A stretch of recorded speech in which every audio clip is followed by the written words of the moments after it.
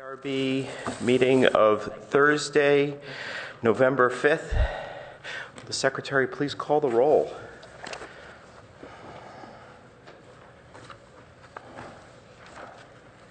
It's in the back. Chair Liebert.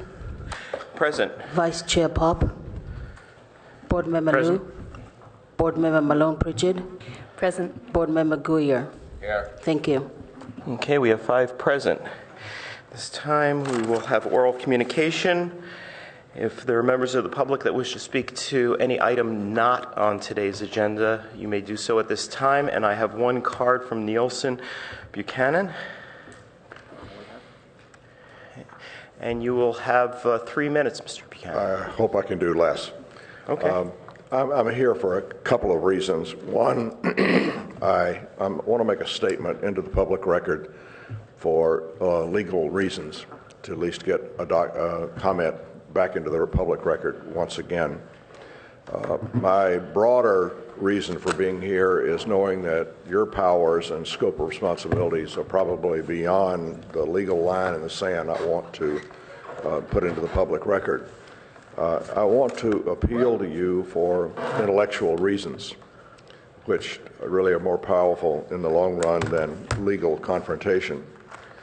At the City Council meeting this last Monday, I frankly didn't make it to the end of the meeting. It went at least to midnight. I bailed out at about 11:45. But during that meeting, the council seemed to be going in a direction of directing staff to be much more oriented to facts and presentation of objective data that the City Council can make decisions upon related to parking, traffic, safety, biking, presumably. And since most projects stem from here, you're the fountainhead, as far as I can tell from public acknowledgement of what projects are coming down the pipeline. And my concern is over the serial negative impact findings by staff. Now, some of those impacts may be beyond which I understand your authority to act upon, but citizens are terribly interested in the impacts of parking and traffic. It's going to be the keystone issues from now to the next election. Whoever is going to be mayor is going to have a torrent of issues, project by project. Okay, exactly what is the impact 2015, 2016. So to make a long story short, I'm asking you to at least intellectually engage publicly or privately, asking the staff members, what is the impact of projects like you're going to be hearing today? Not this year, but enough data is now assembled that the parking districts, assessment districts are running out of space. In fact, a number of initiatives will be started in the next few years that are going to absolutely bring those parking garages and surface lots up to maximum. So the idea that there's actually space in the projects you're approving to be existing in, say, 2016 is very questionable. Thank you very much. Thank you very much. Are there any other members of the public wishing to speak to any item not on today's agenda? Okay, with that, we will move on to approval of minutes. We have one set of minutes, November 21st. I move we approve those minutes. Okay. Second. Any I have a second. correction. You have a correction, Mr. Liu? Okay, on item number 4, 500 University Avenue, there was a public speaker, Ms. Vakel, and she was actually speaking about 429 University Avenue. She was actually, so the comment is that she's not supportive of the project, and she actually attended the meeting before and spoke about 429, and she was trying to correct herself about that particular project and not 500 University Avenue. Thank you very much for that clarification. And can I add one thing to that also? Sure. I believe she also stated that she is supportive of mixed-use projects, provided they're not occupied by a large chain store. I think it wasn't just a project. Yeah, it was a bit confusing because she wasn't really speaking to the item that was on the agenda but she was speaking at that time, so yes. Okay, so all those in favor of the minutes with those amendments, say aye. Aye. Aye. Aye. Opposed? Okay, that's 5-4-0-0. Okay. So let's move on to, are there any addenda changes, additions, or deletions? None, but can I ask who made the motion? My head was not. Mr. Pop, and it was seconded by Mr. Greer. Correct? No changes to the agenda that we've been asked to do. Okay, great. Thank you very much. And so with that, I'd like to just make one comment this morning. We have a number of items that we've seen previously on the agenda before as preliminaries, and then we have a couple of items that are preliminaries today. We've made some comments previously when we've seen these items before as preliminaries. Hopefully the applicant has addressed all of our concerns or questions in the preliminary reviews. What I would like for this board to try to do is to be a little more measured and concise in terms of our deliberations. And so what I'd like to do is, once we have the staff presentation today and the applicant presentation, we just go through a line of questioning first so that we can actually get all the questions out there to begin with. And then we will follow that up with a series of comments and then a motion. And what I'd like for whoever the maker of the motion to be is to actually speak to their motion. We want to be very clear about the action that we are taking, and as we move forward, I think as Mr. Nielsen had indicated, both our board and staff is under quite a bit of scrutiny these days. And so it will be very easy in the future for both applicants and members of the public to be able to follow our conversation if we can be measured and concise about what we have to say. It'll also make it very easy for a member of this board that has to go forward to City Council for an appeal to be able to speak to those issues. So that's just a comment from the chair. You can do with it as you wish. So with that, I will introduce the first item here. 4190 El Camino Real, request by Kevin Strong for architectural review of a new 3,024 square foot service building for McLaren Volvo in the Service Commercial Auto District, CSAD Zone District. Environmental assessment exempt from provisions of the California Environmental Quality Act per guideline section 15303. And this is the first public hearing on this item. And so this was continued previously from November 21st. Would staff like to make a presentation, please? Yes, thank you, Chair and board members. The subject property is approximately 1.5 acres. It's an auto dealership site located on the southern portion of the city off of El Camino Real. The site's currently developed with 17,675 square foot auto dealership and associated service areas, parking, and landscaping. The site has a comprehensive plan of service commercial and a zoning designation of service commercial as well, with the auto dealership overlay, and this zoning does allow for a variety of commercial uses, including a dealership. The proposed project, the proposed addition to the Volvo dealership would include the construction of a 3,024 square foot service building that will accommodate 5 service bays, a dry detailed space, a small office area, break room, and parts storage on the first floor and a mezzanine level as well. Outside of the proposed break room is a small patio landscaped area that would be for the use of employees. And on the eastern portion of the site, the project also includes the installation of 2 windows towards the rear of an existing showroom. The proposed project is consistent with the setbacks of the CS zoning district in that the building proposes to be set back 10 feet from the property line when it's adjacent to residential uses. The proposed building is within the allowed height limits and within the daylight plane requirement, and is under the maximum FAR. The total site is under the maximum FAR of 0.4 for the CS zoning district. The site is subject to performance criteria, which is intended to minimize impacts on adjacent residential and to enhance the desirability of the project. Two specifically that I'll talk about today are the visual screening and landscaping, and then the parking criteria.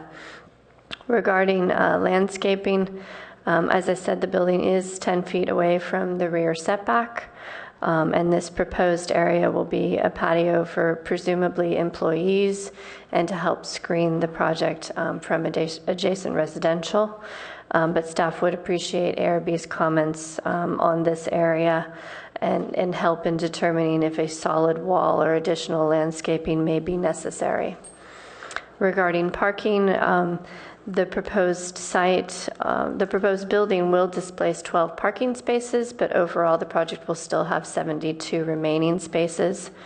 In accordance with the code, the project is required to have 52 parking spaces. However, there are some up to 26 parking spaces that's going to be used for display, and therefore there's only 46 spaces left over for actual parking. Staff feels like we can work with the applicant to rectify this situation. Therefore, staff overall is recommending that the ARB recommend to the Director of Planning to approve the proposed project based on the architectural review findings and conditions of approval in attachments A and C. Thank you. Thank you very much. Is the applicant here? Okay, and you would like to make a presentation. You'll have 10 minutes to walk us through the project. If you would be so kind as when you approach the podium there, you would just simply introduce yourself, and then after you've completed your presentation, we'll open up the public hearing for members of the public to speak. Thank you. Good.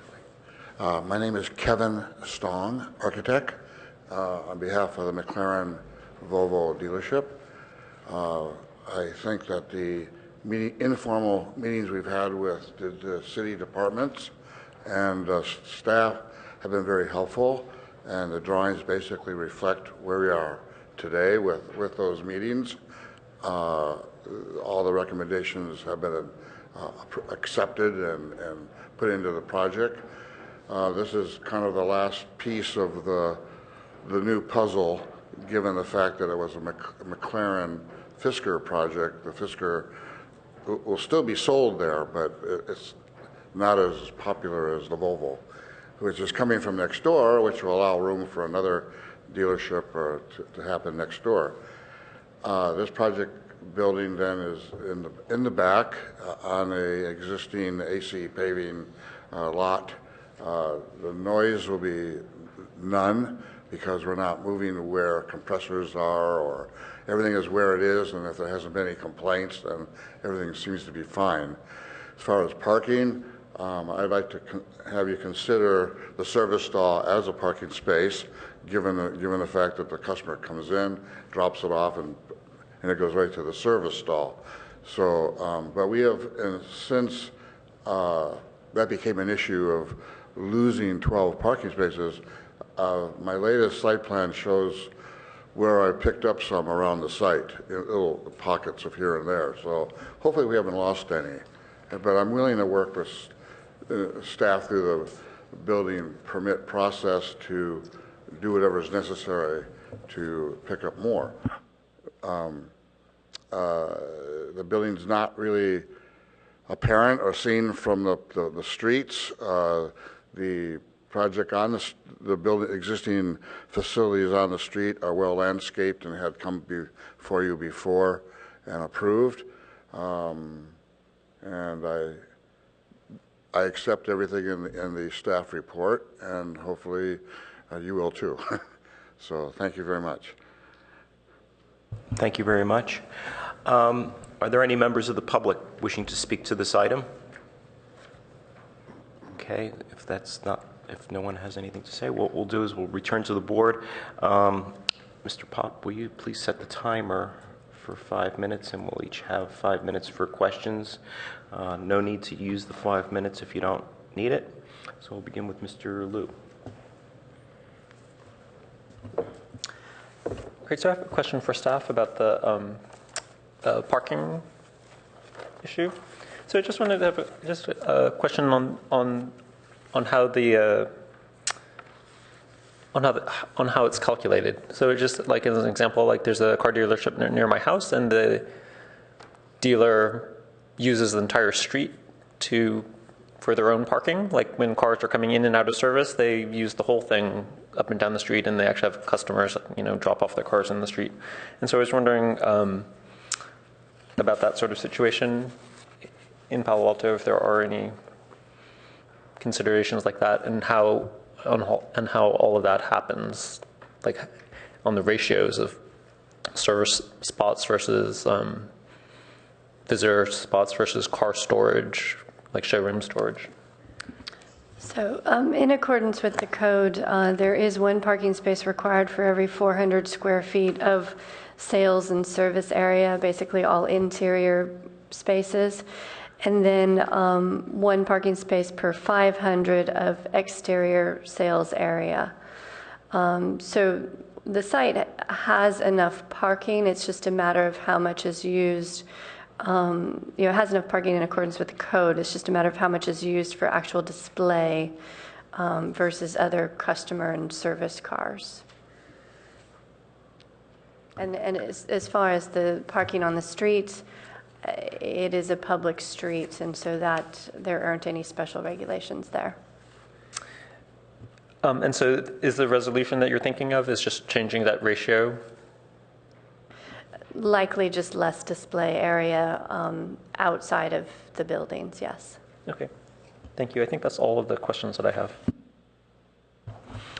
Mr. Guyer? I have no questions. Mr. Pop? Thank you. I do have just a couple quick questions about the landscaped patio area in the back, if you don't mind. Where is if you don't mind, we'll just need to ask you to come to the podium. I've got just a couple things to run through with you, and then I'll be done as well. My question really evolves around where the current break space is that the employees use on the site, because we're talking now about having people in the back corner closer to the neighbors than they have been before. The current break space that I'm familiar with is in the existing end of the service building next to the service drive off of El Camino. So as you pull right into the service drive, there's a area in the end of the service building. It's kind of a multi-purpose. I can point to it if you'd like. Okay.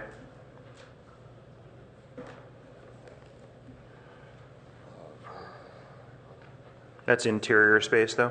Yeah. It's the south of Service Building 1. Okay. And in that end of the building, it's kind of a existing break room, Okay. some parts storage. This addition will help clean all that up. Okay. And Mr. Stong, there is no exterior break space then? No. Is there smoking permitted on site, things like that? Well, this patio will certainly allow, Okay.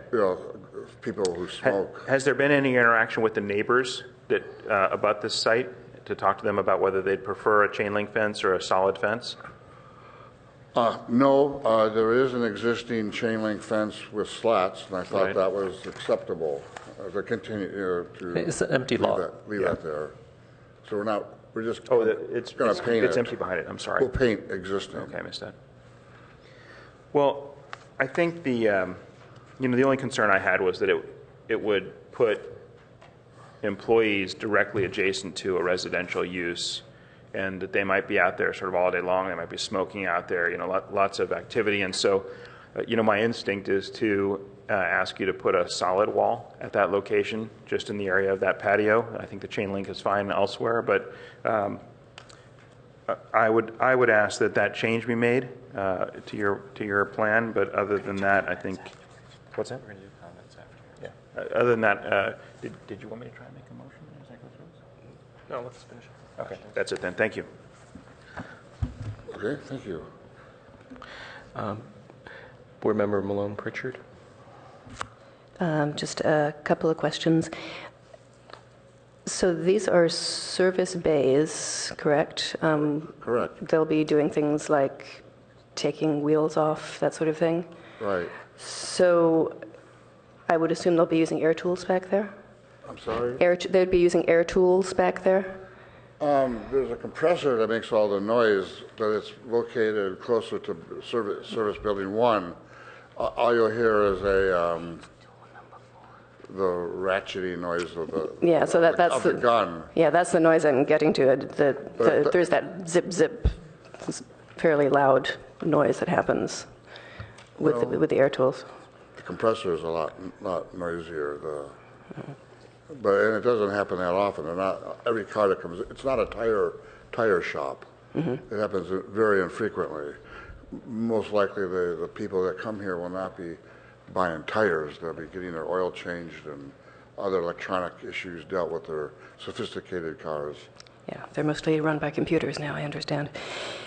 Then the other question was for staff. That adjacent lot at the end of Irvin Court, that's an empty lot right now. I see that there was at one time an application for a 2-story home that never got built. Do we have any new information about any new applications coming in?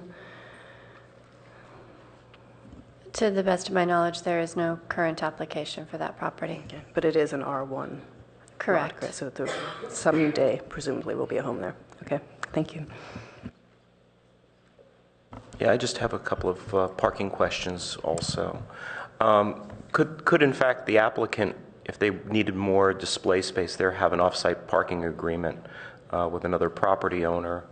My thought is just simply that employees could park elsewhere and then walk to the site. That adjacent site or that off-site parking would need appropriate permits and analysis, but certainly that's possible. Okay, so that's one way of dealing with the if they needed the extra display space, we could work something out that way. What about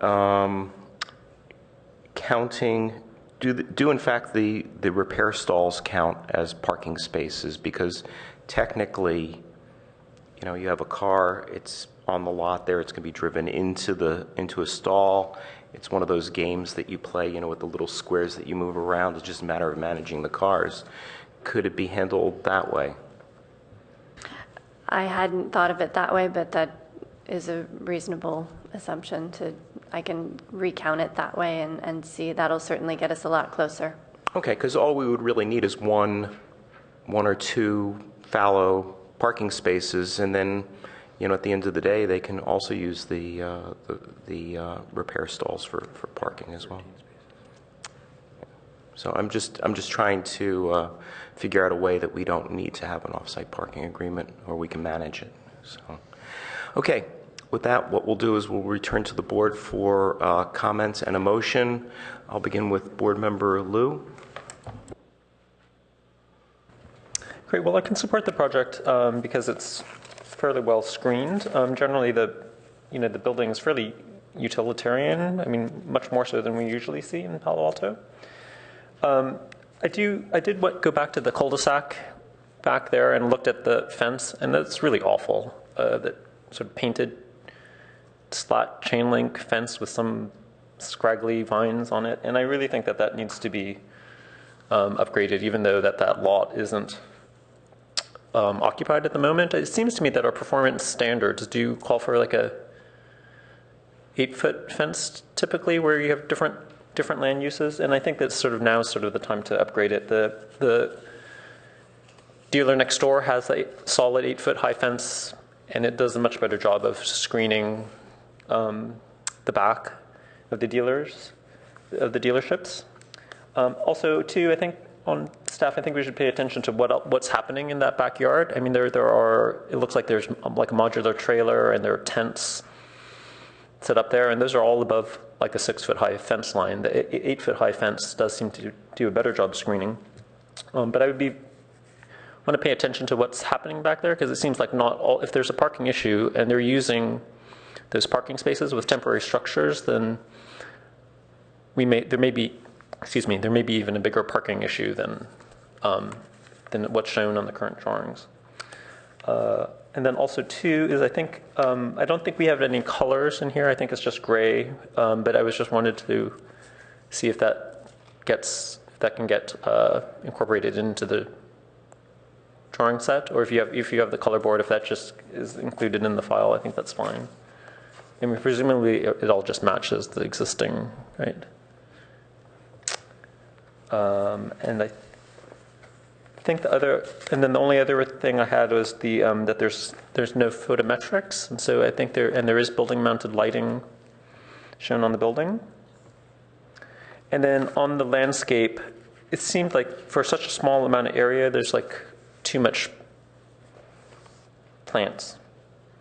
I mean, like a pittosporum hedge, typically you need like 4 or 5 feet just for the hedge to grow 15 feet high. And so it seems like if they only have 10 feet, it's hard to have a break area, if half of it's taken up by a hedge. So I think like a solid fence with vines on it would help make it a more usable area. And I think that's all that I have, but generally I can support the project. Board Member Guyer. I don't have any comments. Okay. Board Member, Vice Chair Pop. Thank you. I don't have any additional comments. I'd like to go ahead and make a motion that we conditionally approve this project with the recommendations contained in the staff report, and with the condition that we have the project returned to the subcommittee for review of photometrics, revised landscape, and the fence at the rear, which should be upgraded minimally to a higher quality 8-foot high chain link fence for the bulk of the dimension of the property line with slats, and a solid wall at the area of the employee break area, and at their discretion they could have the solid wall continue across the entire rear of the property. Do I have a second on that motion? I'll second. Okay, Mr. Pop, would you like to speak to your motion? I'm all set, thank you. Okay. I have a friendly amendment on that, which is that staff look at either recalculating the parking count for using the service area for parking, and that if necessary, that an off-site parking agreement be considered at the applicant's discretion. Yeah, I think the motion to include the recommendations of the staff report includes some of that, but that's fine. I'll accept that amendment. Great. Could I just say a clarification, because the public may not know what this means, off-site parking agreement. It does not mean parking on the street. It means a private piece of property and an arrangement in a kind of a covenant way with another property, if that's what makes sense. But it wouldn't mean parking on the neighborhood streets. Thank you very much for that clarification. I appreciate that. Okay. Do you accept the friendly amendment there, Mr. Guyer? I'm fine with that, yeah. Okay, great. Okay, with that, any other discussion? I had a couple of comments on the findings. Please. In attachment B, the context-based findings, item number 3 talks about massing and setbacks.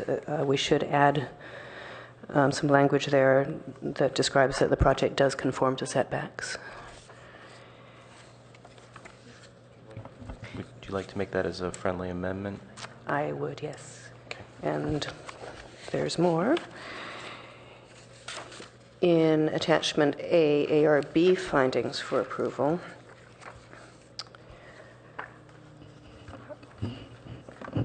Finding number 8 talks about the amount and arrangement of open space being appropriate to the design and function of the structures. There should be some mention there that a staff amenity open area is provided, and that with the revision to the fencing, that it is adequately screened from the neighbors.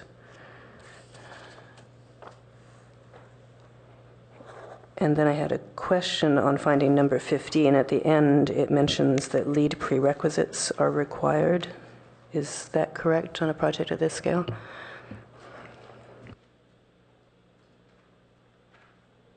Finding 15. The last 3 words of finding 15.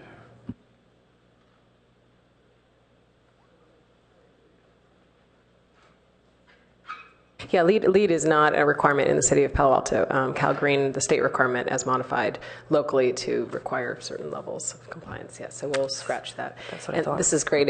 Mentioning the findings is a good idea in the motion, so we'll make sure we reference the staff findings as well as the conditions in the motions. Thank you.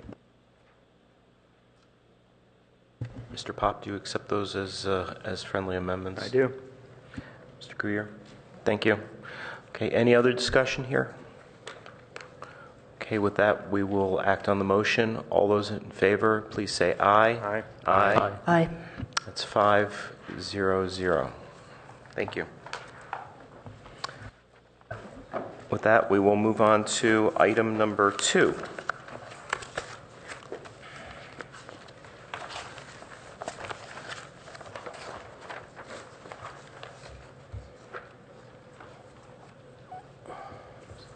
Thank you very much.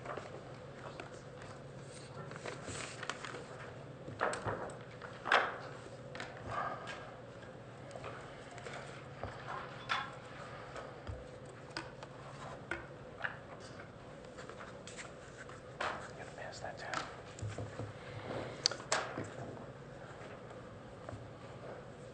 Applicant ready to go? Okay, great. Okay, the next item is 500 University Avenue, request by Thwaites Brothers, Inc. for major architectural review to allow the construction of a new 26,806 square foot, 3-story office and retail building in the CDC bracketed GF bracketed P zone district, replacing the 1-story, 15,899 square foot commercial building. The project includes a design enhancement exception, DEE, requested to allow rooftop elements to exceed the 50-foot height limit by a maximum of 11 feet. Environmental assessment exempt from the provisions of the California Environmental Act per guideline section 15332. And with that, staff, would you like to introduce the project? Yes, thank you. Good morning, board members. Earlier concepts of this project before you today were reviewed by the ARB in a preliminary review format and in a study session back in May and August of this year. The proposed commercial project would replace the existing 1950s commercial building with a 26,800 square foot 3-story office and retail building. In addition, the project provides outdoor amenities for tenants and patrons with expanded sidewalks, a plaza gathering space, a new landscape pedestrian walkway connecting University Avenue to the public parking garage, balconies, and a rooftop terrace. For the parking, the project exceeds the 23 required number of parking spaces by providing 42 parking spaces in a below-grade parking garage.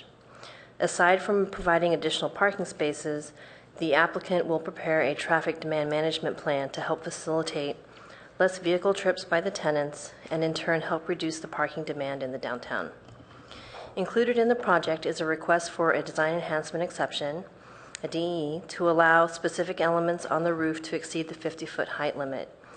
These include the stone armature, which runs parallel to Cowper Street, which exceeds the height limit by 4 feet 5 inches, the rooftop trellis that exceeds the height limit by 3 feet 6 inches, the elevator and overrun, which exceed the height limit by 10 feet 4 inches, and lastly, the 2 enclosed stairwells that exceed the height limit by 4 feet. There's also a mechanical equipment screen on the rooftop that exceeds the 50-foot height limit by 3 feet 6 inches, but this type of building element is allowed to exceed the height limit by up to 15 feet per code section 18.40. Staff has provided the draft findings to support the DEE, and these are included in Attachment A of the staff report for your review. As a final note, within the last few days, staff and the ARB, and the ARB have received 2 public comment letters regarding this project, one in support of the project and one not. The comment letter not supporting the project was focused on the DEE request and suggests that 3 of the 4 elements requiring a DEE can be addressed by reducing the ceiling heights of each floor and eliminating the need for a DEE for those. The applicant can address this issue in their presentation today. So this concludes staff's presentation. The applicant is here and ready to provide you with their detailed presentation. Thank you. Thank you very much. With that, we will have the applicant make their presentation, followed by the public hearing. I have 1 speaker card, so if there are other members of the public that wish to speak to this item, please fill them out and get them to staff so that we can have you speak. If the applicant would like to make the presentation. And again, you have 10 minutes. Great. Well, good morning, board members. My name is Bob Giannini, Form 4 Architecture. And we thank you very much for having met with us twice before on the project and giving us feedback, and excited to be here with this formal presentation. What we want to really address as we go through this are the items that were sort of where did we leave it last time when we were talking about the project. And I think some of the issues are making sure that the master plan works for everybody, really doing a much better job at how we distribute bicycle parking throughout the site. There was an issue of the stone armature, which is one of the major features of the building, blocking the entrance to the retail. So how did we resolve that issue? Developing the breezeway to make sure it didn't feel like a tunnel and really was a real amenity to the city as it goes through to the garage. Looking at the proportions of the building and looking at the floor-to-floor heights, which we did, and we'll talk about that. There were some aesthetic issues of how the building turned the University Cowper corner and looking at refining some of the transitions between materials. Issues about the roof deck, looking at what the stone is going to actually look like, and the way the tree brackets work, and finally how the sign program works. So that actually gives a good little outline of how to talk about the project. This image really just to remind us where we were. This is the diagram of how we see people circulating around the site. We really have something going on every particular elevation, and we'll talk about that in more detail. This is how the site plan developed, but this drawing is way too busy to look at, so what we did is focused in on the areas at the corner, the breezeway, and the courtyard. So at the corner, one of the big issues was the stone armature that wraps the building came down and blocked the entrance to the arcade. So what we've been able to do is pull that back and open that up. So we have the public sidewalk out here, and then we're creating a zone that works with that right behind, and it opens right from the corner. Bike parking now is in several locations on the podium. These right at the front door sort of nestled into the landscape and behind one of the building columns, so it becomes sort of a message that bikes are welcome at this site.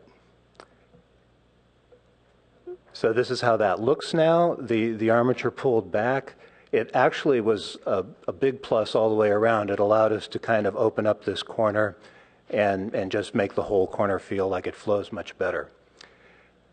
I think the building turns the corner much better now too. Earlier when you saw it as part of the sun shading strategy, we had a lot of vertical motif going on the west side, and it was clashing with the horizontal on the south. So now at the corner, we've wrapped a balcony and carried more lines through to really resolve that issue of how the building turns the corner and sort of vertical to horizontal.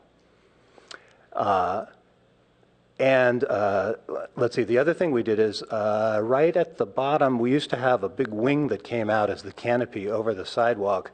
But as we developed that with the sign program, there were really no ways to hang signs from it. It just didn't work. So we've revised that now into this S-shape canopy. as you can see here. So here again, this would be the entrance going through the arcade to the retail.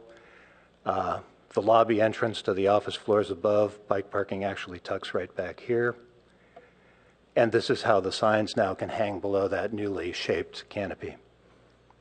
You can also see here's the city sidewalk, and then how we're kind of suggesting paving materials that give us a little band for our columns to land on, and then how that extends back to the storefronts.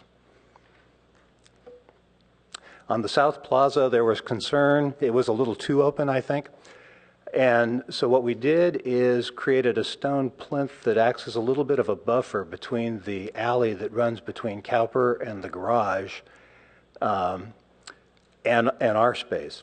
So we have a couple of little spaces going on. We have a little intimate space right here with an oak tree that we're going to bring in, where we'll have a small retail area, and then the plinth surrounded by a DG band, pavers, and then 2 DG bands where we can put tables. So that looks like this. You can see I'm kind of hoping for a flower shop on the corner in that little retail space, and this is how that would open up. So it's still very open, but it's more protected, I think, and a better buffer. It feels more right for that kind of use. You can also start to see how some of the pieces come together on the building above. This is it pulled back, so this is the alleyway that goes down to the garage. And this is how the building sort of peeks out as you're coming down Cowper heading toward University. On the breezeway, I think the concern was it's only 20 feet wide. Is that going to feel like a canyon? So this is a 3D model of how that's developed. And actually, there's been a lot of good things going on here. I think the suggestion to wrap the retail around the corner was right on the mark. I think that helps activate that. And now we've been able to zone this into 2 areas. We have the retail wrapping back this far, and then landscaping and takes over from here. We have more bike parking, and it creates kind of an interesting breezeway or paseo back to the garage. We've studied all the details of the building to make sure all the materials are coming together right. I have materials here. One of the interesting things that happened is when we eliminated the rustic stone from the armature, that gave us the opportunity actually to do stone on the entire building, because before we had GFRC on the body of the building, stone on the armature. When the armature became smooth, it was not working well with the GFRC anymore. So now the entire building is the same stone material. And again, the other materials on the project, it's a very warm metal, etched glass for the sunshades, and then a darker aluminum for the overhangs on top. And I can pull those up closer so you can see them. On context, this is the view of the building from the intersection. This is how it fits in the neighborhood. Again, we have lots of stuff going on around us, and I think our building sort of subtly picks up on a lot of the features of the surrounding buildings. The tree bracket that holds up the canopy is a kind of a filigree element that works with some of the other filigree elements that are on the surrounding buildings. Our floor heights actually match up now with surrounding buildings. And I think I have, yes. We did look at it. We had the building was much taller when we came in with the study session. We've now changed it to 16 foot, 14, and 14. So the basic building is well below the height limit. We actually can't reduce lower than those. I listened to the letter, because not only is it important just for the proportions of the inside space and the big rooms that are in there, they need to at least have 10-foot ceilings. We're also counting on that to be able to get daylight penetration back into the building. So again, we can talk more about that, but very important for us to have those kind of depths. I think the roof deck would need to go before we could actually compromise the interior spaces. And this is how the project would look as if you were looking down at it from the President's Hotel. This is the DEE, and I think, thank you, Claire, for doing such a good job of describing that. I think a lot of this is how to figure out how to be able to do roof decks on buildings within the height limits, and the notion of using a DEE to be able to count stairs and elevator overruns, which typically would not count toward a DEE, but they do in the case a roof deck. So we've worked closely with staff on that and could talk more about that. But the armature, which is the only really significant element that you would see from the street, is, as Claire mentioned, is 4 feet 5 inches above the 50-foot height limit. And the final building. And that's it. Here to answer any of your questions. Also here with the project owner, John Shank. Thank you very much for your presentation. I have one speaker card. It's Roxy Rapp. Mr. Rapp, you will have 3 minutes. And if there are any other members of the public wishing to speak to this item, please get your speaker cards in. I like the 5 minutes. I'm sorry about that. I know, no problem. I have actually 2 other speaker cards here. Let me just say, you'll be followed by Robert Moss, and then Jennifer Landesman. Good morning. My name's Roxy Rapp. I'm a developer, and I own the project across the street, Categoner, which would be the northwest corner, which houses Sprint's, a 3-story building that I built many years ago. I support the project. I think it's long overdue. I know when Warren was alive that he always had problem with the retail there. It's drawing people down that street. It was always a trouble, and he always tried to redo the front of the stores and help the tenants as much as he could, but it never was successful. And I think the height, this is what's the key part of this, that the corners need height, and that corner never had height. And this grounds the corner, and I think the interest of the open of the corner and the Bryant Street opening will draw people down University more to the other retail stores, and I think it'll be a more successful retail building. As you know, my background is retail, and Warren and I used to talk a lot about this, and I support this project 100%. Thank you. Thank you very much, Mr. Rapp. You'll be followed by Robert Moss and then Jennifer Landesman. Mr. Moss, you will have 3 minutes. Thank you, Chair Lippert and Commissioners. I have 2 problems with the project. The first one is the height and the design exceptions to exceed the 50-foot height limit. It is not necessary to have 16-foot tall interior floors. You can do very nicely with a 10 or 12 or 14-foot floor, and you'll get light in, and you'll have all of the sights and visions you need. So I'd like to see each floor reduced by at least 2 feet and eliminate most of the design exceptions for the height limit. It'd be nice if everyone understood we have a 50-foot height limit in Palo Alto and actually complied with it. That would be radical, wouldn't it now? The second problem I have is the parking, because most of the parking is the assessed spaces. And it's very difficult to park in an assessment. You need an actual place to put your car. Now, I know that this is supposed to be city policy, but we have lots of money set aside for parking garages which have never been built, but the businesses and the offices keep coming in, and we have a real parking problem downtown and in the adjacent neighborhoods. It's gotten so serious that even the city council has recognized that we have parking and traffic problems. So, if possible, I would like to see the number of parking spaces on this site increased, at least to 50 or 55.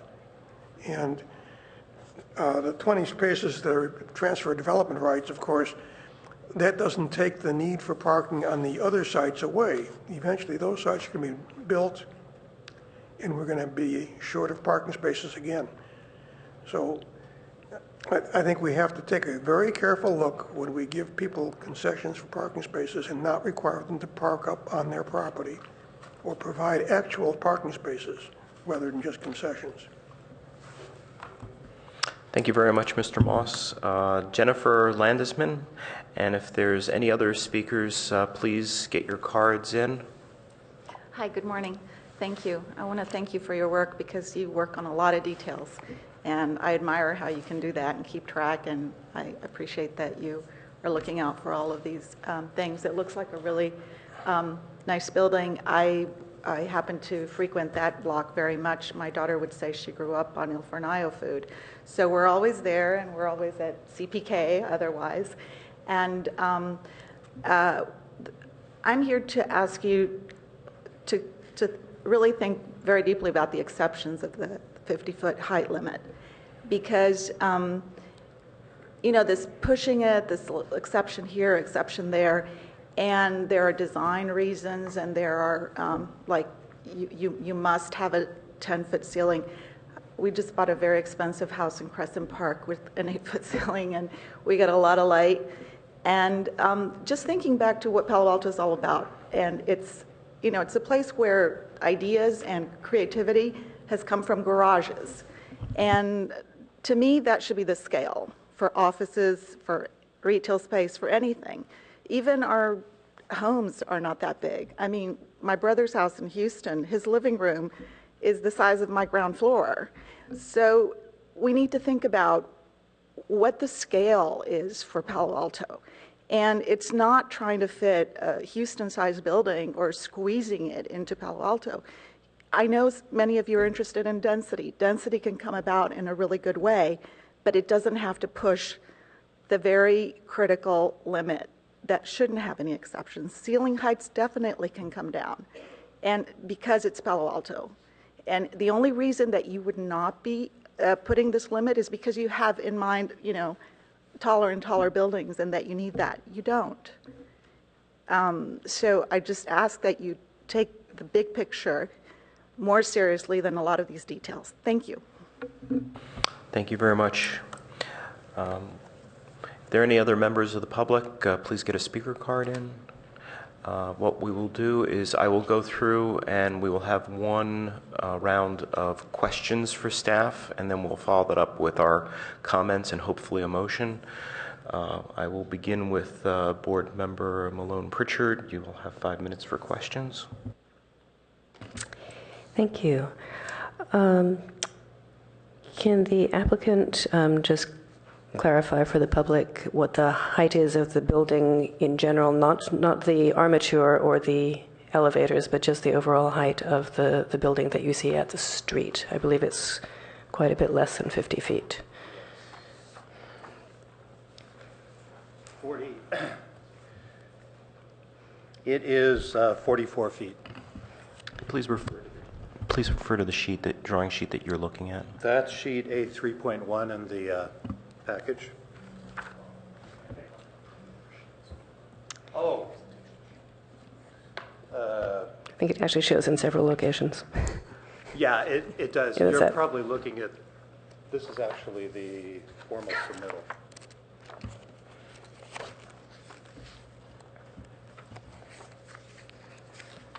Okay, so I'm seeing, on MP 3.1, so 44 feet. And actually, if I may, the apparent height of the building is 41 feet. That's the height, when you see the horizontal sunshade that pops out here, that's at 41 feet. And that's what people really perceive the building height as. And then the other piece is the parapet steps up a little bit further behind that. Thank you. And can you also talk about the floor-to-floor height? I found in my practice that beams have been getting deeper and ducts have been getting bigger. So how much actual headroom space are you losing to beams and ducts? We typically allow 4 feet for that sandwich, and it's, the beams are going to take at least 2 feet, ducts and then lights. This building's a little complicated with all its setbacks and articulation, so we have offsets and transfer beams, so we have a little bit, we haven't worked that out completely yet, but we're feeling we're going to need that height, especially in this building, to make those transitions work. Okay.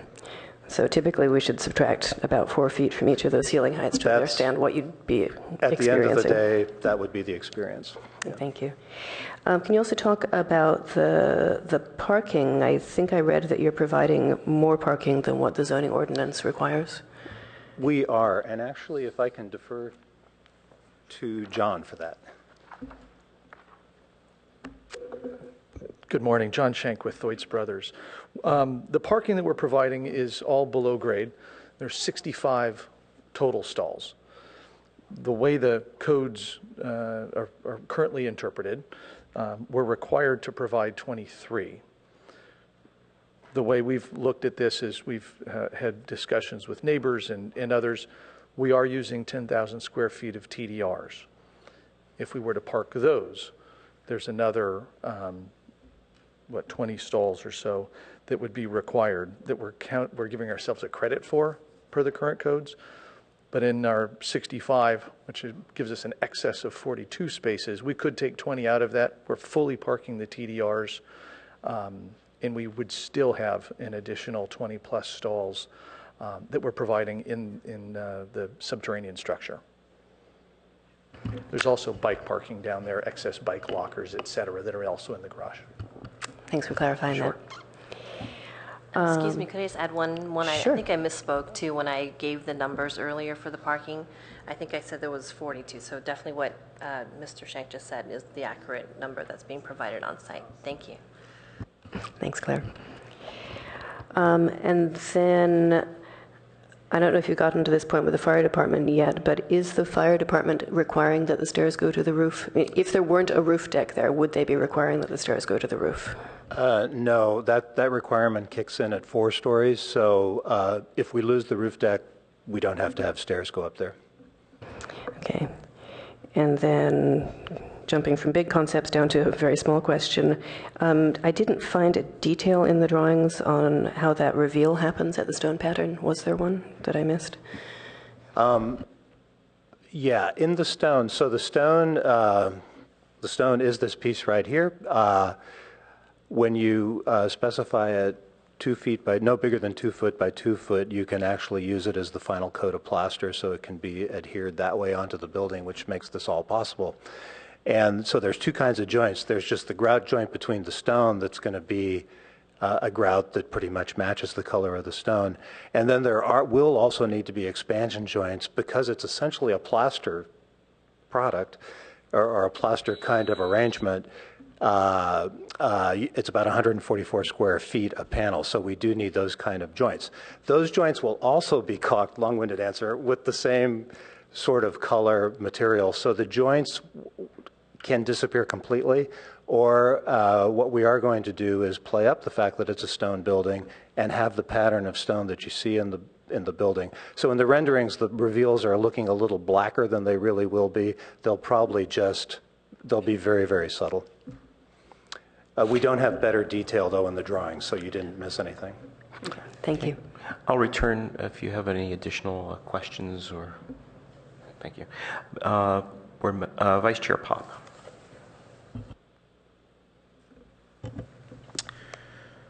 Thank you very much for coming back to us with the changes that you've made, and I appreciate the attention that you're paying to our comments and to the process. It's productive, and I think we're improving as we get along here.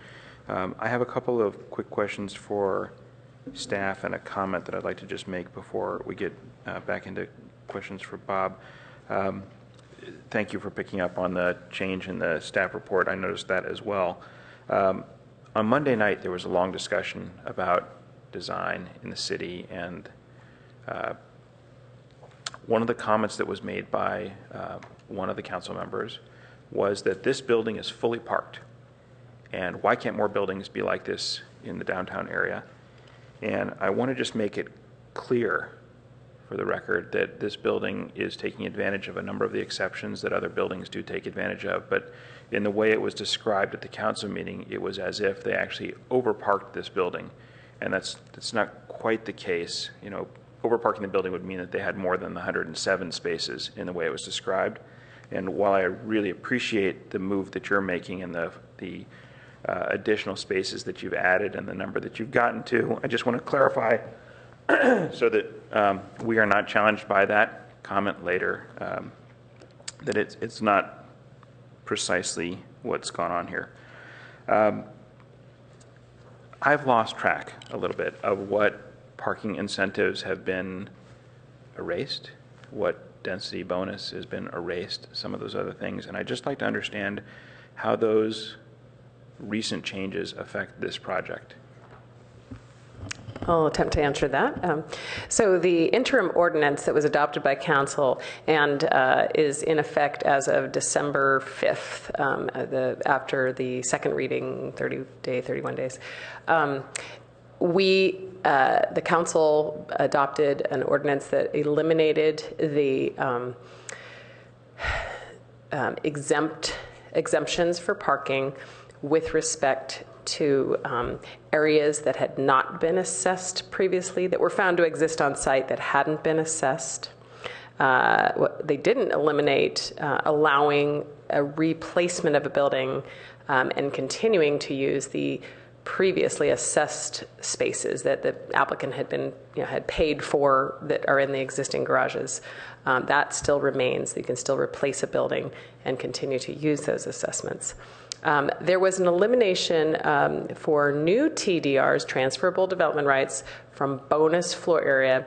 Those newly created transferable development rights cannot be accompanied by parking freebies, in other words.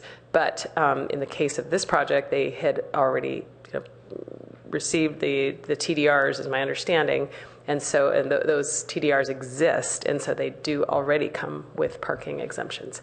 Having said that, we know that they're not taking advantage of those parking exceptions that because they are providing more spaces, and I think that was perhaps what was being referred to about being overparked. They're technically not required to park those transferable development rights, but they are in the spirit of cooperation to bring additional parking spaces. The other one that was eliminated was the 200 square foot bonus floor area.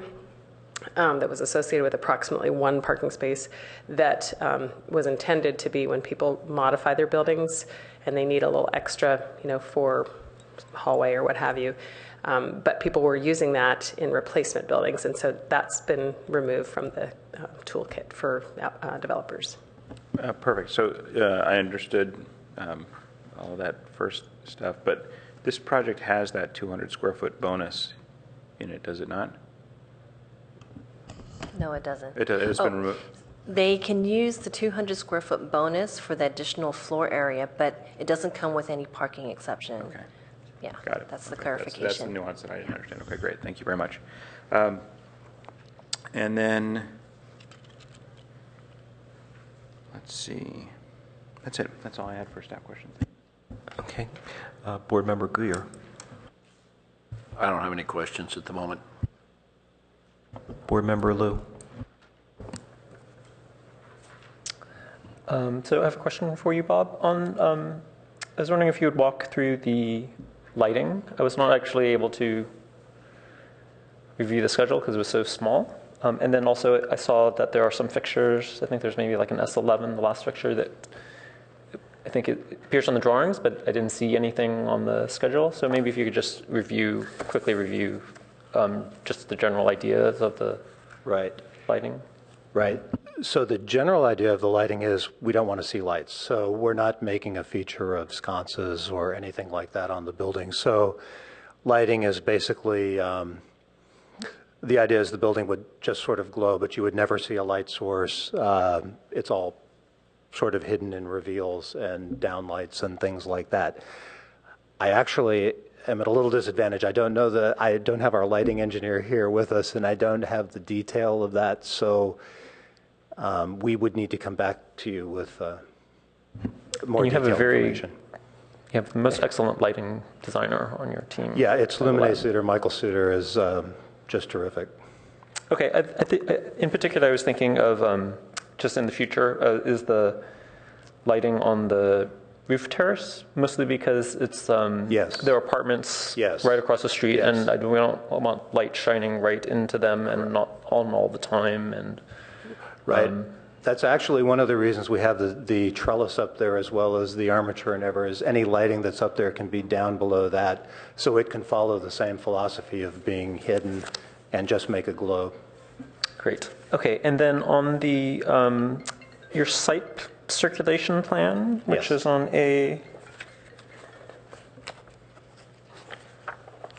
sorry, I forgot which sheet it's on. On the site circulation, I was curious as to there's MP 2.6, and I was curious about all of the like service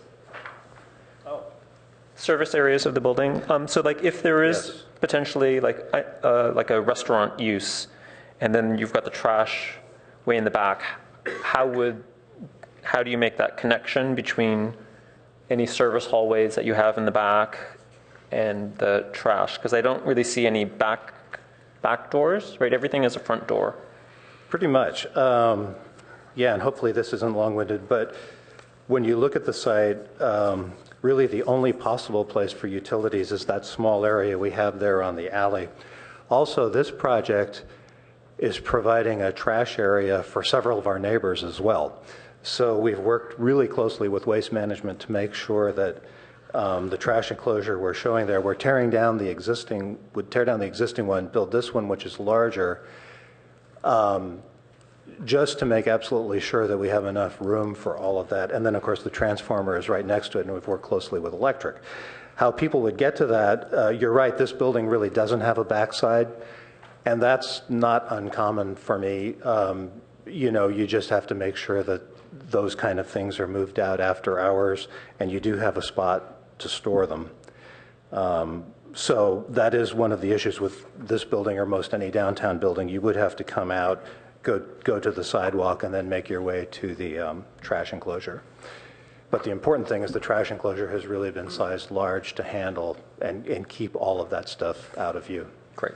And then we don't have any trash enclosure details on our drawings, so I was wondering if that is coming to us? Or is that in the works? And then, yes. Okay. And then I think my last question for you is the materials. I was wondering if you could walk us through the materials, particularly the stone. Yes. And is it all, what is it? And then are there any differences in whatever texture or the honed or polished or whatever in that? Right. There's no shortage of choices. This is the actual stone we would be proposing. And what's nice about this stone, so that is the finish, that's the color, it's a limestone, it's a real stone. The nice thing about it is you can specify it so that the color uniformity is really uniform, so you don't get the typical checkerboard look that you get a lot of times. And not much else to say about it than that. That is the particular hone finish that we're proposing for the project. And then the frosted glass is just the fins, sunshade fins? Right. Okay. So the frosted glass are just the vertical sunshades facing west. All the other glass would just be clear glass. And because we don't want this to be sort of a shiny aluminum building, the aluminum on the building is the champagne bronze material, which works well with sort of the warm color palette of the stone. Again, going back to the earlier study session, this building is really intended to be sort of a very warm building. Great. What we'll do is we'll go back and we'll have another round of questions, and people can have comments at that time. First of all, I want to thank you for coming back, and I think it really has helped tremendously for us to have had the prelims on this building. It really has helped a lot. So my first line of question was similar to Board Member Liu. It was with regard to the lighting. And I agree with his comments that we need to see something with regard to lighting, maybe some sort of illustration. And your use of Michael Suter as a lighting designer, I think, is great. With regard to the stone pattern of the building, can you talk a little bit about that? Is it all uniform limestone, or is there some texture to it? It's all that texture, but the banding is different. So there's two wide, and it shows up on some of the renderings, but it's two wide bands and then a narrow band, so that it has that sort of stone character to it. Any thought of using a combination of polished and maybe some sort of variegated or textured stone? I think when we left the rustic stone behind, we started to like the building liking that element of the building to be kind of monolithic and simple. There is a lot going on, and to just let the building sort of calm down by having one sort of stone and not sort of superimposing another pattern over that. So it was a conscious decision to have it be just the one texture of stone everywhere and no other colors. The stone is one thing, then there's the brackets, there's 3 or 4 design things going on, and we didn't want to get complicated within each design decision. And then in looking at your bracket, it's like you have 2 or maybe even 3 bracket type elements. Can you just sort of talk about those a little bit? Because you've got the ones that run along the University Avenue side, and then you've got the ones that are along the Cowper side, and then it's sort of like I guess a melding of the 2. Right. The brackets are all intended to be the same or close cousins to each other. However, there are differences. So they're doubled up under the eaves, just because we felt from a proportion point of view we needed to do that. But here where we have more pieces and they're actually coming all the way down to the floor, and again, following up from the study session, we wanted to make that look much lighter. And it was really the doubled up elements in those things and the heaviness of those elements that were making it feel, I think, out of place and sort of not true to the material or whatever. So the intention is all the pieces are the same. Here they're doubled. Here they become this tree-like element. And Cowper and the breezeway side is sort of the flat version of that. So the intention is they're all sort of similar, and we'll continue to work that way as we go through working drawings. Are they actually structural, or are they ornamental? They could easily not be structural. We're going to try and make sure that they're structural. Okay. Any thoughts to taking the University Avenue side and trying to emulate more of what's going on in Cowper? Not really, because, again, in the study sessions, we talked about how this is really, I wouldn't exactly say this, but it's kind of 2 buildings. And on the university side, we wanted to not get that too busy. But then we wanted to play up the south side and the Cowper side, and that gets a little more festive as you sort of head back toward the sunny side of the building and the courtyard. So there was kind of a design, sort of a subliminal design goal to make those have a little bit more going on, a little more filigree, and keep the university side quieter. So we wanted to keep using the brackets, but we wanted to change the character as it went around. Well, since they're really semi-decorative and could in fact be changed a little bit, any thought of taking the Cowper side and simplifying that so that it was either distinct in terms of a single bracket or more uniform to match what's going on university? It's a call. I mean, I actually like the variety. They're all sort of very, very close cousins to each other, and each side of this building kind of has a little bit of a different personality. And I personally like the fact that there's a little variety in them and wouldn't want to make them all uniform exactly. Okay.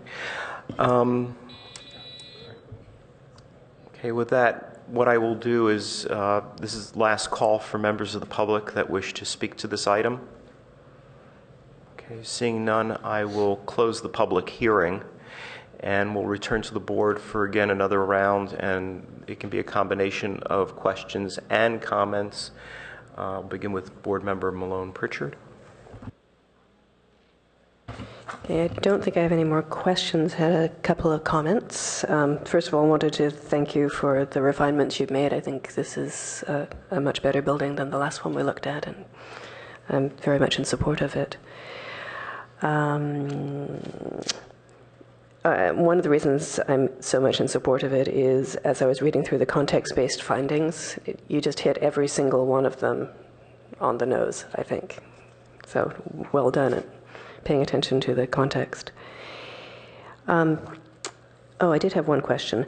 The paving, I didn't see what the paving material was going to be. I saw that there was going to be a band that related to the columns. Right. all the paving on the project would be concrete pavers and either planks, a little bit, and then a little bit heavier texture one where the columns land. Not all the renderings are quite, well, actually they are. You have to go back. I'm hoping this shows it. This is the little bit heavier texture or darker color band that wraps around the building, and it actually creates a square around the whole building. When it gets to the breezeway, it captures the breezeway. See if I have a picture of that. You can kind of see it here, but this darker band wraps this way, all the way around and kind of ends here.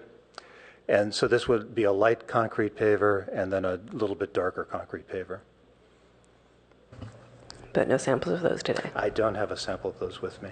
Okay. And then along University, with the exception of the street trees, there is no landscaping proposed, is that correct? That is correct. Is there going to be a bike share? Is there one proposed in that location? There actually is one already that now exists right up here, correct? It's on Capper, but it's a city's thinking of putting. Oh, okay. That's right. So, yeah. Yeah, on city property. For some reason, I thought there was one proposed on University. But there is something at the corner, or they're thinking about it. Mm-hmm.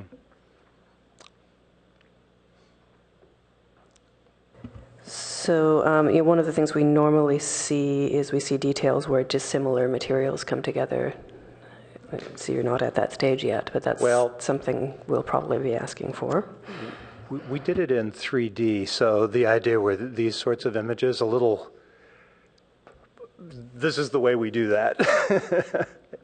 But I can do it any way that works. Okay, and then the last thing was just in the DEE findings. I am in support of the DEE. I think that it is an enhancement to the building to have that roof terrace up there, and because of that, we're going to have elevators and stairs. And I am also in support of the armature. But finding number 1 requires that you find that there's something exceptional about the property, and I think being located on a prominent corner of the downtown core is not exceptional because there are a lot of prominent corners in the downtown core. But I think what is different about this property is that it is a 3-sided corner building because there is that large driveway that goes back to the public parking garage. So I think that is exceptional and should be incorporated into that finding. That's all I got. Vice Chair Pop. All right, thank you. Let me start off with my own personal thoughts about the brackets as well. I think we had a discussion about those, good discussion about those, and while I appreciate the revisions that you've done, it feels to me like the pendulum swung just a little too far the direction of the sort of lightness side of it, and they almost feel like they're too light now, sort of light and pointy, and I think one more pass at those would be valid here. I like the direction that it's headed. I like that there's a variety. I think that goes directly toward the overall concept for the building that you've expressed. But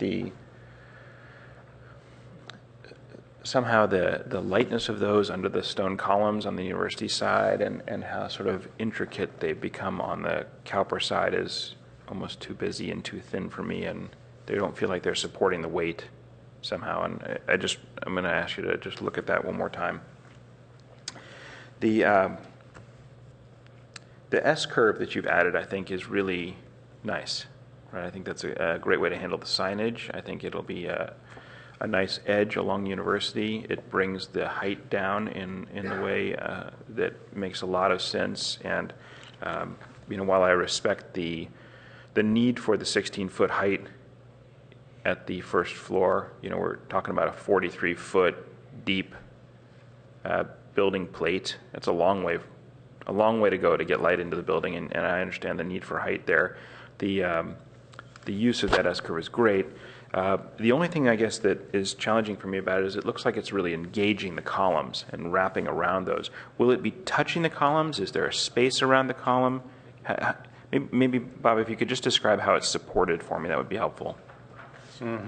We actually do have an engaging the column. Again, for the simplicity thing, I think if we did the kind of detail where it floated free, it might feel too staccato, so we do have an engaging the column.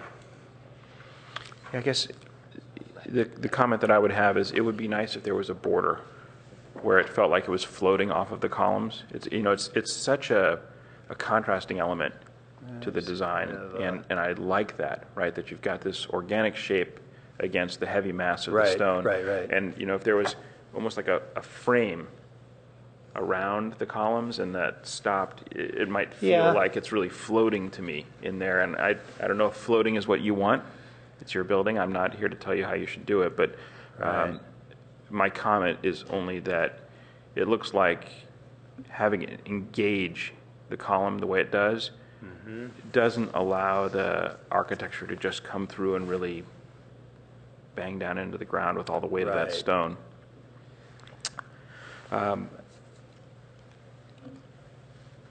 see. I, too, was challenged a little bit about the lighting plan, and I'm going to ask you to come back again, because your comment about never seeing the source, while I hear what you're saying, based on what I could understand of it, and my precise problem with the lighting plan is that the lighting fixture sheets themselves, while descriptive, I can't tell which one is which. The little thing that says E1, E2 is so small that it's not legible in the size packet that we're getting. So I just can't identify which light goes where. But it looks like you have a whole series of uplights that will be down in the paving. And I personally have a problem with having uplights in the paving and shining up on the building and that being in my eyes as I walk by the sidewalks. So if you could just study that a little bit when you come back to us, that would be great. The uplights that are mounted to the columns themselves as well. I think that there's precedent. Louis Barragan does this all the time, right? He integrates those light fixtures into the columns so that they're completely invisible. You really never see the source. And to study that a little bit, I think might really clean up some of the detailing for you. In the landscape plan, it looks to me like the tables are really tight. You've compressing a lot of stuff in there, and you probably just need to study that one more time. In going through the legend, there are a number of things that are referenced on the legend that I can't find on the plan. There's a C1 bench that I can't locate. If you're using that, I'd like to see what that really is. I want to make sure it's not something that people will be able to easily sleep on, and that becomes a gathering point that's unpleasant. I'll come back. All right. There's an item that's labeled PA, and I can't quite tell what that is. And then just because there's so much scrutiny in the reports and the work that we're doing, I need you to also label where you're going to use city standard sidewalk and where the brick will be on the corner, what's happening with that. Those items are not actually labeled. And then I think my last comment is just that you've indicated a feature wall in the landscape design, and I couldn't find detail about what that is. If you wanted to just take a minute and maybe either explain that or help me to understand for the landscape plan what you're doing there. Right. I think you're referring to this. This is be like a green wall that kind of shuts down the courtyard from the ramp.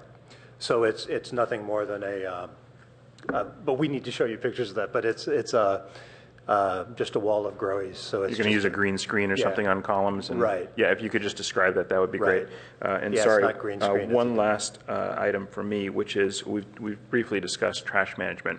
And I just want to make sure that we get all the details and clarity about where that will precisely exist. It's showing up on some of the rendered site plans that you have, but not elsewhere. And we really need to see what that trash enclosure is going to look like. Gotcha. Okay. Board Member Guyer. Thank you. I like the basic concept. I was sitting in the audience when the first scheme came through, and it was like, whoa. So I'm glad to see this change. I do have a couple of comments in the overall scheme of things, is that I like the way you handled the sort of two separate areas or splitting the building into two sections with this sort of blade going through it as the barrier. The interesting part about that is when you go to the top of that, the bar that you have at the top, to me, seems too weak. It ought to be at least the same size as the horizontal members.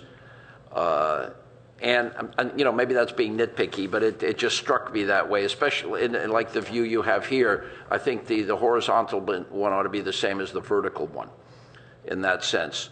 A couple of other things, and I think it was mentioned previously, the area on Cowper is lighter, more delicate, and I like that, and the columns reflect the right size for that. Then when you turn the corner on either University or the area in the back, you've got this large, massive stone wall being held up by these same delicate little columns, and I don't think the columns fit with what they're, I mean, realistically, we both know the stone isn't what's holding it up, but I mean, the perception, I think the columns look too weak to hold up that massive second floor. I like the layout of it. I just think they need to be more representational of doing their job as holding up that second floor. You see what I mean?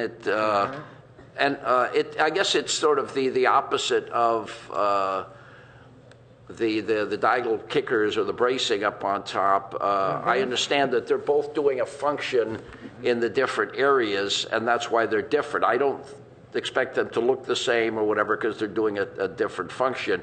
But I think the columns also are doing a different function, and they don't need to look the same.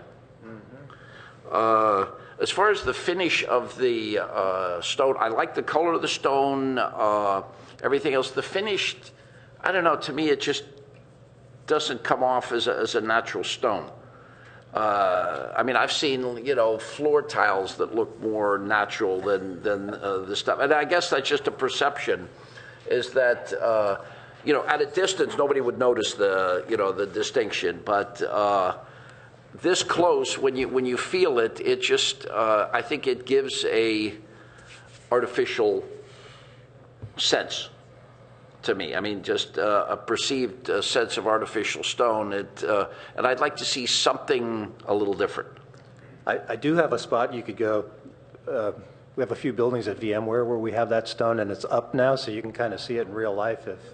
And maybe that's what it takes. It's a little tough to a 1 by 2 foot sample. And maybe that's the case. But okay, let's see. I'll make this quick. I think those are the main things. The one other thing is, I like the overall. It looks like you really thought about the first, second, and third floor, and then you sort of plop this hodgepodge of roof deck on top. Yes. I mean, to me, let me pull that up. That doesn't work at all.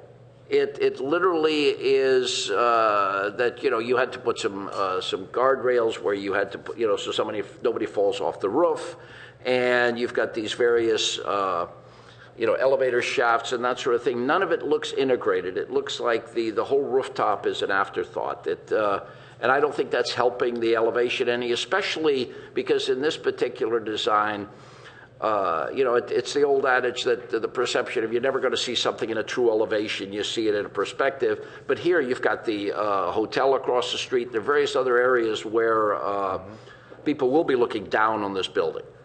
And and so I think that needs to have a little bit of thought given to it. As to the height, this is probably one of the very, very few locations where I don't think height is a real issue. I mean, this is not like it's the highest building in the neighborhood and it sticks, it's twice as high as all the neighbors. So in this particular case, I have a bit of I agree with the 16 feet as far as the height for commercial. The office space needing 14, is debatable. But like I said, I'm not going to worry too much about a couple of feet. I think that'll do it for me. Board Member Liu. I have a question for staff on site furnishings and the roof deck furnishings. And so I think on various projects we've seen various levels of documentation come into us for review, and I was wondering if you could explain So say like if there's site furnishings at grade. So I know we've had like some restaurants downtown that have sort of said, oh, can we do this? And we said yes, but we didn't require any specific like cut sheets. And then it comes back to us later that people aren't happy with like the umbrellas and stuff like that. And then we don't really have anything, we have no say over that. So I was wondering what is the sort of a typical standard or requirements for that kind of element? For this particular project, in the conditions of approval, it specified that they need to bring that back for review. So most likely it would be a staff level review unless the board would want to see something like that. But it is, I think it's just being shown in the plans just for reference only, and it'll have to come back later when they have that all figured out with the furniture. And then also with, I think we saw another roof deck recently, and they were showing furniture just as a conceptually what they want to do. And then does the city require, do we have any requirements for that? Because those aren't really they're not visible from the street. Yeah. I would jump in and say, no, we would review furniture that you can see from the public right-of-way. Yes, there is a point that the President apartments are across the street and they can look down on this. So I guess that's a kind of a private view. There's no requirement to, but. And then I would say in like the, for the roof decks, the comprehensive plan does encourage, or I'm not sure if it's a comprehensive plan or the downtown plan, does encourage like roof decks and outdoor amenity areas for the occupants of the building. So I can support that. And I was wondering, do we have any standards for what those are? I mean, I don't really recall any. No, we don't have anything established yet. And I think this is sort of becoming a new popular thing that we're seeing more and more often now. So I think it's maybe something that if you would like to weigh in on, that would be helpful for staff, but we don't have anything established yet. Okay. Thank you. And then I have one more question on the roof decks, and I think this is for Bob. If you could, on the roof deck, just explain what areas are potentially occupiable and what are sort of off-limit, roof areas that people can't walk on. And I'm trying to think if there's a. I think you have like a roof plan. Is there a plan in there? On the DE sheet? Oh, yeah. Well, although I'd almost rather do it from this. I'll come back to the real plan, but the whole idea is it's zoned, so if you were having an event, you'd come up the elevator or the stair and you'd arrive right behind the armature, so the armature kind of creates this sort of welcoming pergola sort of thing that you go through. And the space out in front of it with the glass rails becomes kind of a large sort of public space. Then behind it, and I'll go back to this plan, is the trellis. So the trellis wraps back all through here about this far. So the idea is that might be where food's set up or things like that. So, and it's all sort of a wood deck kind of feel. And then the areas that are white are the off-limits area. And so an area like that requires the 2 stairs and the elevator. So it's sort of the private, sort of the food service side, a little bit more private side, a couple of little Juliet balconies sticking out, and then the more public, glassy, social front. Okay, thank you. A question for you also, Bob, on the, so in the demolition of the existing building, we're going to have an exposed wall of the neighbors, right? And what is there? Where is it already? What do we know about that? And yeah, so we don't know. We would, yes, you're right, it will be exposed. So we've had some like the Apple Store and the Walgreens stuff that have exposed things that people thought were unsightly, and I wanted to make sure to sort of know what's or at least if we have a plan for who's paying for that. Right. Very good question. Color, materials, whatnot. I see that you have a hedge, and so you're trying to screen it, which is good. But I think we need to know kind of what the wall is. We're obviously concerned with. Could you please identify yourself? I'm sorry, John Schenk again with Thwaites Brothers. We're concerned with the same thing. We're going to be looking at this wall, but we've refrained from doing anything to our neighbor's wall because we can't. I would assume it's their property. So we'll need to work with the neighbor, with you, to come up with a solution. What we have done is the landscaping, because that's something we can control. Thank you. So I don't know I think how we've conditioned it in the past, maybe we look on how we worded it in like the Apple Store or something, because I think when we know it's a problem, we can sort of try to put something in there. I don't recall the exact language that we used.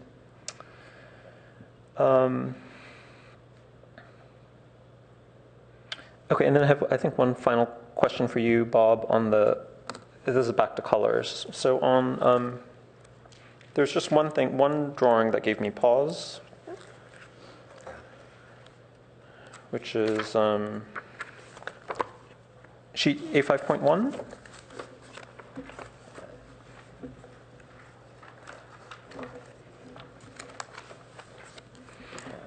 And I think just the way this one is, I think it's partly just the way this is rendered, but this looks really scary to me. The darkness of it. Oh. And I think it's because you're rendering the shadows really, really dark. And when I looked at your color board, like I'm thinking that it's not going to read like you have it in this drawing. Or I hope this is not your intent. If it is, No, this particular sheet, we didn't pay attention to making sure all the lighting was exactly right or whatever, because it was just calling out. We probably should have, but it is the material that's on the color board, or on the colors, and it's in the color board too. It's that the darker brown against the champagne bronze. Right, so it's that chip, which is pretty dark.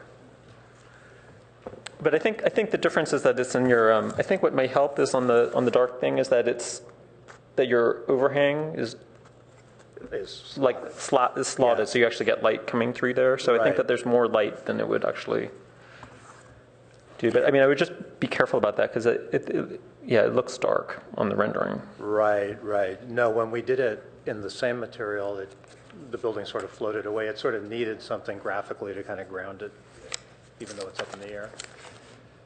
Okay, I think that's all of my questions. Thank you. Mm-hmm. Okay, first of all, I want to thank you again for coming back. This building has really come a long, long way since we initially saw it, and you had that arts and crafts style building with heavy stone. This is just tremendous how you've transformed the building, and it really shows that you've put a lot of thought into our previous comments and questions on the building. The building is organized particularly well. By that, I feel that there's a base to the building, there's the body to the building, and then there's a cap or capital, to the top of the building. So you've captured all those things particularly well. I have a few minor concerns about some things. I think that at the base, the columns, they transition and they come to the base, and they're rather austere. Maybe you've taken a little too much away from those. And I think that could be brought back by either looking at using a honed finish, something very, very smooth, or something that's actually goes the other way, a lot more textural. Same stone, just a very different finish on it.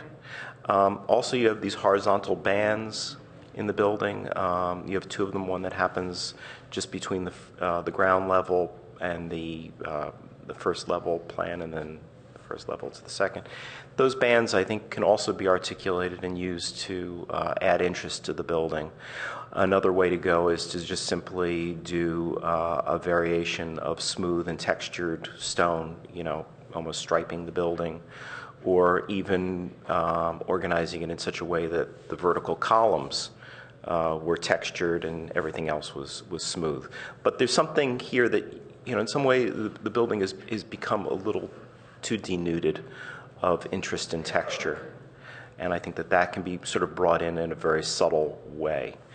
I'm in agreement with my colleagues' comments with regard to the braces. I think that they need to be looked at and organized maybe a little bit differently. I could go either way with them, but I think that they need to be continued around the building in a very similar way. And I'm just sort of following up in Board Member Pop, Vice Chair Pop's comments and Board Member Guyer's comments here.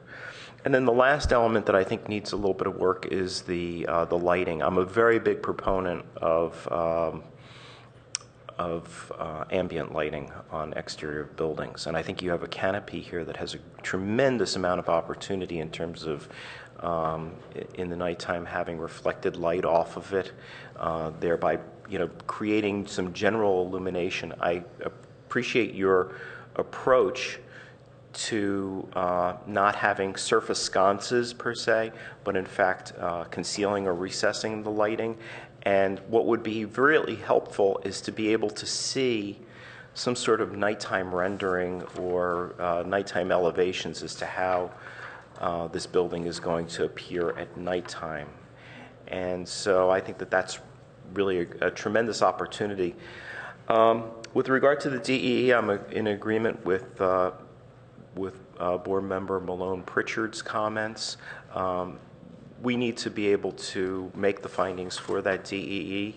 One of the things that this building is because it is surrounded and it's a complete walk-around building, as opposed to other buildings on University Avenue, which are just either facade on University Avenue. This is more than just a one-sided or two-sided building. This is a tremendous opportunity to make the building a 360-degree experience. And so for that alone, I think that it warrants some sort of DEE.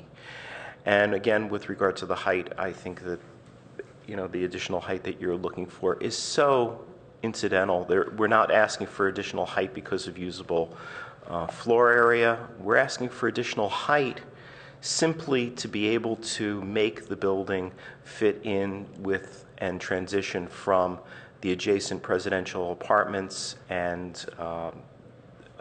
the 525 University Avenue building, and make it a total experience for other buildings that are actually much taller than this building. So what we'll do is we'll go one more round, and if one of my board members wishes to make a motion at that point, we will entertain one. So Board Member Malone Pritchard, you had some additional follow-up comments? I do not have any follow-up, but I would be happy to craft a motion to recommend approval. So I'd like to recommend approval of the project, including the staff report and findings, with the one revision to the DEE finding that we mentioned, that this is not just a two-sided building or two-sided site. That lighting details come back to subcommittee, that trash enclosure details come back to subcommittee, that the applicant study the brackets and bring that back to subcommittee, that the landscape wall and site furnishings come back to subcommittee, and that paving samples come back to subcommittee. Do I have a second on that? I'll second. Okay. Board Member Malone Pritchard, do you wish to speak to your motion? Yes, just briefly, I will state that this project is an excellent example of downtown development. I particularly applaud the fact that the applicant is providing more parking than they are technically required to provide by the zoning ordinance, and that they have done such a good job at meeting the context-based design considerations, particularly pedestrian amenities, street building facades, really activating the street. The massing is very much appropriate for the location, and the open space provided both at the roof and at the ground floor are really great amenities. Board Member Guyer, do you wish to speak to your second? No, I'm fine. Okay, we'll return to the board for additional comments and discussion. Vice Chair Pop. just a couple more thoughts about the, okay, just a couple more thoughts about the stone. I'd like to echo the chair's comments about looking at other surface treatment of the stone. You might think about a honed or a raked finish at the first level. I think that might address the comments that Board Member Gouye made as well. You know, there's this discrepancy between these thin metal pieces coming down to the heavy and the. I actually see it a little differently than he does. I like the stone columns supporting the stone facade, and I think it's the stone columns that are under the thin metal that are a little out of place to me. But I think if there was a way for you to articulate those differently, probably solves all of that. I do still have a little bit of trouble with this armature.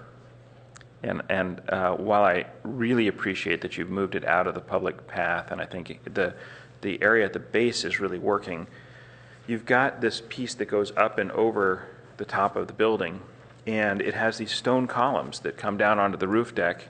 And in your renderings, I can see pretty clearly that on the third level, a couple of those stone columns are coming into the building, and then they kind of disappear.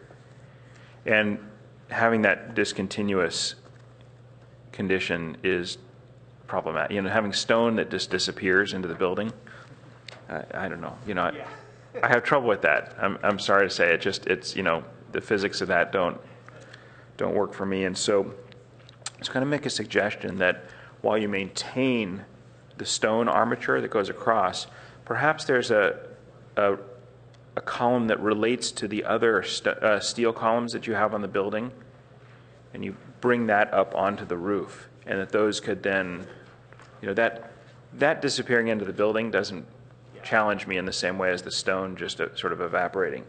And so with that, I'd like to make a friendly amendment to the motion that's on the table here, and that is that we should also include a condition for subcommittee that the trees and brackets also be returned for further review, that the treatment of the wall, the column capitals, right? He's got sort of these tree elements. The tree-like brackets, not the street trees. Yeah, the tree-like brackets and the triangular brackets, okay? That we also have the wall at the adjacent building, the condition of that be included in the conditions of, you know, I think it's going to have to be something that has to do with the final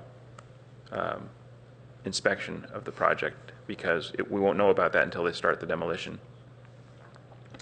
And then the last would be the character of the columns and a further design study of the columns at the first level. Board Member Malone Pritchard, do you accept that friendly amendment?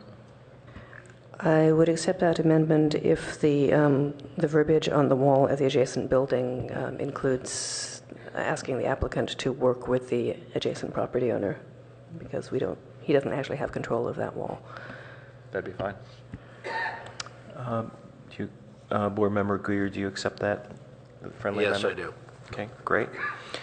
Okay. Anything else, Mr. Pott? That's all. Any comments? Okay. Board Member Liu? I was wondering if you would accept an amendment to require the roof deck material to be included.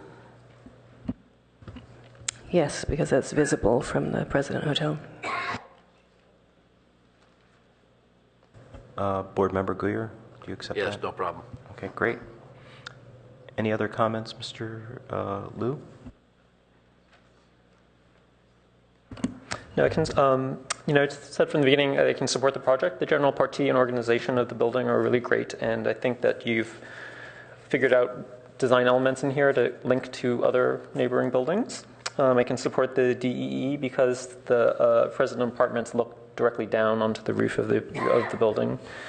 Typically, commercial buildings have fairly ugly roofs, and I think that the extra height helps screen the mechanical equipment behind it from the apartments. And I think this is a very, this is a fairly well thought out building. I think just the general organization of everything is actually looking very good. And I like that you've left some green space between this and the California Pizza Kitchen, so that we have a really nice outdoor amenity area. We haven't really talked about it that much today, but we've talked about it in the past. And I think that's all that I have. I think this generally is looking good. I do support all the other board members' comments about the brackets and the stone and stuff. I'm in total agreement with all of those previous comments. Ms. French, you wanted to say something? Yeah, I like what Alex said about, Board Member Liu said about the helping to screen the mechanical equipments, and I wondered if you were suggesting that we pop that into finding 2 for DEE findings, or if there's a place that you were thinking it might enhance our... Yes, I would actually, no, I think that's a major reason why I think that it's important. I would say that would be you're saying the second? I was thinking the first. Or first, either way. The second one talks about how it will enhance and improve. Oh, I see, right. The third one talks about it will not be detrimental or injurious to neighboring. So that's another place that, I'm just asking if that's part of your friendly amendment to work it into one of those DEE findings. So I think my take on this was on the DEE findings. Number 1, I think Claire mentioned that it's like a 3-sided fronting site. Then I would say it's unusual is that the 525 University Avenue and the president look down onto the roof of this building, which is sort of very unusual because those buildings are over our 50-foot height limit. So that's sort of an unusual circumstance. And then the roof deck addresses item 2 is that it's trying to make it more attractive. Can I just have one quick question for staff? So the applicant mentioned like events and stuff like that, which also gave me a little bit of pause. Do we have any restrictions on use of roof decks? Like somebody's having a party there at night and you have an apartment building across the street. Theoretically, what happens? I mean, they could call. Yeah, I know. Yeah.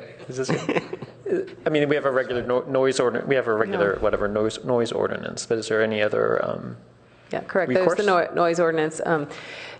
Again, as Claire mentioned, this is kind of a new phenomenon we're seeing. Certainly, you mentioned restaurant. If a restaurant were to come in and occupy the first floor, they undoubtedly would like alcohol of some kind, and so that's a conditional use permit. And if the roof deck is part of that, then that's part of the conditional use permit evaluation. We wouldn't support live music or anything else as with an office party without some kind of event. TUP, temporary use permit is a venue that some offices have used to request an event. I guess the applicant would know best what is being considered as far as use. He mentioned use food service. So, we haven't really heard much about that, but we'd want to know more. Great, thank you. Yeah, I just want to follow up on Board Member Liu's comments. We do condition, times of deliveries and things like that, hours of operation. Part of our conditions in terms of hours of operation is basically so that residences are not disturbed, and we've also want certain businesses to remain open during certain periods of time so that they provide life and vitality to our city. So would it be appropriate at this time to include in the conditions of approval some sort of limit that, maybe 10 o'clock at night, that the roof deck would be considered closed?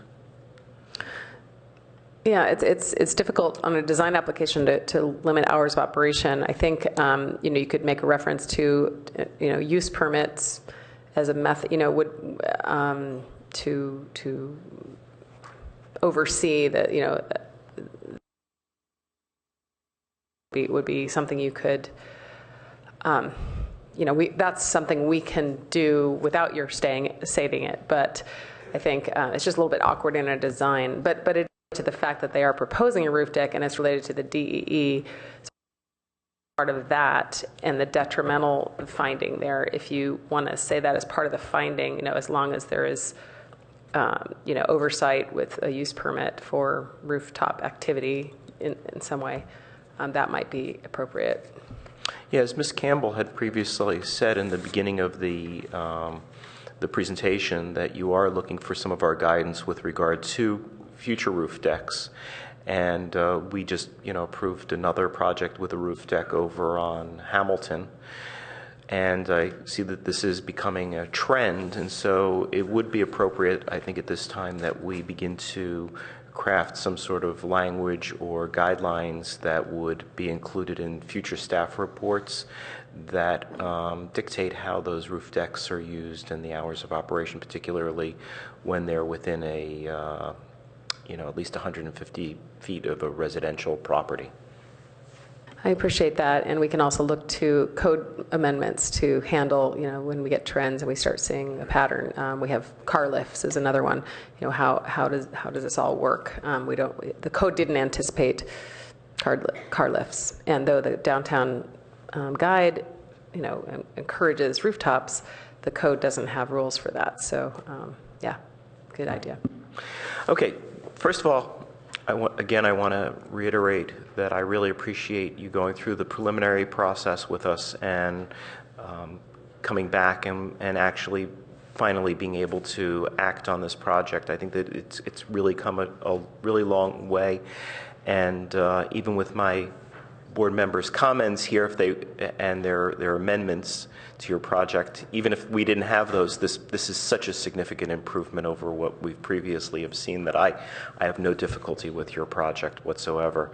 I would like to say a couple of things with regard to the members of the public. We have had a couple of members of the public speak to this, particularly Mr. Moss. The 50-foot height limit, while is very explicit in terms of buildings, it allows for additional height for mechanical screening, and that's up to 15 feet. And in this case here, there is no additional use of this building with the exception of a roof, with the fact that there's a roof deck there, in fact, the stair tower, the elevator overhead, and this one element, this wall element, are really incidental and enhance the building tremendously and add greater utility to the building in a way that is very positive. And so I have no problem with what's being asked with regard to the exception, the height limit exception, and the DEE. I think it's a tremendous asset to this building, and it really helps establish this corner and this building. And the one building that I want to pick that is so similar to this is the 200 Hamilton corner, where we have a tower there. It's a very similar type of building, and it reinforces and anchors that corner and makes it a really important corner, where previously there was only a one-story building. Previously, it's where unfortunately, it was a Birch Clark building that burned down. So very sad. So I see this corner as being very similar, and I think that this building is going to add tremendous value to this corner and make it an important, prominent corner in Palo Alto. So with that, we have a motion, we have a second, we have some friendly amendments. Is there any other discussion? Yes, the two items on the DEE that Board Member Liu was discussing, I would like to incorporate into the motion. I don't think that came through as a friendly amendment. Adding to the DEE finding 2 that the stone armature and extensions of the stair and elevator are providing additional screening of rooftop equipment. And adding to finding 1 of the DEE that another exceptional element about this site is that there are taller buildings that look down directly upon the roof. Board Member Guyer, do you accept that? Yes, I do. Great, thank you very much. Before we vote on this motion, I'd just like to make a couple of comments for the public in general. This project, if the motion moves forward, will return to the subcommittee Subcommittee reviews are, they are our proxies, and they are charged with following those amendments or those things that have been captured in the motion and look at those elements. They cannot vary from those elements. But in general, the building, our recommendation is to move it forward to the director for his approval, her approval. And in addition to that, I just want to say that the review by the subcommittee is also open to the public. It is on our agendas when it will be heard, and members of the public are invited and encouraged to attend those meetings. So if they have additional comments when the subcommittee meets, they are more than welcome, just like our regular meetings. So with that, we will move forward with the motion. All those in favor with the motion, say aye. Aye. Aye. That's 5-0-0. So with that, we will take a 5-minute break and then return for item number 3.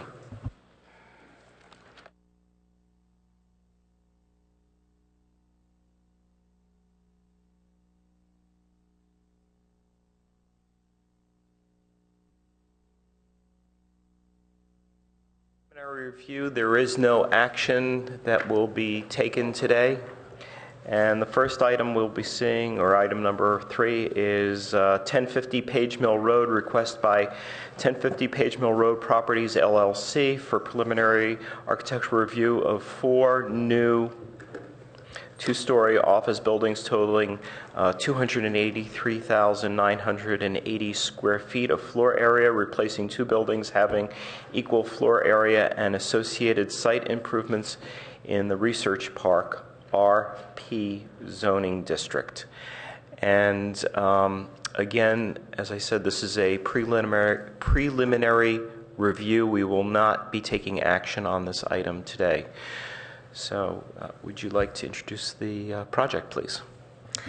Thank you, Chair and board members. As you stated, the proposed project is located at 1050 Page Mill Road and does have a comprehensive plan designation of Research Office Park with a zoning designation of Research Park, which allows office, research, and manufacturing establishments when buffered from adjacent residential uses such as this property. The applicant is proposing to demolish the 2 existing office buildings and redevelop the site with construction of 4 2-story office buildings and associated improvements. The project is proposing to meet the 50-foot special setback along Page Mill Road and provides approximately 90-foot side and rear setbacks. The maximum lot coverage for the zone is 30%, and there is a 40% maximum FAR requirement. While the proposed building is 48.35% as stated in the plans, we do not have details on the floor plans, and so we are assuming that some of that space is likely for amenities, cafeterias, and things like that that do not count towards FAR, and so we will clear that number up as we go forward. The conceptual building elevations are shown on sheets 4 through 5.6, and the main portion of the building will consist of a clear glass envelope with glass vertical fins for shading. And for visual interest and additional shading, there is a playful use of an aluminum horizontal sunshade. The applicant and staff would like some direction from the board on these proposed elevations, particularly the elevations along Page Mill Road. While a full landscaping plan is not included at this time, as was stated, this is a preliminary review, and so landscaping will be evaluated during the formal review process. Regarding parking, the municipal code does require 1 space per 300 square feet, or 947 total spaces. The project is currently proposing 937 spaces, with some of this being underground. This is just 10 spaces short, but again, amenity spaces do not require parking, and so we will continue to work that out and have every confidence that the project will be able to meet the minimum requirement. Staff has received 2 comment letters from the public that I believe you have, and we've also had preliminary discussions with some of the neighborhood leaders. The leaders have expressed some concerns about connectivity in the area, that the area is currently built out with super blocks, and they would like to see a spine road that would allow alternate routes for cars that would otherwise travel along California Avenue. Staff has discussed this with the applicant and will continue to work with them to explore this possibility. But at this point, staff is recommending at a minimum the creation of a bicycle and pedestrian access through this site. With this, staff is requesting the ARB conduct a preliminary hearing for the project and provide comments on the conceptual site design and elevations for staff and the applicant. Thank you. Thank you very much. The applicant, you will have 10 minutes to describe your project, and then we'll have questions for you. Okay. Please introduce yourself again. Yes, my name's Bob Giannini, Form 4 Architecture. No DEE on this project. Okay, at least I hope. So let's see, the interesting thing about this site. So here's the site. It's the former Facebook campus on 1050 Page Mill. Hanover is just off the page right down here. There's a little fire station. Having trouble with my pointer. Is there. When we, oh, and I should point out, this is California Avenue's back here. There's a parcel between us and California that we don't control, but we are talking to them to talk about the possibility of bike paths and connectivity sorts of issues. But again, we don't have the control of that site. When we first looked at the site, so this is a prelim, so sort of what was sort of the concept on the master plan. When we first looked at the site, we do have this signalized intersection right here, Hanson Way. And the thing that struck us is when you first come in, immediately the building sort of creates this wall to the site, so you have no idea of what's going on back there. And we thought a great opportunity, so here's some pictures. This is Hanson Way and looking back into the concrete building. The great thing about the site is we have these wonderful trees that are in the 50-foot landscape zone along the street that, of course, we would be maintaining. So the first thing we thought is it would be great if you could see into it and it became more of a member of the community, at least visually. And then we thought about the site itself as a whole. So what we wanted to do is zone the site, and we thought the best thing to do, it's a fairly large site, so is to put the cars and sort of the speedy elements that happen on the site around the outer edge, a really quiet people zone, a campus kind of space in the center, and use the buildings as a buffer between and make the buildings porous. So in the diagram, this is how it's developed so far. We have a circle of parking around the perimeter. That's also where you can access the garages. Each building has a garage below it. So the parking is roughly 50% in garage, 50% on the surface. People can come around and there's a front door at each building around the loop. And and we're proposing a through lobby, so you actually tie the building, the one speedy zone to the slow zone by going through the lobby of the building. We also wanted to make sure when you came into the project, it opened up and you could, we can't really invite the public into the site necessarily, but at least visually you can see it and it adds something to Page Mill. And these are some of the goals for the project, to create that link, to create an interesting people space, and of course to be highly sustainable. This is a plan that shows, it's kind of an odd plan because it shows the surface parking on the top and then the parking below each building.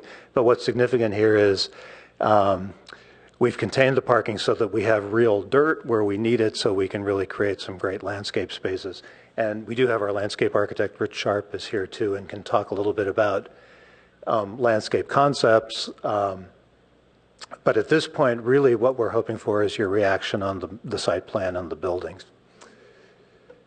This is how the site plan has developed. So again, the landscaping piece in the center is a bit diagrammatic, but it shows the idea of creating this sort of playful campus sort of space, collegiate kind of space. There'll be activities in it, places for people to sit, could be water. The space in the middle is quite large. It's actually much larger than a football field. It's about 500 feet long and 175 feet wide. In the front, we've met with the city arborist out at the site and worked with him to develop the 50-foot zone to really enhance that and make it the kind of space that the city is looking for that space to become. This is, so popping it up into 3D, it looks like this, and this starts to show kind of the architectural expression we're thinking about. And probably jump right into this. The buildings are intended to be, as Jody mentioned, are meant to be sort of these glassy buildings where we're using the glass as sunshades and then also using the aluminum element as the sunshade.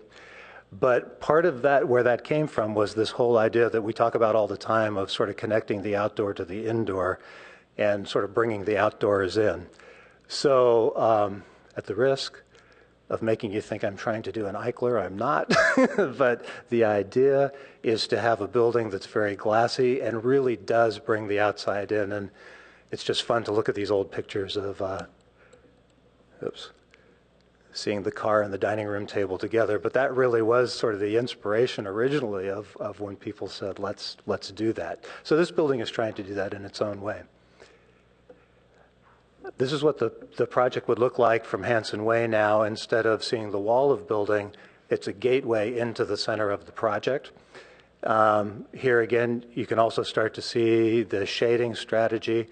One of the issues is when you do an all-glass building, how do you keep the sun off it and make sure it meets all the sustainability goals we needed to meet? So we're actually working with, I don't know if you know Losis and Ubalode, or these great daylighting people to really study exactly how this skin ought to be.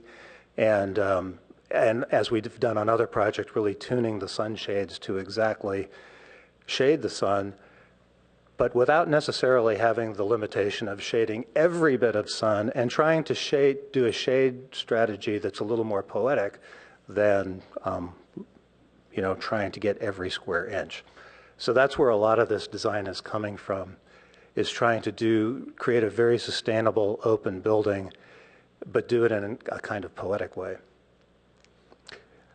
We talked about the ribbons of aluminum that wrap through the building. They do several things. They act as horizontal sunshades, but they also kind of visually leap from building to building, so it helps tie the whole campus together. Again, these renderings are very conceptual on the center. There's really not that much paving at all.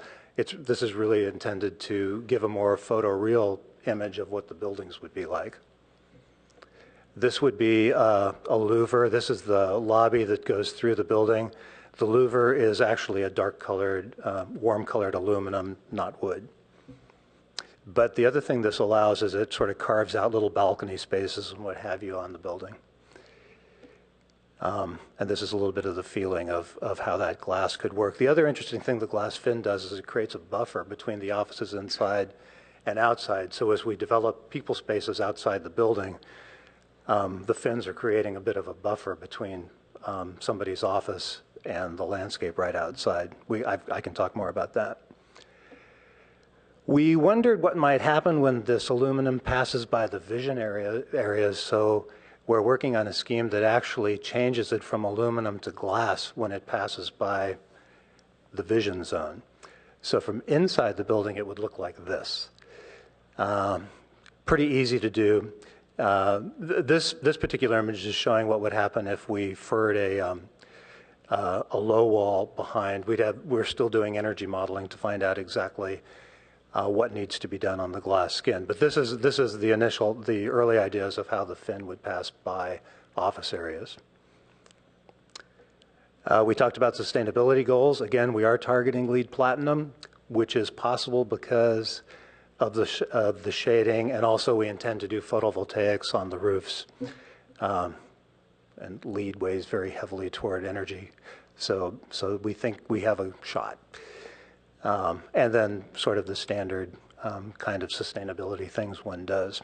And this is kind of a little blow apart of the building, showing the glass fins, the horizontals. Of course, they don't actually go through the building, and how that all sandwiches together and becomes kind of this machine ethic, very simple indoor-outdoor building.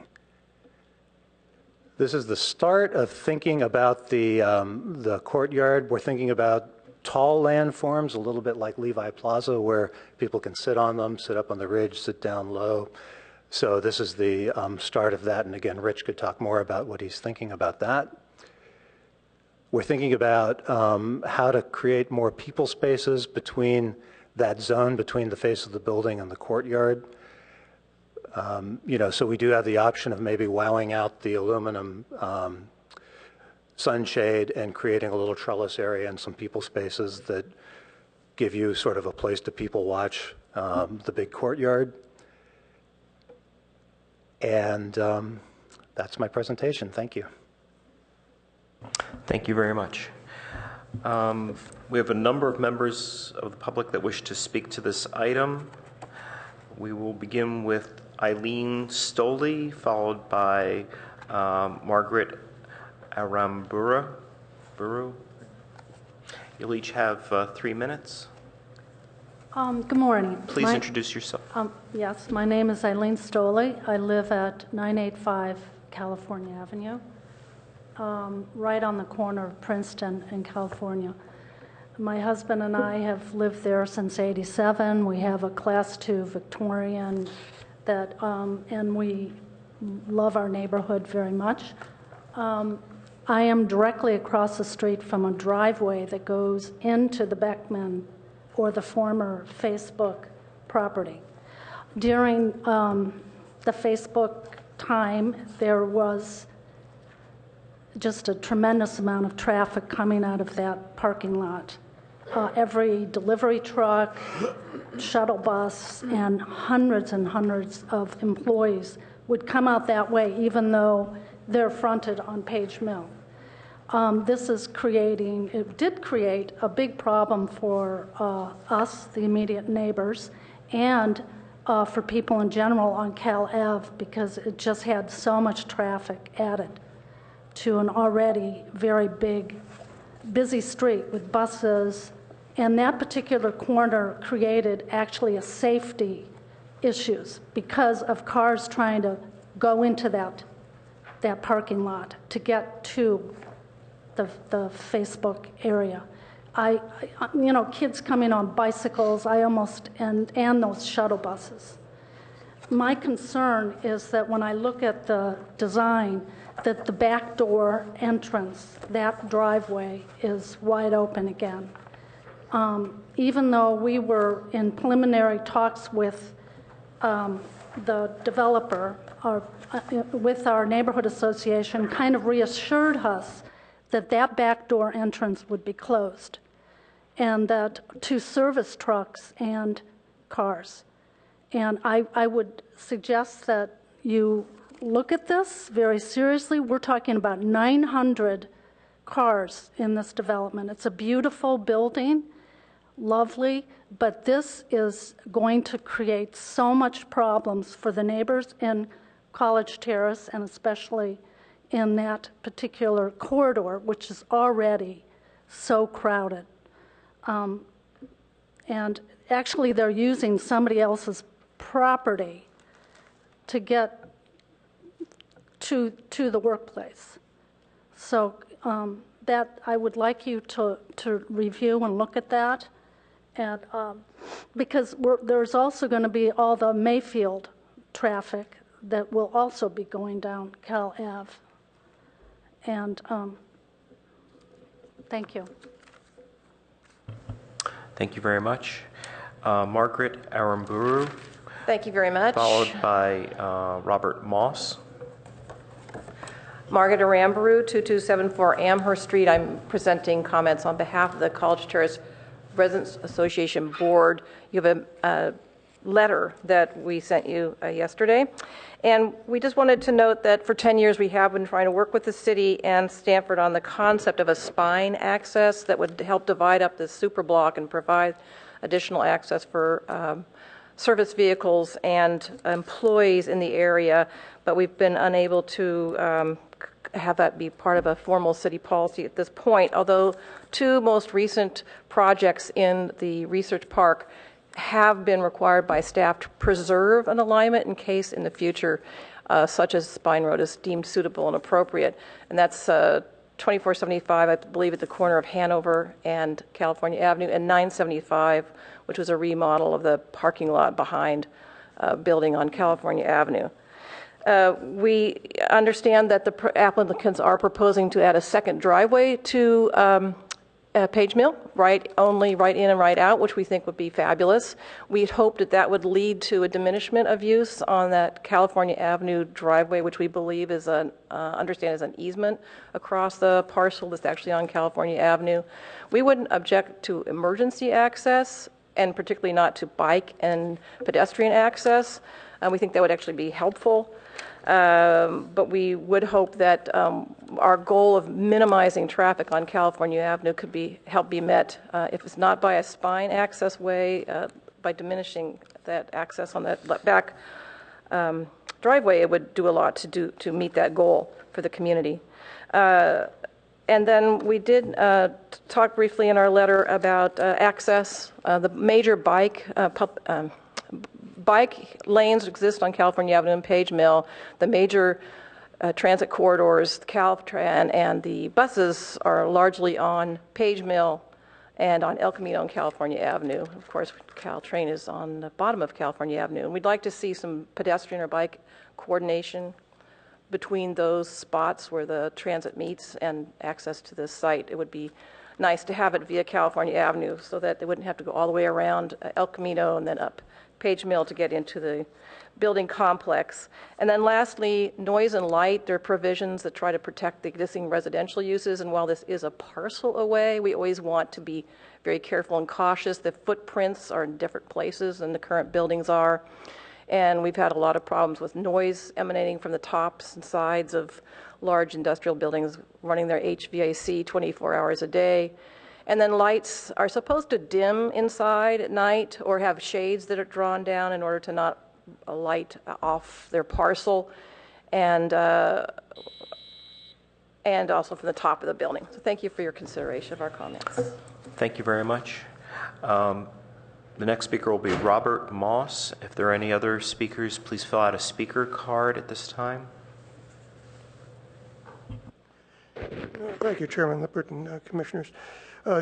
First inside, I had assumed at 500 University that the terrace was occupied space, and I'm glad to hear it is not. That clarification eliminates the problem about the 50-foot height limit being exceeded. On this property, the major problem I have is the FAR. The FAR is supposed to be 0.4, and they're asking for about 50,000 square feet more than it's allowed, with the vague assumption that that space is going to be occupied by non-business type uses, which I assume is cafeterias, meeting rooms, auditoriums, things like that. I think that's a really poor assumption. You should adhere to the 0.4 FAR maximum. For one thing, they can come in and say this is going to be a meeting room or a conference room, and 6 months after the building is occupied, convert it to offices because they need more office space. I've actually been in buildings where that's happened, where meeting rooms were converted to office space and the city never knew about it.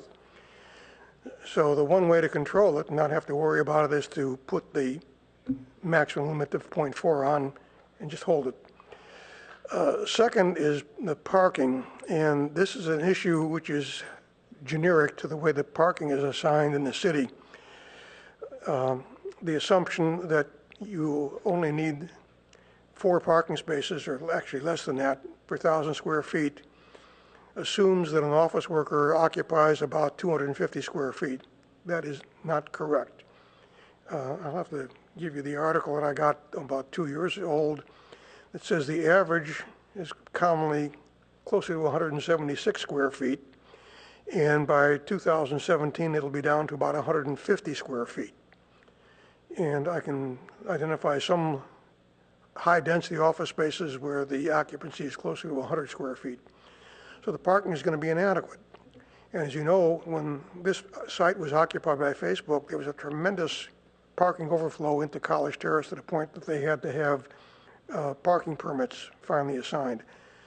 Now, that's generic. It's not just this particular building, but because this building is so large, it's going to have more of an impact than it will with most buildings that are being brought forward. So I just want you to keep that in mind.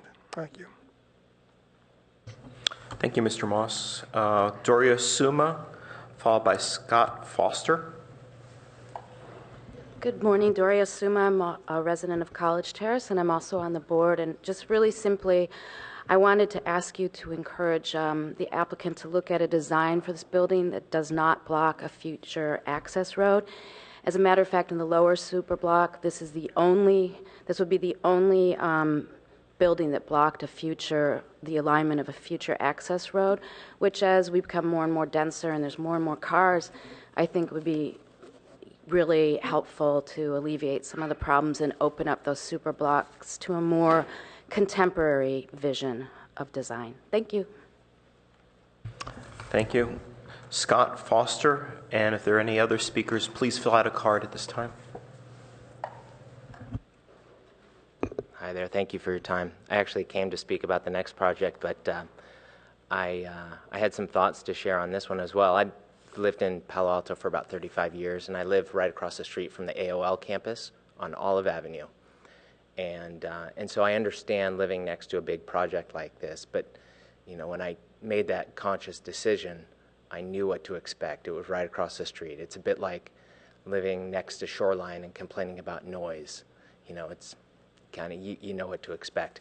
One comment I heard earlier, which I want to point out, is that Wilson Cincinnati has an access road coming in from California Avenue and Page Mill.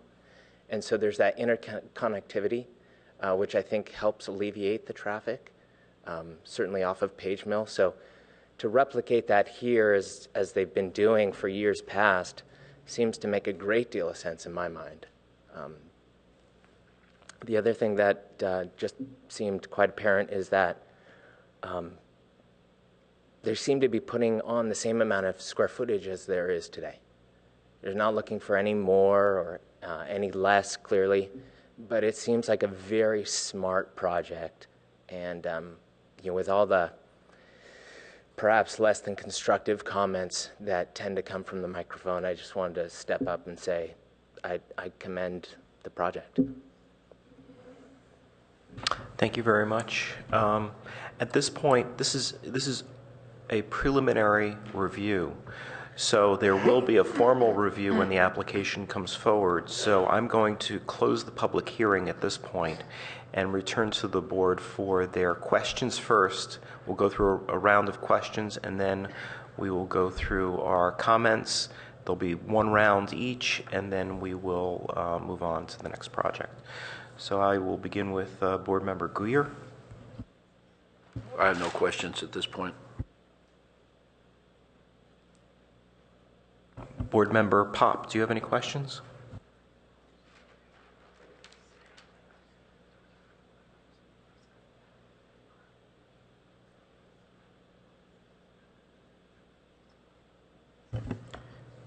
I do. I would like to just ask, if I could, please, to have either the applicant or someone from staff come up and depict just on a site plan where these access roads currently exist, where the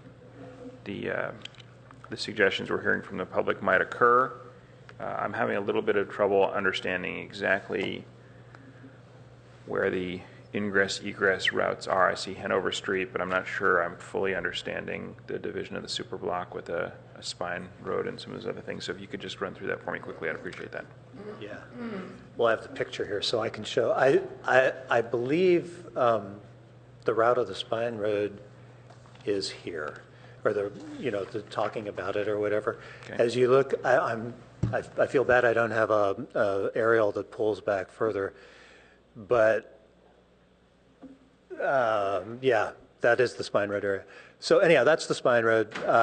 This would be the new right-in, right-out that we're talking about down at this end. Actually, let me zip to the site plan because this will be helpful. So this is cutting through through here.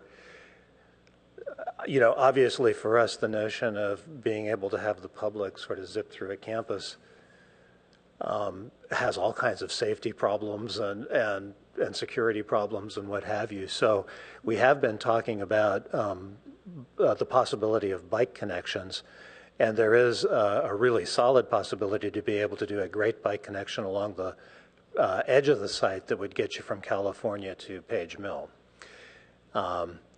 But to cut transversely through the site at this point would be quite problematic. Are there any ingress egress points at the rear of the site currently? Yeah, right now this happens to be open. From the owner's point of view, if I can, did you want to make a statement? Here we go.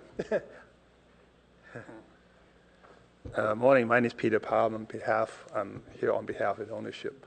I'd like to clear up the access point because that's been an issue with the neighbors, and we'd like to explain everything as well. Currently, if you look at the top of the plan, that's north. That's the access that go all the way from Page Mill to California Avenue. There's also another access on the south side, the bottom of your plan, that is also goes on to California Avenue. That particular one actually is for service trucks because there's loading docks in the back right now in the existing buildings. And so that's a gadget gate that's between our property and this other property behind us, the California Avenue property. The one access point in the north to the top of that is open because there's an easement that's predate us. We just bought the property a few months ago. That's a pre-existing easement agreement between the two properties that will allow the easement to go back and forth. So we have not proposed to close out the California Avenue access because we have no right to.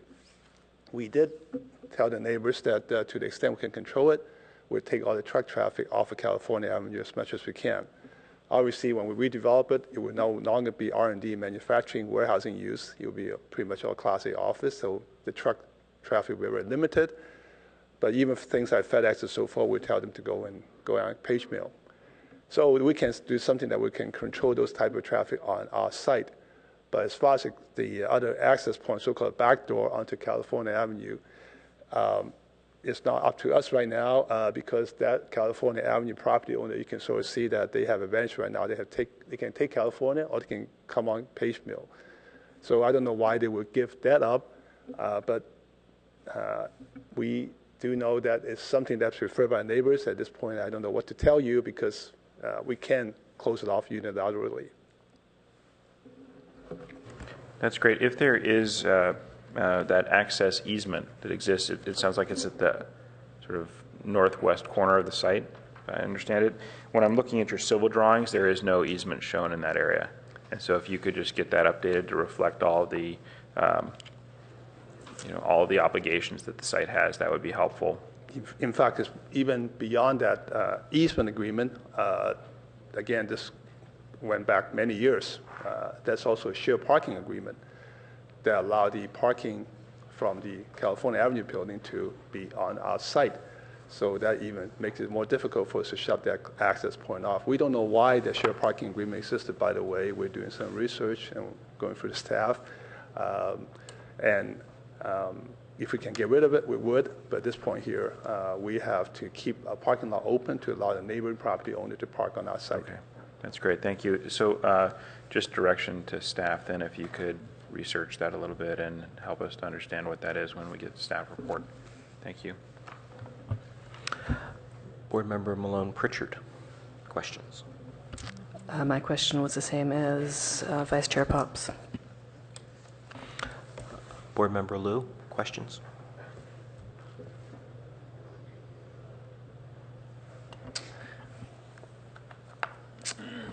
I do have a question for you, Bob. On the you mentioned George Loisos. He's a great person to work with. Mm-hmm. Some of the other energy consultants that I've worked with say the number one thing that architects do which is not so good for energy modeling, is putting in too much glass. And so I was wondering if you could explain how you came about this situation. I think I read your letter where you're saying that you've provided more sun shading to get more glass. Right. Actually, no, it's good. When I first mentioned the project to George, I don't know if you know Peter Rumsey. Yeah. So we've been working with Peter, and he said, talk to George. And, I first just talked to him on the phone and said, we're doing this glass building. He says, oh, my goodness. And then we sent him the shading strategy. And he goes, you're shading it. So both Rumsey's office and Loisis are kind of feeling like this can work. But we actually haven't done our energy modeling yet. And the interesting thing, through that firm, they're aware of different kinds of glass that obviously we can frit the glass in different ways. And there's even some glass that I don't even know about that we'll be learning about that might be an interesting technological sort of way to deal with this and do shading right in the glass. So yes, I hear what you're saying, and that is one of the challenges of this project is can we have an indoor-outdoor building that meets all the sustainability requirements?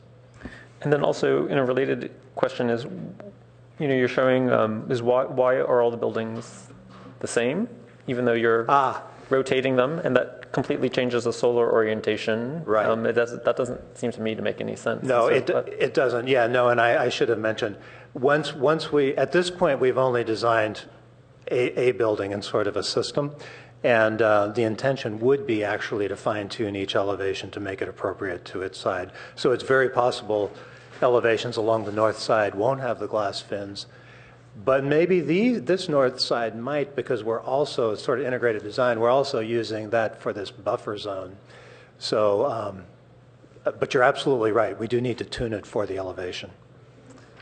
And then talking about street elevations, the staff has asked us to comment on the Page Mill Road elevation, and I was wondering if you could explain the big idea for that main frontage.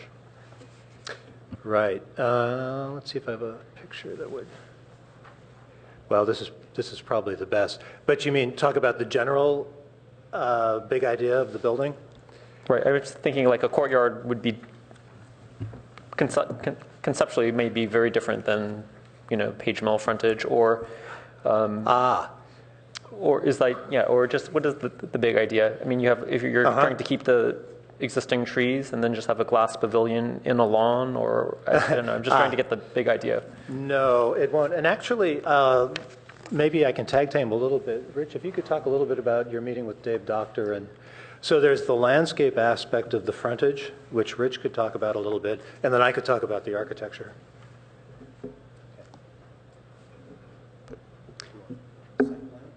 Sure, if we could do that. Good morning. My name is Rich Sharp, landscape architect. We did meet on site with Dave Doctor and our consulting arborist, David Babby. We reviewed all the existing trees, significant redwoods, ash, tulip, one particular tulip. And with the generous setback, we talked about opportunities because the trees are in clusters that we could work some landform into the streetscape between the clusters of trees, which was part of the goal with the courtyard, given the size, to not just have a large flat plain that's 2 football fields, but have high points and low points beyond a sort of a datum line of the finished floor of the building to add some interest and dynamics to the space. So the streetscape is under that same idea in that we could scoop out, we could raise the grades and create these sort of landform buffers between the front of the building and the street to encourage pedestrian spaces along the front of the building, and not just in the courtyard, but we could bring them to the front. We would get secondary paths that could come off the main public pathway and move between landforms and into some of these court spaces that would be street side. And it's not lawn. Yes, I think so. Yeah, we would definitely remove the lawn from the front of the project and go to a low water use, more sustainable concept.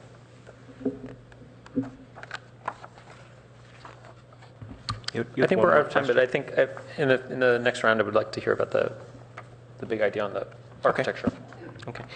I have some questions with regard to, I guess, parking and circulation as well. You indicated that each building would be parked with its own access and egress.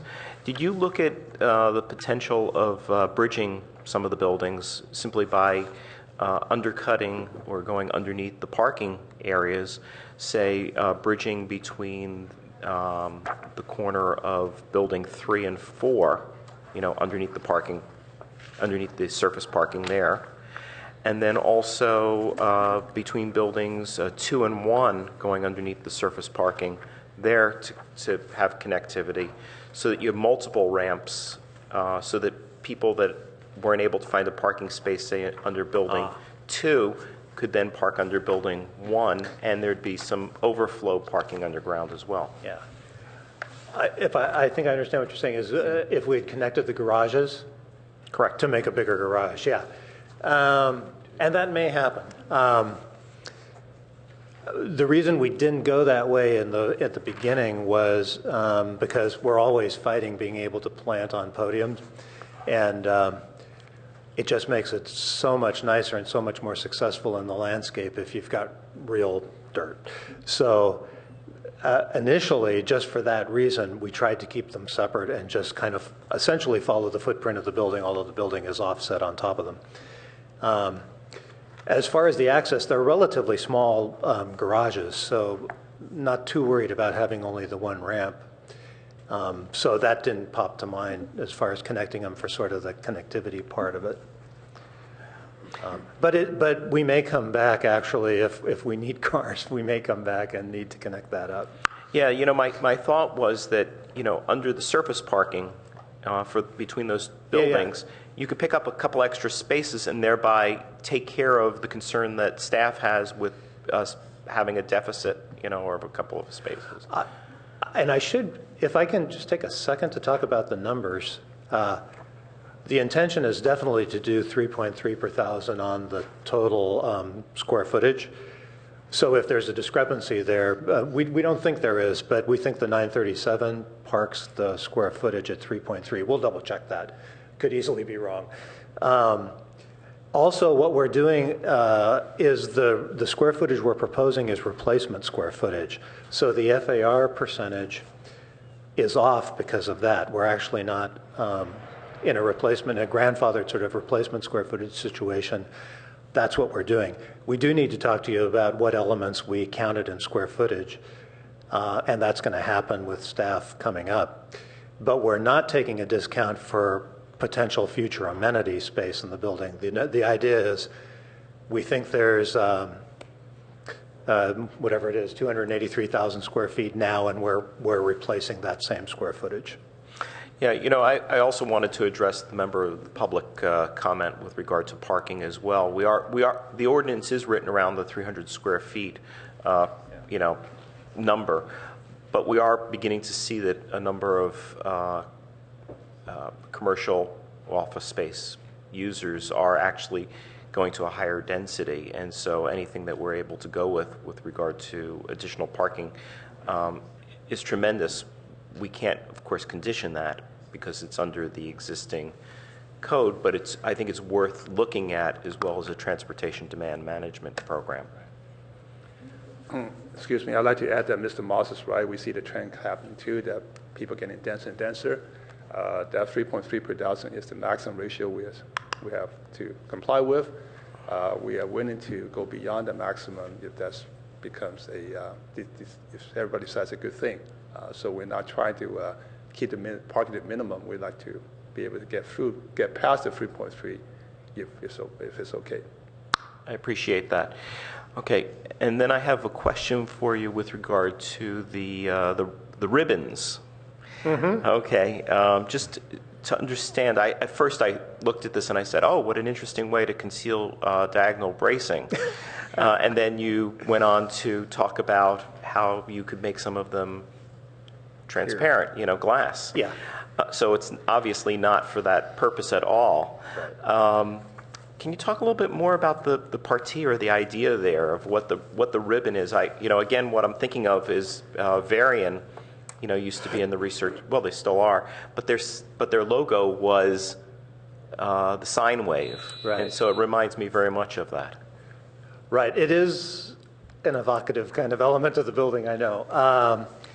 The intention of the ribbon, the original genesis of the ribbon idea was how can we link these buildings together visually? And the idea of when you have a campus like this, how can you make sort of leap from one building to the other? And again, in our mind, this was a much more lyrical project than other ones we've done. And we wanted to really,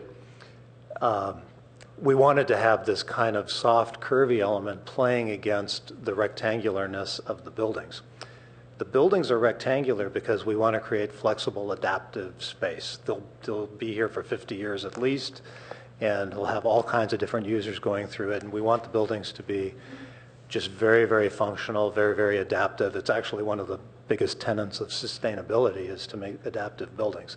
So we've got these big rectangular buildings, but then we wanted to soften them up, and we wanted to create this link between buildings. We also, you probably saw in your packet, we have sort of this notion that it isn't really a sine wave, but it's kind of talking about sort of how research happens in the park with sort of the initial idea, which is kind of our lobby element, and then it sort of goes through sort of the development process of an idea, and eventually you have success. And the ribbon sort of tracks that graph of how that happens, with the big flying ends of the buildings being the success piece of that metaphor. So the ribbons for us are doing a lot of things. They're not hiding any structure. They're primarily sunshades and an aesthetic way to tie the buildings together and to make the buildings feel softer. Thank you for your explanation. Okay, we'll return to the We'll do another round and have both questions and comments. So we'll begin with Mr. Guyer. You have 5 minutes. Okay, a couple of things. I like the idea of taking the building that was originally, 2 large buildings and breaking it into 4. Anytime you can get, I think, a better dispersal, I think it helps. It reduces the whole massing of the complex. I agree with you completely. I get so sick and tired of hearing about these, developments that have basically a concrete deck, and then you see these renderings that have these magnificent 60 or 70 foot trees on them. It's like, come on, where are you going to put them? It doesn't work. As far as the exiting, it'd be great if you could have more of a diversity, but I understand the whole concept of control and that. So I think with what you have to work with, I like the way the parking works. As to the building, it's interesting. I was real impressed when I originally read it, and it said you're shooting for a LEED Platinum rating, and then I see this glass box, which, again, I guess some of my fellow board members here have mentioned it. Then you end up having to add a lot of things to fight the whole glass concept, which has a lot of pluses but also has a lot of negatives. I like the banding, I really do. I think that sort of wave structure is great. Actually, what I'm afraid of is that it's not dominant enough.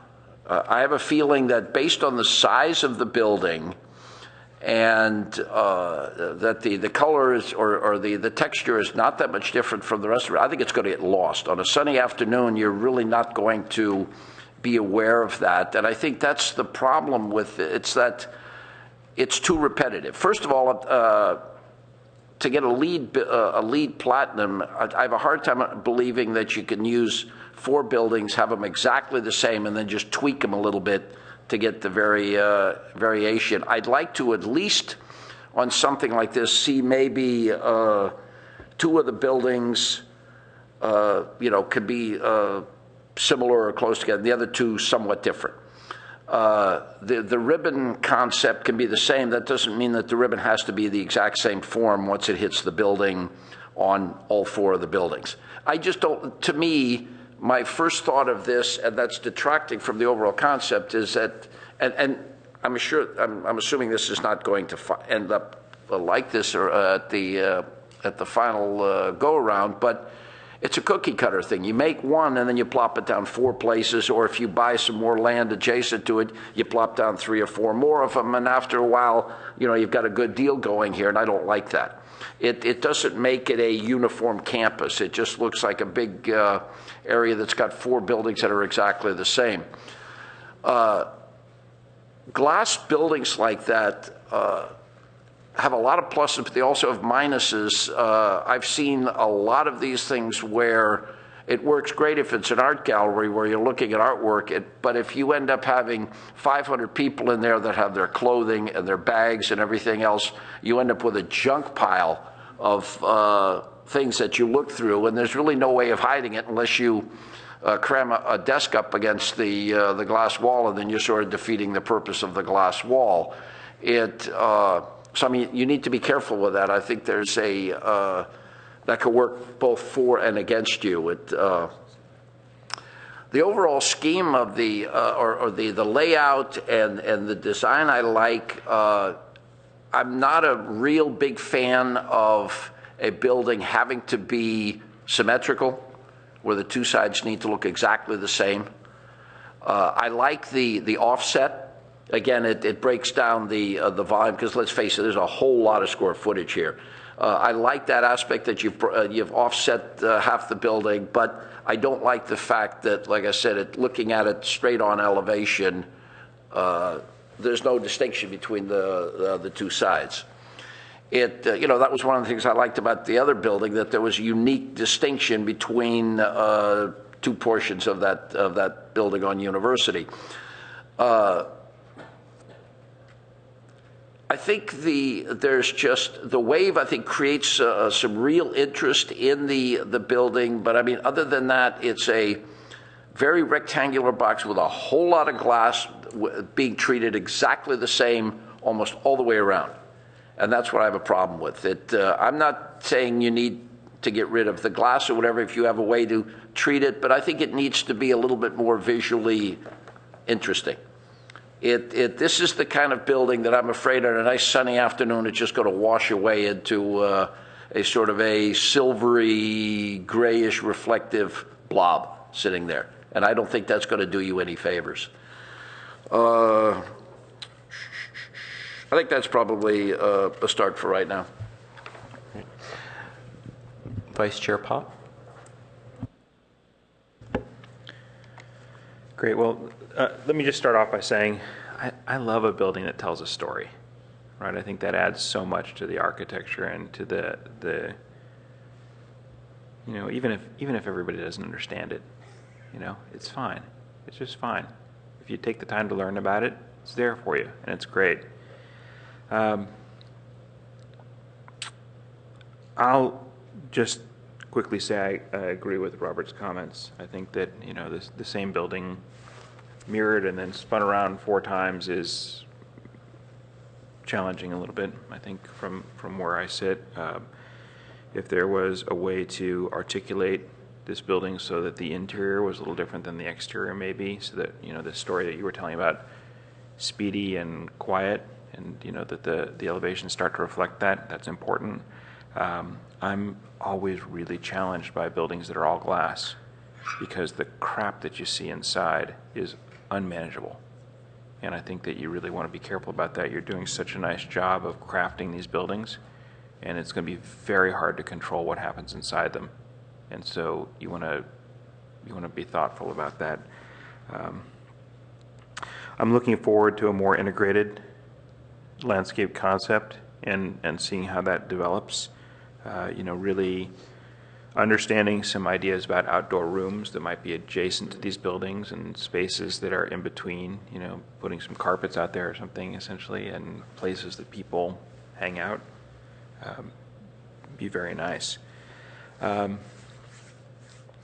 It seems that in a few places with the site, as big as it is, and the buildings sort of separated the way they are, it's still getting a little tight. I think the building is closer to Page Mill than it was previously, if I'm reading that right. And there are locations where your parking is right up against the building and you're not going to have room, doesn't appear, for landscape. And so as you're developing this, you might think about shifting these buildings around just a little bit to give yourself a 3-foot landscape buffer and, create that experience so that it softens the edge of the parking as you move through the site and slows people down a little bit. I just wanted to make a point about the wave and a concern about that being climbable. And it should be steep enough that you just, nobody's encouraged to do that, right? It's a cool idea, and I'd hate for it to become something that was a problem in that way. I think that the wood in the metal that you have at the building entries is, interesting, and I'll look forward to seeing how you're going to develop that. But right now, it almost looks like a ladder, and I'm concerned about somebody just climbing right up that. Staff had asked about the elevation at Page Mill Road, and I'm in favor of how this appears from the street. I like the concept that you have of breaking it open at the middle and opening up a controlled view of the courtyard in the center. I want to make sure that you've got acoustic control in there so that becomes that pleasant, calm space that you're looking for. Some of the landscaping will help that, but there's a fine line between how open and how closed you want that to be, and making sure that you're thinking about that is important. And then let's see. The last question I had was, are you planning to put a fence around the whole property? And if so, I'd like to know what that's going to be. If it's something that's just a chain link, we're going to want to really understand what that is. If it's going to just be open, great, but how are you managing security? You want to address that? Great. Well, just there wouldn't be a fence. It wouldn't be a fenced campus. Nothing at all. It'd be open. Okay. All right. And I mean out of the property line is where I'm talking about. All right, well, No, if you, we're early here, and so if you do, just make sure we understand what that is. Yeah. Okay, great, thank you. Board Member Malone Pritchard. Pleased to see this coming forward. The site planning concept is a huge improvement over the existing, and I really like the idea of the multiple buildings with smaller floor plates for great natural light. Don't have a lot of comments, really. I like what you're doing with the ribbon, that evolution of innovation concept that, granted, not everybody will understand unless they take the time to learn about it, but it's a powerful concept. Echoing some of the comments of other board members, the first thing I thought is, well, why are we doing this on all 4 buildings? Maybe it needs to be a powerful concept in one place and echoes of it happen elsewhere. But I understand you need to develop the whole project further. But do keep that in mind. I don't think they should all be the same. And very much in support of providing some kind of a pedestrian, bike, and emergency connectivity. It would be great to be able to get through on a bicycle. Have you thought at all about perhaps having a bike share station on site? Because you're so close to that California Avenue train station, bike share. It might be a good fit for you. That's all. Board Member Liu. Great, so I just wanted to follow up with you, Bob, about the Page Mill elevation. And so I just want to understand what the big idea is. Is it? Well, again, and we've kind of talked about it a little bit, but again, the idea would be it wouldn't be this kind of rolling lawn thing like here with pavilions in the lawn. It would be the landscape that Rich described, which would be much more lush kind of landscape. And then we've already talked a lot about the buildings themselves, so they are this sort of aesthetic. I want to flip to one other picture here. Well, what's a good one? This one's kind of interesting. So, right, there's no one, so so I don't know if I'm answering your question right, but the big idea kind of flows through the whole thing because it really is, should all 4 buildings be exactly the same and flip them around and all of that? Because this is how it looks when they're all together. It would become a totally different project if we did what we do on other projects where each, we kind of design each piece of the building and it's different. Sort of the power in this one is kind of this machine ethic, and it is sort of the repetitiveness, and the way you see these 3 buildings together, to me, doesn't feel too repetitive. Now, granted, we're really early in the process, and I think we need to develop some richness in this. It is too much of a one-liner, I would be the first to say. But I'd kind of hate to go down the path of saying, okay, well, we'll do plaster over here and the glass over here, and that would be a great project, but it would be very different from sort of the big idea here, which is kind of the power. This is kind of wants to be more of a powerful statement of simplicity and openness and all of that. So everything you say is good, and I take it all to heart, but I don't want to head myself down a path of doing sort of an ordinary building. Could you say, like on your VMware campus? Yeah. You had a entry pavilion. Right. So a visitor would know where to go first, Yes. right? You have this glass thing. And on this one, I guess the confusion that I have is I don't really know where the hierarchy is, and I'm going to assume that the first building is more important, the one that has long frontage on Page Mill Road. I'm going to assume this one is it could vary by tenant or tenants, obviously, but I think I'm missing that piece on the design of this one, and then I think the other thing that's a little confusing for me is the orientation of some of the porches that you have on the ends of the buildings. Right. Because to me, you have the one that's closest to your entry on Hanson Way. Yes. With all that porch. If I don't know the building, I'm going to think that's the front door, but that probably isn't. Your front door is probably in the middle of the building, right? With the elevator core. So I'm having some confusion with that on orientation and stuff, just in general wayfinding for visitors, and how they, and just how they read this. And it looks ambiguous, probably because it is. I think you're trying to keep the buildings flexible. But it seems to me open for misinterpretation by visitors. And then I think too that with the connection at Hanson Way, I think this would be a great place for landscape entry feature, and you're not really showing anything at this point. Right. But I think that would be a great opportunity for that. And then I think I just want to say the last thing is that I think I'm in support of the College Terrace, the neighborhood's idea of a spine road in the future someday. I'm thinking, when I worked at Stanford, I did this little series of maps of how much Stanford builds every 30 years, and it's it's shocking how much is built. And to say, in 50 years, who knows what's going to be here, but it seems like we shouldn't do anything that impedes future connectivity. And maybe that is some sort of alley or whatnot. The idea of having a block half mile wide by a mile wide is something it's just so so totally suburban and so anti-pedestrian and bicycle. It's just generally you want to in denser cities more than say that. The research park right now is only 0.4, so it's not urban. But someday in the future we may be.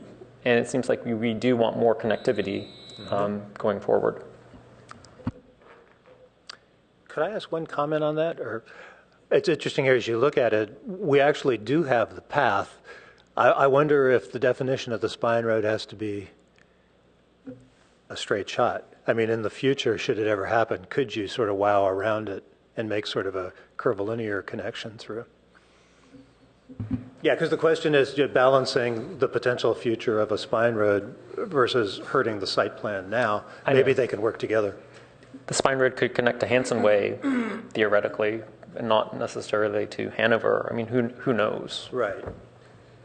I think it's one of the nice things about this plan is because it is porous, you can sort of get through it. If everything changes in the future, there are pretty easy ways to get through the buildings. But it'll all come out. Well, first of all, I want to thank you for coming forward on this prelim. I'm in support of the direction that you're going here, and I'm in support of virtually all the comments that my fellow board members have made. This is just a really fun project to be able to review, and I really like the direction that you've set in terms of the squareness and rectilinearity of the buildings and the playfulness of the ribbon. Where I think the buildings sort of fail a little bit is that the ribbons really need to be almost independent of the buildings. They're bound by a number of things. One is that horizontal roof, and there's no reason why the ribbons can't either go above it or almost barely touch it and then return, or even go beyond the overhangs or fall short, or even towards the end begin to separate. And what I'm thinking of is Robert Venturi in his Best Stores. He had a wall that was actually peeling away from the building. And that can be expressed in terms of these buildings. Why not have the playfulness that has, where you begin to wonder what is holding that thing up? Right. And you could go to the extreme of Calatrava, with his complex in the center of Valencia, where he has this wonderful opera house, and you wonder how this cantilevered roof is being held up, and you walk around it and you go, oh my God, this is just way out there at a height that's unbelievable. So I would play around with that. I would also look at where these ribbons are coming down, and maybe they come out of the ground somewhere else. Maybe they become benches. They don't need to follow in a horizontal manner. They could actually be ribbons that are almost walls, like Richard Serra has created these plates that you walk in between. So, break out, have fun with this, because you've really, I think, you've created something very exciting here. And I don't want it to follow the buildings. I want it to be in contrast to the buildings, is what I'm looking at. They can define entrances to your buildings. They could represent little slivers cut through the site that are vents for the parking structures below, ventilation shafts.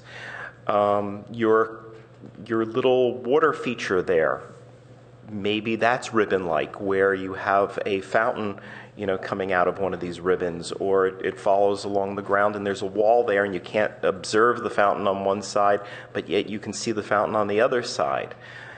So I think that there's some really great opportunities here that are in some ways missed. With regard to the traffic, having the two driveways there solve a lot of the problems. What I do notice is that when I look at the aerial shots, the cars queuing up along Page Mill Road is the most obvious detriment to this site. And so what I would want to see is how traffic is going to be exiting this site, and where those cars are going to be queuing up, because they are going to be queuing up at 5 o'clock and throughout the day to get out onto Page Mill Road. So how are we going to make it not obvious that these cars are queuing up? How can we conceal those? How can we hide like in Disneyland, you go to the ride because you say, oh, there's no line here. Right. And then you go there and you wind up going on the longest line possible because they've concealed it. Yeah. So I want those cars dealt with in a way that we're not, it's not an imposition or obvious that there are a lot of cars queuing up there. Gotcha. So I think that needs to be worked on. And then lastly, I think the pedestrian circulation through the site is primary, not so much the automobile circulation. Right. But what I would like to have is staff and the traffic transportation department take a look at this And this is an incredible opportunity. Nowhere else in the city do we have so many blocks under reconsideration, redevelopment, where we can look at how the circulation for the city works in support of our arterials and protects our neighborhoods. So when it comes back for final review, I think that's going to be integral to the success of this project, is how it works with the surrounding businesses and neighborhoods. So any last minute comments? One more comment. Yeah, question. A comment, actually. Oh, you have a comment? Go ahead. The one thing, it's the same thing. I forgot to mention that I agree with the whole concept of the ribbon. In fact, I was going to say that it isn't big enough or important enough. But the one thing is, for God's sakes, don't make parts of it glass so they, that's just destroying the whole integrity of the ribbon. I don't think anybody's going to have a real problem with something going diagonally across their window if they happen to have an office in that space. That was it. Yeah. Any other comments or questions? Okay. Thank you very much for your prelim.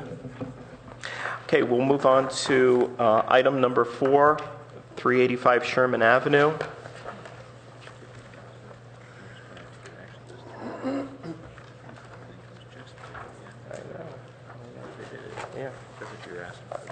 Yeah, but I wanted to go. Well, it continues out to there, so why not? The fact that it doesn't go through the building, but if you just have that become the roof edge all along.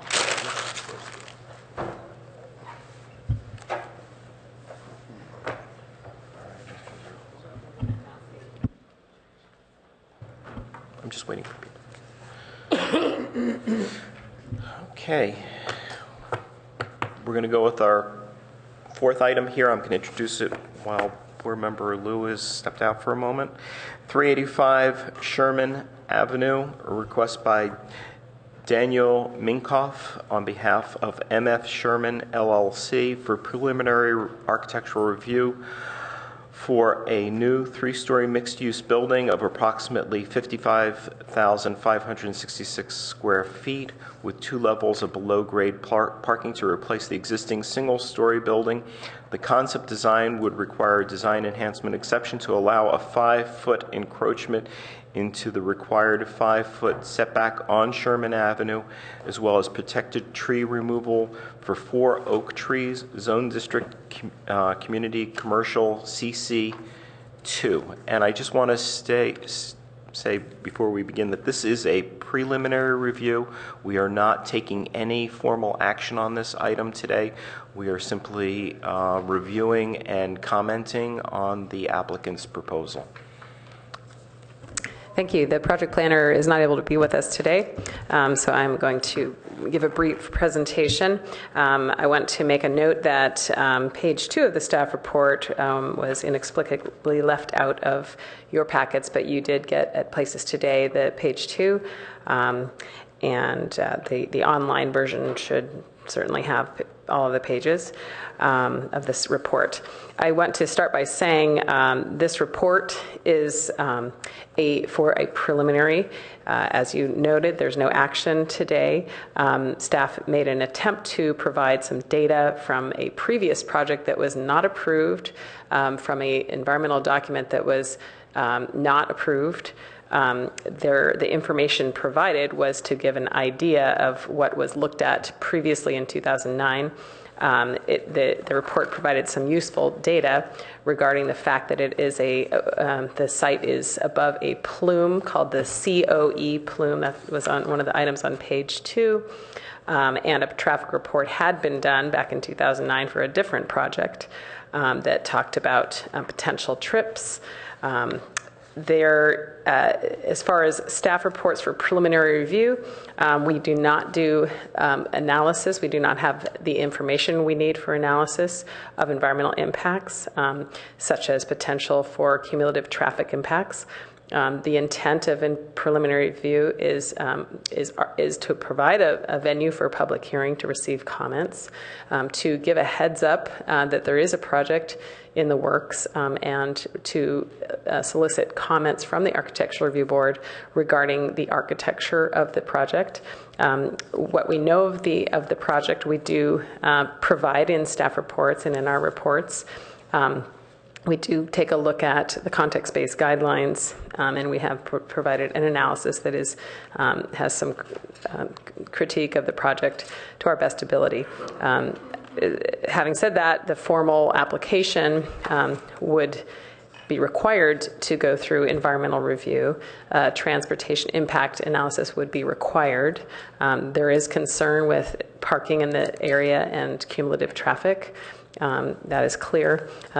The input that was received through emails from the community, there's one that is repetitive from several folks that has 9 points, and then there's some other comments as well. So you have those at places and receive those via email, I believe. And I'm going to go ahead and let the applicant present their concept to the board at this time. That's great. And you'll have 10 minutes to describe the project, and then we'll have a series of questions and comments for you. We will not be taking action on your project today. So if you'll just introduce yourself and then proper PowerPoint. Yeah.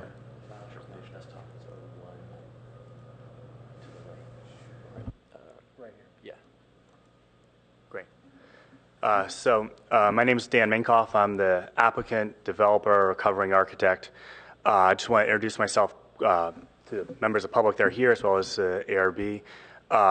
We just finished a slightly larger project at 899 West Evelyn in downtown Mountain View. It's a LEED Platinum project. We had a very robust community process during entitlements, design, construction, and look forward to having that same process here, both with this body as well as the neighbors in the surrounding buildings that are multifamily, commercial, and municipal buildings, 2, 3, and 4 stories tall. And I'm going to leave the details of our proposal to my friend and architect, Rob Zirkle. Morning, everybody. How are you? Rob Zirkle, principal at Brick, architect for the project. If I was being truly thoughtful, I would have brought a box of power bars for everybody to power through lunch. You must be starving. I am too. Wanted to quickly walk you through how we got to where we got. Amy had done a good job summarizing that there was a contrast of what's been proposed versus what was proposed a few years ago on this site to give the board the benefit of understanding of what some of the issues were. When Dan approached us to walk through the project with him, we looked closely at what was previously put together, tried to keep things that seemed to make great sense in place because it had already sort of gone through some level of review and community process as well, and look for improvements. So I think that what I can do is sort of give you a quick tour of what we've done. How do I advance the slide here? Oh, here we go with the wheel. So here's a site plan of where we're at. Some of the things which are comparative and some of the things which are just observational for you to understand. So this site is at the corner of Ash here to the left, Sherman here to the top. This is proposed as a mixed-use project combining office and housing. There were, and the previous project was proposed to do the same thing as well in concept, so a mixed-use building on this corner. Some similarities and differences, which hopefully we think, and you'll agree, are positive moves for the potential project design. One thing that we did straight away in thinking about this site is determine access points for cars and determine appropriate location for the residential units that are part of the project, as well as the placement of the commercial office. So one of the things that we noticed immediately is that in our view, the primary entrance to the subterranean parking facility, which was previously proposed to be on Ash, smaller, narrower street, and led into the residential neighborhood, seemed inappropriate to place the access point to parking. And so we've proposed it off Sherman, which we think has a higher capacity to serve that use and as an entrance point. Furthermore, what that allowed us to do was think a little bit differently about the residential component, which was previously proposed to be on the top, so the fourth story of a proposed four-story building with sort of expansive roof decks with beautiful views of the mechanical units on top of the roof. What we thought would be a better idea was by abandoning the idea of this as an access point and trash service point that faced Sarah Willis Park. We thought it would be an interesting idea to think about the residential component of this project serving that edge, which when you look at the sort of surrounding zone of what is around Sarah Willis Park, we think in terms of use and scale, it's the appropriate place to put the residential units. So quite literally, the residential units and the office building themselves sit side by side as opposed to a vertical integration of those two uses. So what that does is it provides a residential entry amenity and a view amenity for the residential units, a separate residential character and entrance that's centered on Ash in the park and allows the primary points of access into the commercial uses of the building along Sherman, where we think is the most appropriate. Amy had mentioned the design enhancement exception, which is specific to this setback that's required. Technically, this is a little less than 5-foot encroachment in there. We're proposing I think 4-foot 5-inch encroachment into that 5-foot setback.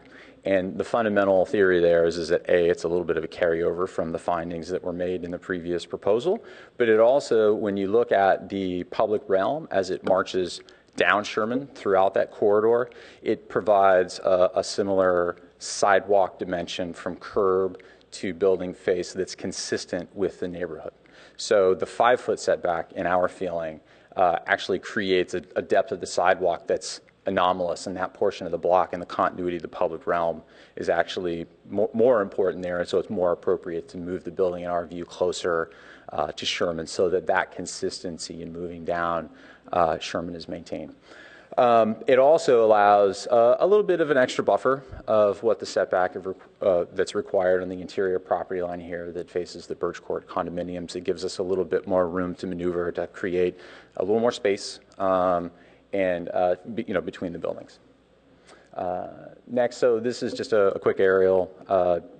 Dan had mentioned the number of buildings of 2, 3, and 4 stories that surround the site.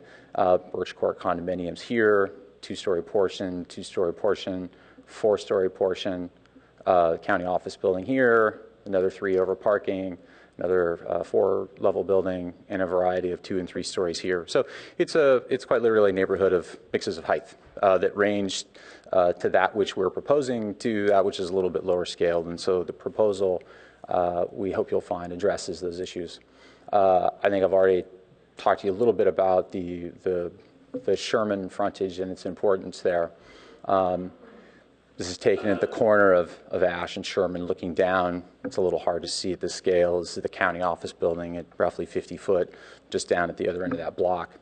But you also see this taller building here, and then the kind of more mid-century modern building along this side. What we're proposing here is that, again, the sidewalk dimension is consistent with what is already existing in the public realm. That's the design enhancement exception underpinning. What you'll also notice architecturally, we can kind of get to this as we move through it, is that there's elements in this particular building, which is adjacent to the site, and then at the corner of the Birch Court condominiums, down at the other end, that have this sort of expression of these sort of horizontal bands that define aspects of the building that we're trying to borrow in terms of developing our design as well. We'll kind of go through that in a second. In this view, what you'll begin to see is that we're trying to define top and middle with a little bit of a kind of a horizontal projection, which defines sort of the meat of the building with the base of the building in the pedestrian realm. Commissioner Pop mentioned in a previous project proposal that was just before us about the clutter that you see in glass office buildings, for example, which this is. We've proposed a series of integrated planters which create a setback at the glass line at the sidewalk, provide a soft sort of physical and visual barrier, if you will, to a certain extent between the pedestrian realm and then what one might see in the office building, providing an at desktop and below sort of screening. So you don't see cables and cords and gym bags and that sort of stuff. So it cleans up the edge a little bit and provides an opportunity for some relief and greenery at the ground level as well. Again, I've touched a little bit about what the advantage of the placement of the residential is along this corridor.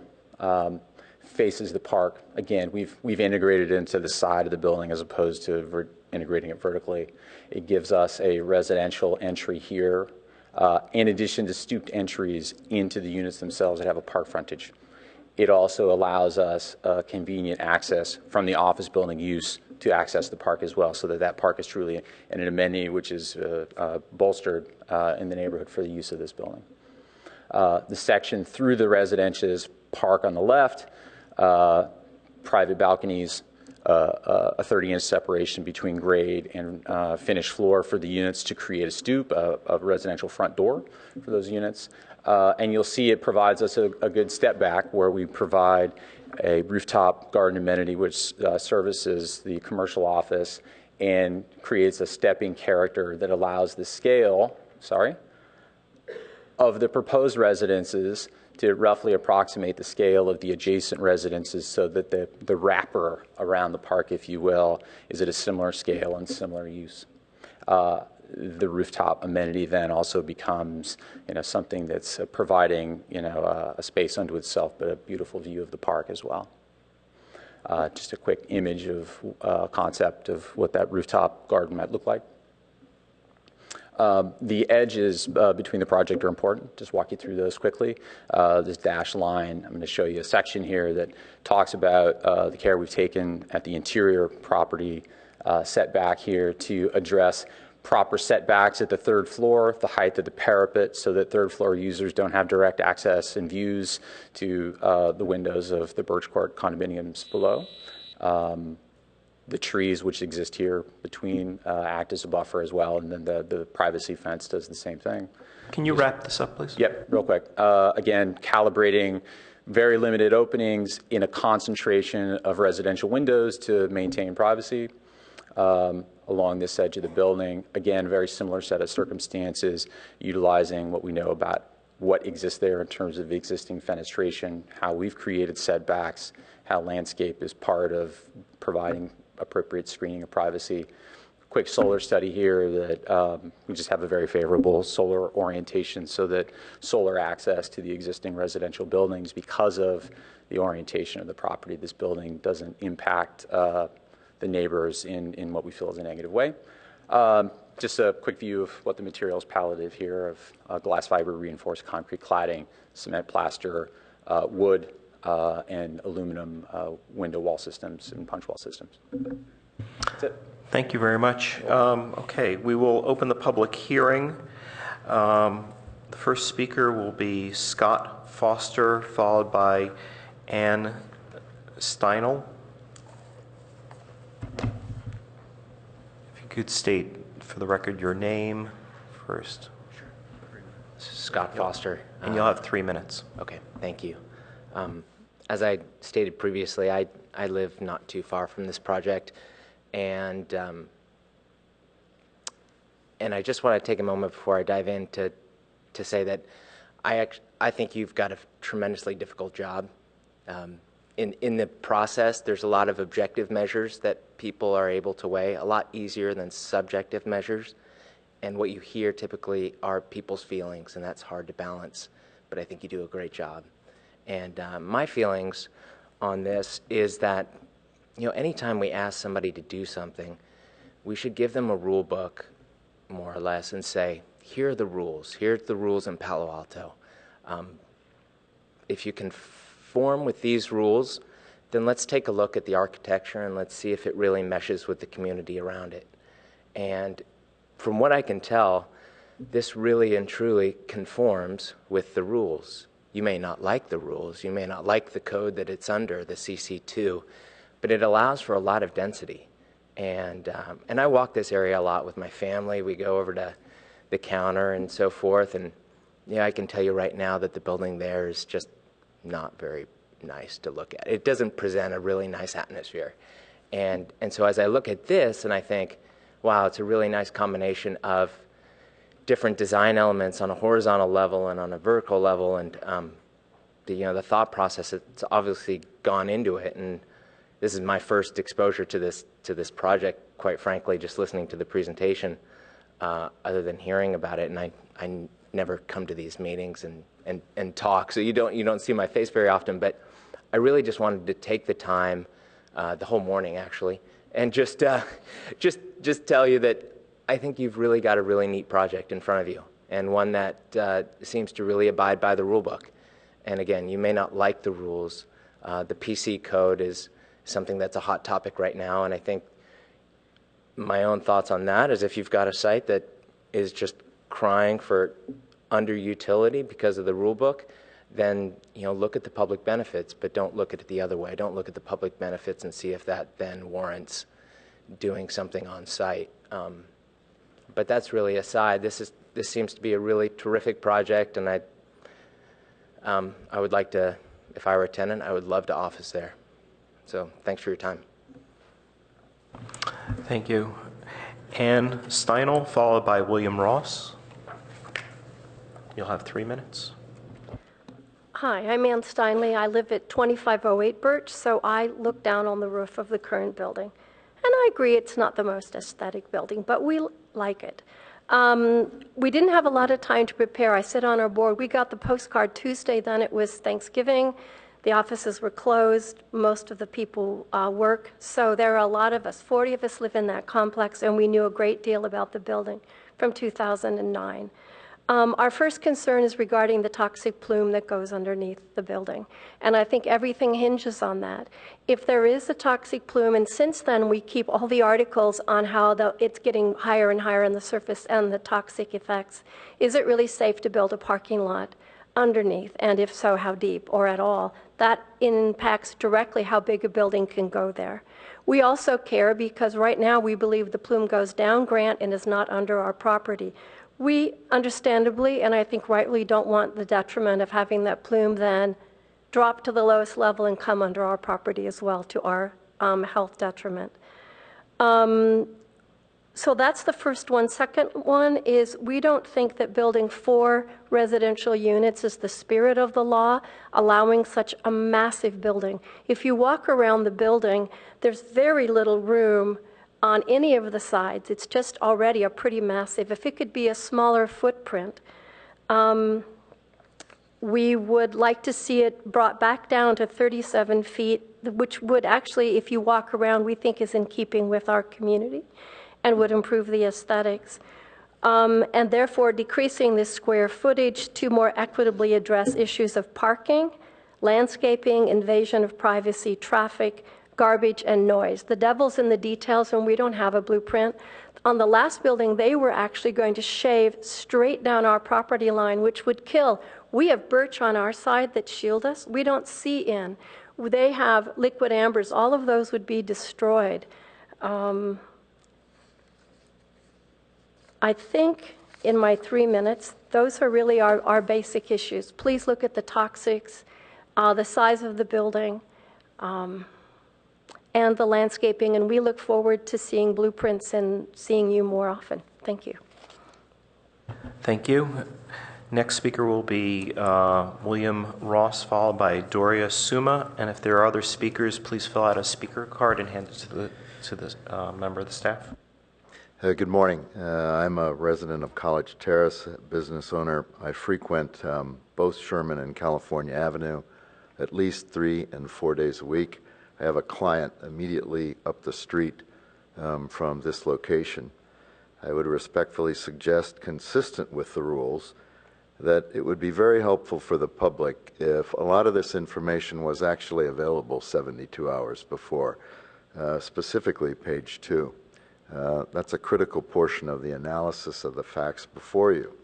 I will suggest that there's even incomplete information for a preliminary review to take place. What do I base that on? First of all, I think this is the time for environmental review under the Save Terra project, even as recently qualified in the case of City of Irvine versus County of Orange last week. You don't open the door partially, like is mentioned in the environmental analysis in the staff report, and then say that's going to be accomplished at another time. I would like to build on the analysis of the previous speaker. The environmental issue of the contaminated groundwater basin is directly related to the design of this structure. You all know that how deep you can go, and if it's present there, is going to increase the cost of the building. So are you going to go deep to obtain structural stability? Are you going to have underpinning issues? Which raises a critical issue that has to come forward in these types of projects, is that the construction has to be a part of the environmental analysis, a rule. Appendix G of CEQA guidelines, which sets the basis for an initial study, Section 2 says that all answers must take into account the whole action involved, including off-site as well as on-site, cumulative as well as project level, indirect as well as direct, and construction as well as operational effects. This guideline section 15064D1 also amplifies that, saying it has to include the construction impacts. Construction impacts here are directly related to what can be done in the ground.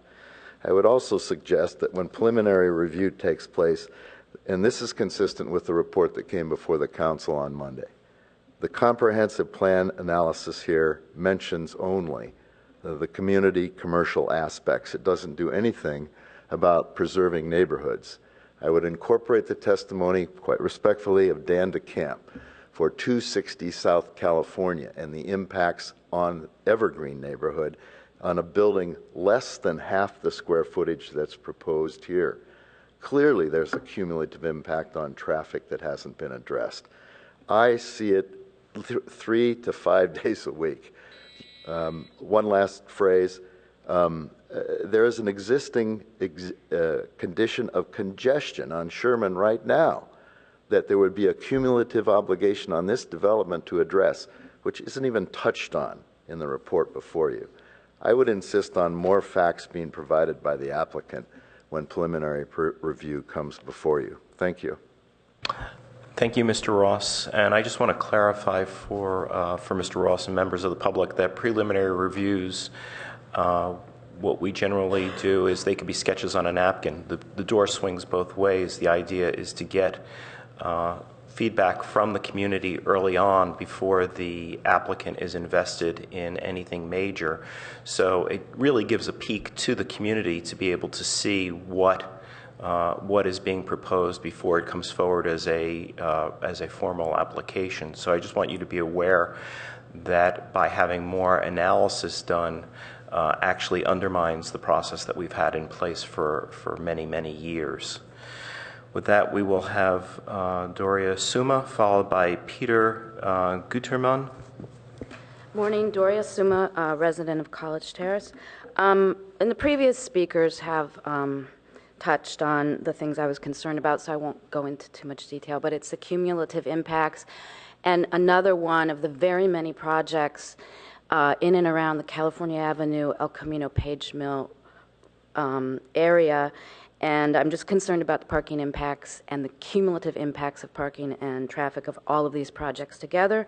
I was also concerned about the toxic plume, but I think other residents have talked about that enough. The other thing is I don't really understand the staff report. The DEE, the design exception, is for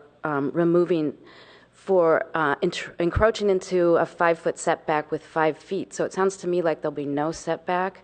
I think as you go forward, you should clarify that. And I don't see the value of having no setback from the sidewalk. It's something we're trying to preserve, is having wider sidewalks and more pedestrian, a better pedestrian experience. Thanks. Thank you very much. Peter Guterman, followed by Nielsen Buchanan. And if there are any other speakers, please fill out a speaker card and hand it to staff, please. Mr. Chairman, members of the board, my name is Peter Gunterman, resident at the Birch Court. I enjoy living in a high-density, multiple-family residence building as this is. I also welcome change. The projected project is, I believe, a good change. However, I am living on the northwestern side, just facing the current building. I understand that the height, the proposed height of 50 feet definitely will be excessive, and a current concern is a massive loss of light. I believe that even the presentation giving that a 50 feet height puts a lot of people in the dark. Thank you very much. Thank you very much. And the last speaker will be Nielsen Buchanan, unless there are other speakers. Once again, thanks for all the work that you're doing. I'm here to make a similar plea that you've heard before, namely how to cultivate intellectual curiosity and honesty every step of the review process. So this is the reason I'm here again today. I live in another neighborhood. The only thing I have in common with this project is I'm from several neighborhoods. I'm from one neighborhood of several that are adjacent to the two commercial cores, California Avenue and University Avenue. We have some very common problems of trying to look to the future about what's happening to our quality of our neighborhoods. I actually know a lot about this particular neighborhood. I have driven it many times at 6 o'clock in the morning, midday, with the neighbors that live in, neighborhood leaders that live in those areas. I can also talk about negative impact. There's not enough time to go through that. Different neighbors from those neighborhoods have already written in to you about what they perceive, what they see, what they smell, what they see in terms of quality of life and bike safety, etc. Only three things I can say a little bit new. One, that there will be more concern about construction workers, particularly with the 2 or 3 really big projects that are about to get underway down there. And I hope that you will help plan how that's going to be handled on already terribly scarce parking space. Number 2, somewhat new, is that our parking surveys now stretch over into Old Palo Alto, because it's very clear to us that parking spillover is headed out for Jerry Bowden Park. We do capture that information. We'll collect it serially and give it to you. And number 2, I want to confess as being a negative impact person. Whenever I go to Sundance restaurant for happy hour or for a meal, I always park in the residential streets. I have learned that's the quickest, best, onlyest way to be a patron of that restaurant. In fact, I've gotten to know some of the wait staff who also park right next door to me. I ask you to ask for more complete staff reports, including forecast data about where people are going to park. And in particular, I ask you to ask the staff, where will 70 people park when that building is open? Thank you very much. Thank you very much. If there are any other speakers, this is the time to do so. Okay, there are none. We will close the public hearing. As I stated previously, this is a preliminary review, so we will not be taking any action today, and there'll be other opportunities for members of the public to speak to this when this comes forward as a formal proposal. With that, we will begin with questioning. Vice Chair Pop, you'll have 5 minutes of questions, and then we'll return for comments after. Great, thank you. So first, let me say thank you very much for coming forward in a preliminary hearing. I think the process that we have had where projects have gone through that have always ended up in a better place than the ones that don't, and I encourage everybody to go this route. And I think that the level of information that you brought us today is very helpful as well. I appreciate the investment that you make in this and explaining it the way that you have. So for staff, I need help understanding why a DEE is appropriate here, and what whether findings can be made that support this appropriately. And the reason I ask this is the building design will change dramatically if they need to pull the whole thing back 5 feet. Yes, I don't know that staff supports the DEE. I think their statement was that the previous building had included a DEE as well, and honestly, I can't recall. But we haven't studied that, and so we would have to study it thoroughly if that's indeed going to be part of their formal application. I'm certainly interested in hearing input at this meeting. That's the purpose of the prelim, is to really hear input on design. All right. Can I make a 10-second comment? Sure, please. The setbacks, I believe, for the front yard in this district is 0 feet, and for side yards is 5 feet.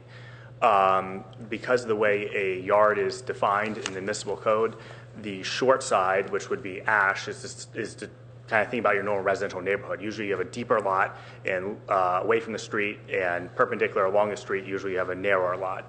So because of that peculiarity in the definitions, ash, the short side is defined as the front yard, and Sherman is defined as the side yard. In reality, in a commercial corner like this, they're really both front yards, and the argument that we have is that then the front yard condition is more appropriate as a setback on both facades. That helps a little. That helps. No, that helps. Appreciate that. One additional thing I might say is there is an easement across on Ash Street, so I think that might have been in the report, but may not, that did require a setback, a greater setback on Ash. It is a narrower street, and so that forces the building away from Ash in that particular location.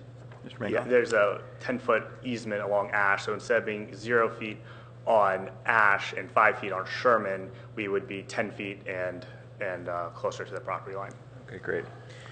2 more quick things here. Amy, is it appropriate for us to condition the project with a construction logistics plan that requires parking for construction workers in a certain location?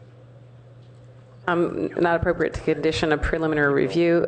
When a formal application is submitted, we will, again, because how things are with parking and congestion, we will analyze that as part of the environmental review document as to, the cumulative construction in the area and where things are and timing, and that would be a logistics plan. Logistics plan are always required when folks come forward and want to get a building permit as well. Yeah, sorry, what were you saying? She just explained it. Okay. Yeah, I think one of the things that we're seeing is that with the quantity of construction going on, the pressure on the neighborhoods and others has become severe in regard to this. I've experienced it myself, and it's very challenging. So just being respectful of the comments that we've heard today. The last would be, one of the items that they have in here is some metal grating that's going across the sidewalk, traveling across the sidewalk. And my expectation is that that's actually not permitted in the public sidewalk. Is that correct?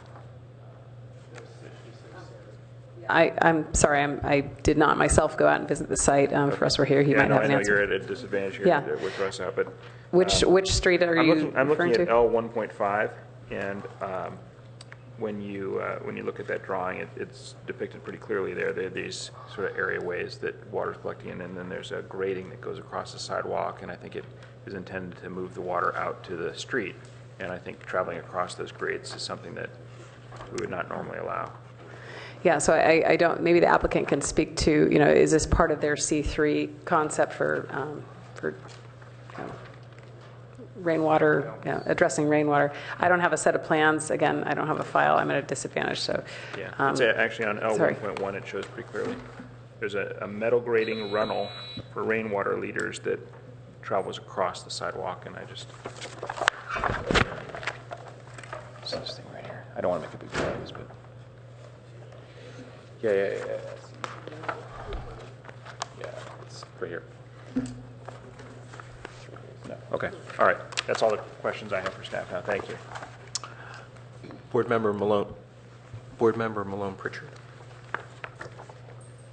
Really just one question.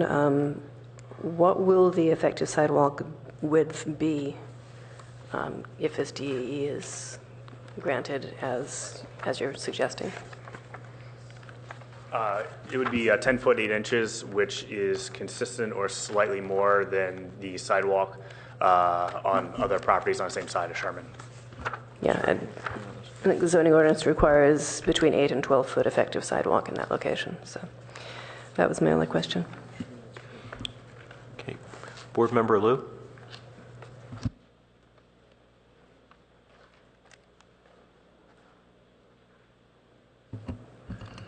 I have a question for staff. I didn't have time to refresh my memory about the previous project and the zoning on the site. So what is the so what happens with this mixed use? Like by introducing mixed use, what happens in terms of zoning? Yes. My So recollection is the height limit goes up. that's correct. It's part of our CC2 Community Commercial 2 zoning code that steers you if you are located if the site is located next to RM40, then all of a sudden the height limit goes to 50 feet, whereas for a mixed use project. So that's the difference when it's next to RM40. If it was next to RM30 or another density residential, it would stay at the 37, I believe. And then I think my recollection is that that affects like this block of Sherman, and then I think maybe one other block too, if I have a vague recollection of looking it up once before. And then I think also if we in future meetings on this one is to check the comprehensive plan, because I think in my recollection is in the Cal Avenue area that there's sort of a recommendation of 1- and 2-story buildings, or I may be wrong, maybe it's 2- and 3-story buildings. But if we could go back to that and just like the general comp plan statement about the area, I think would be useful, because it seemed like I have a vague recollection that there's some difference between the zoning and the comp plan. And then the last question is, I thought that we approved the previous one, and so what happened? So it was in process and then it just stopped? Yes, the review was continued, went to one ARB meeting. Mm-hmm. There was an environmental document prepared but never approved or filed or anything. And then the applicant never returned with a revised proposal. It was not received favorably by the neighborhood, and there was quite a bit of comment. The records are available, and it would certainly be provided for anyone interested. Okay, and then I think my last question is on also in zoning. So what is the daylight plane for this particular project? When it's next to RM40, is it mirrored or yeah?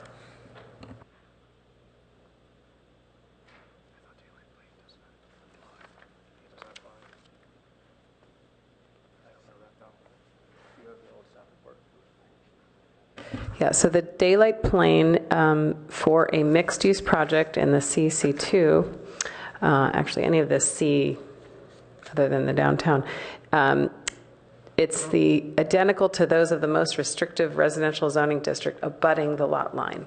So because it's abutting RM40, that's the daylight plane that's in effect. I can flip to that and let you know what it is. No, I think I recall from the previous submittal. And then, okay. And then I think I had a question for the applicant. I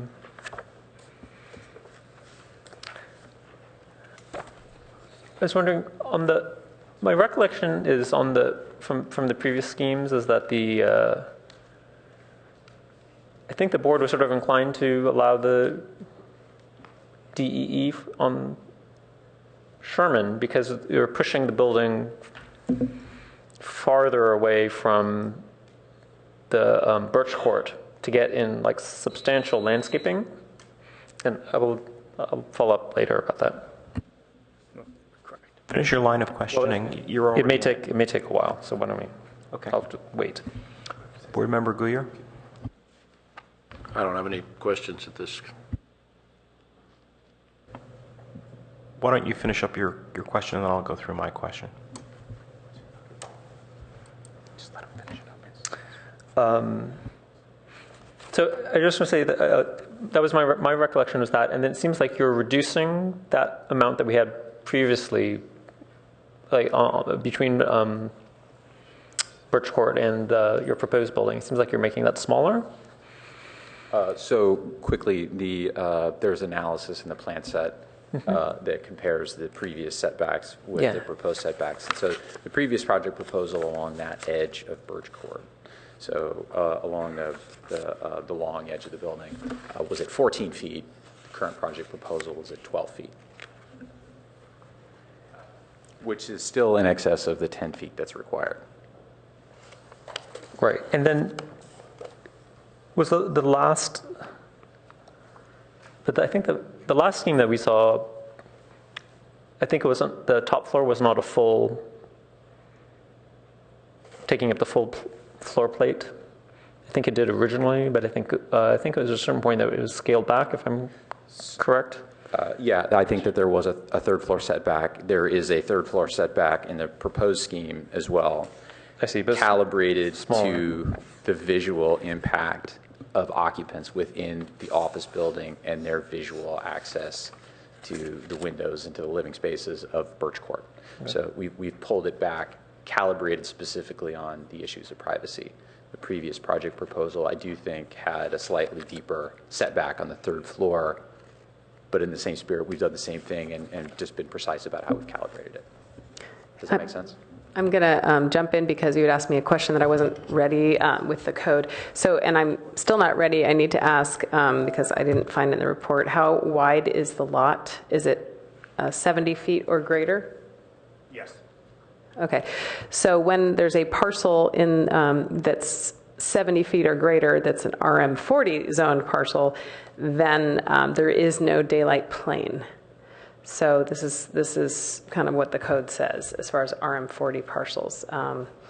So I'm not sure if you're... We're aware of that. Okay, looking at the daylight plane with respect to that. Not sure how much we're talking about previous proposal from 4 years ago versus ours, but the previous proposal was a 4-story building where it was 3 stories straight up and a setback at the 4th floor. Ours is a 3-story building, 2 stories up and a setback at the 3rd floor.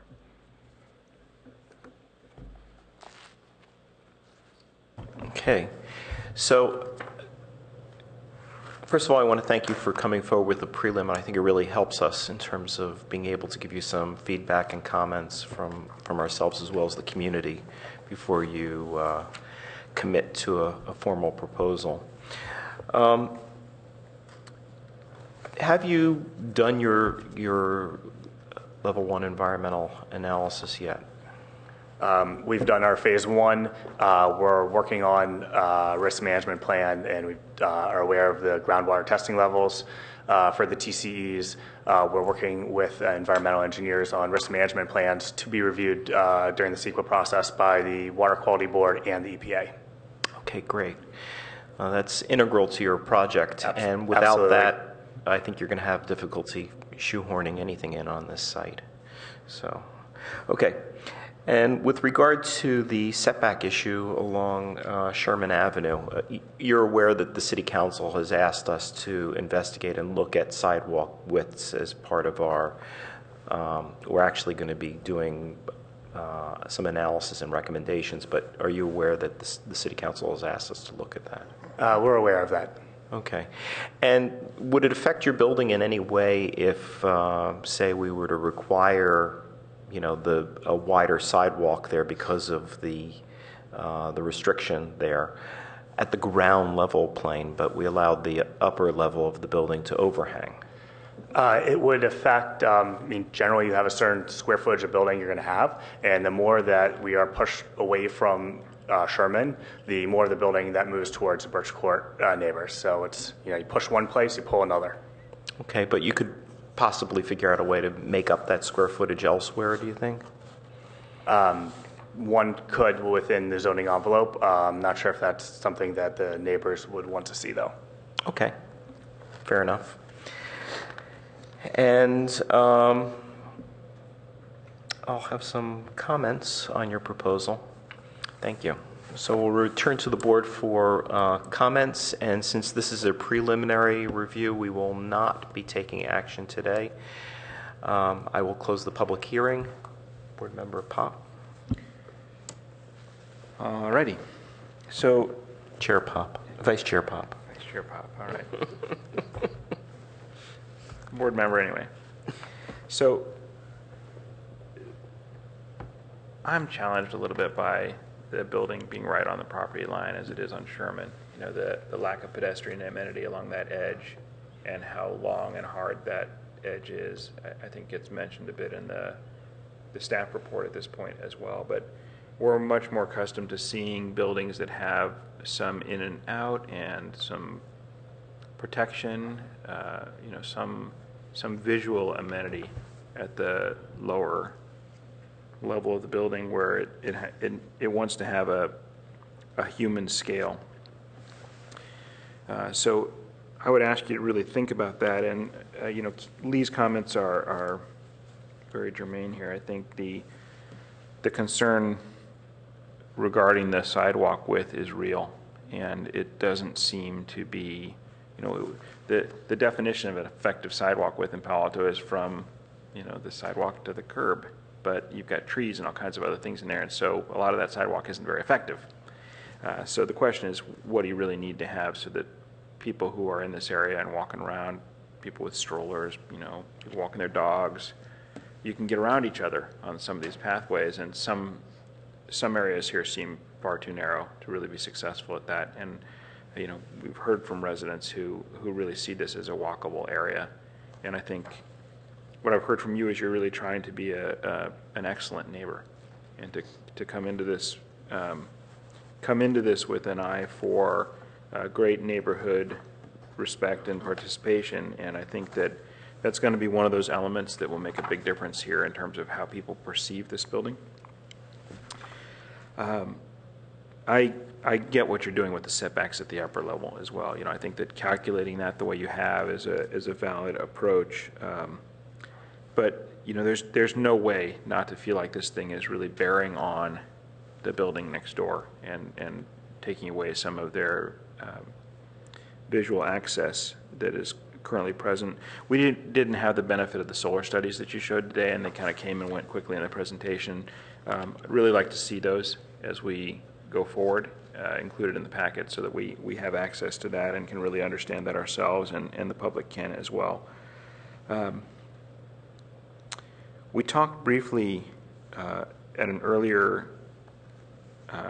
applicant's discussion today at the 500 University project about building height and what's appropriate and where that's appropriate. And I have to say I'm struggling a little bit with the height that you've got here for this building. I think, you know, in some areas of the city it's really warranted, and I can understand why you'd go to the height that you're going to. In this particular location, it feels to me like taking a couple of feet off of each floor would make a big difference in how this thing feels. It's a massive building. You know, it's compared to what's there now, what people are used to, what's around it, it's pretty massive. Compared to what could be built there in the future and what's likely coming, it's probably pretty consistent with what's going to, you know, be developed in that area. And we heard very clearly from Mr. Foster that, you know, buildings that conform should move forward. And you know, you have generally a building here that conforms, with the exception of this DE discussion. It's inside the envelope, and so the only thing I'm asking is, you know, think about this in a reasonable way and figure out whether you really need that height. You know, are you just going that high because you can, or is it something that you might be able to pull down a little bit and make it better as a result? I think if I'm going to do this in sort of chunks, that's a reasonable point for me to stop. Board Member Malone Pritchard. Thanks for bringing this as a preliminary. I like generally the overall feel of the building. I think it's got a really lovely style and a lovely palette that it's working with. Couple of things we're going to need to address. We'll be needing to make findings when you come forward with a formal review, and one of the things we need to look at is the pedestrian environment. So typically what we have in order to address the pedestrian environment is there are some overhangs, there are some sort of ins and outs or landscaping or something that makes this an interesting place for people to walk by. So I'd like you to take a look at that with your next application. height, I would echo what Vice Chair Pop said. I questioned whether 50 feet was really necessary for a 3-story building, especially given that 50-foot portion is all office. That may be higher floor-to-floor heights than you really need. So I would encourage you to try to bring it down a little bit.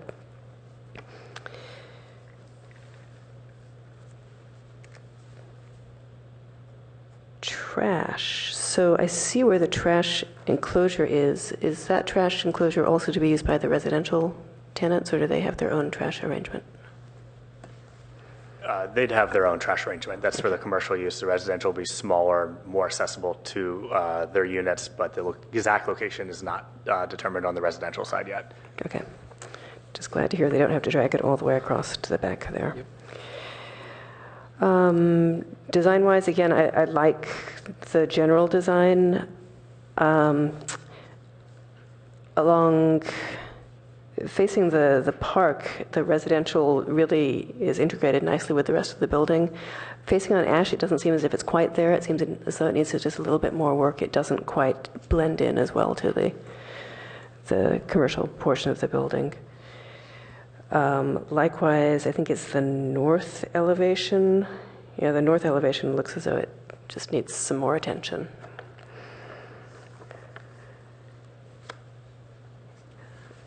And then bouncing back a little bit to the height question, in order to find compatibility with other neighboring buildings, you might want to look at whether you're using similar materials or drawing a datum point or something across to tie it back to other buildings in the neighborhood. And that's all for now. Board Member Liu.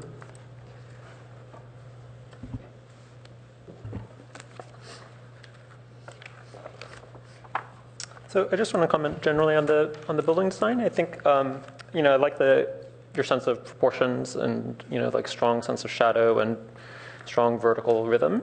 I do like all of that. I do like I think the changes that you made to the partie of the building by putting residential on the facing the park and moving the driveway entrances are really key improvements on the project. And that being said, I think the Sherman Avenue elevation is like in the rendering it looks fine. When I look at the plans, my take on it, looking at the plans and the dimensions, is that it's going to be too flat.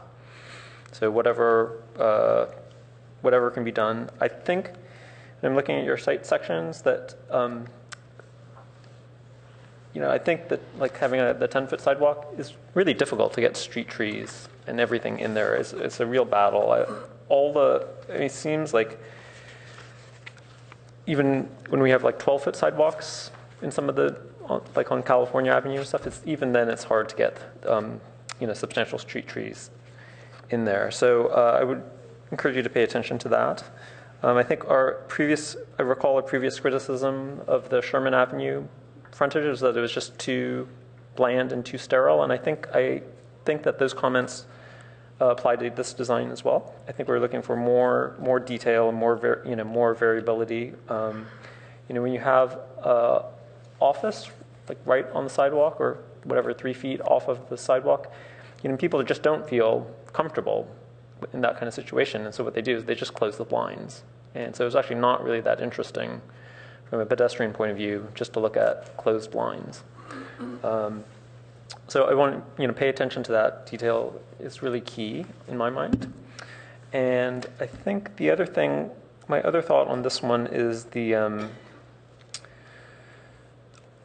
has been mentioned before on the height. When I'm looking at all the streetscape elevations, and I'm looking at your 16-foot floor-to-floors, it all looks too high. I think the key difference is that I think that most of the neighboring buildings have lower floor-to-floor heights. And obviously, you're not residential, and you have to do more on a commercial building than like the neighboring residential buildings. But 16 feet is on the higher side of things, and so I would encourage you to bring it down. The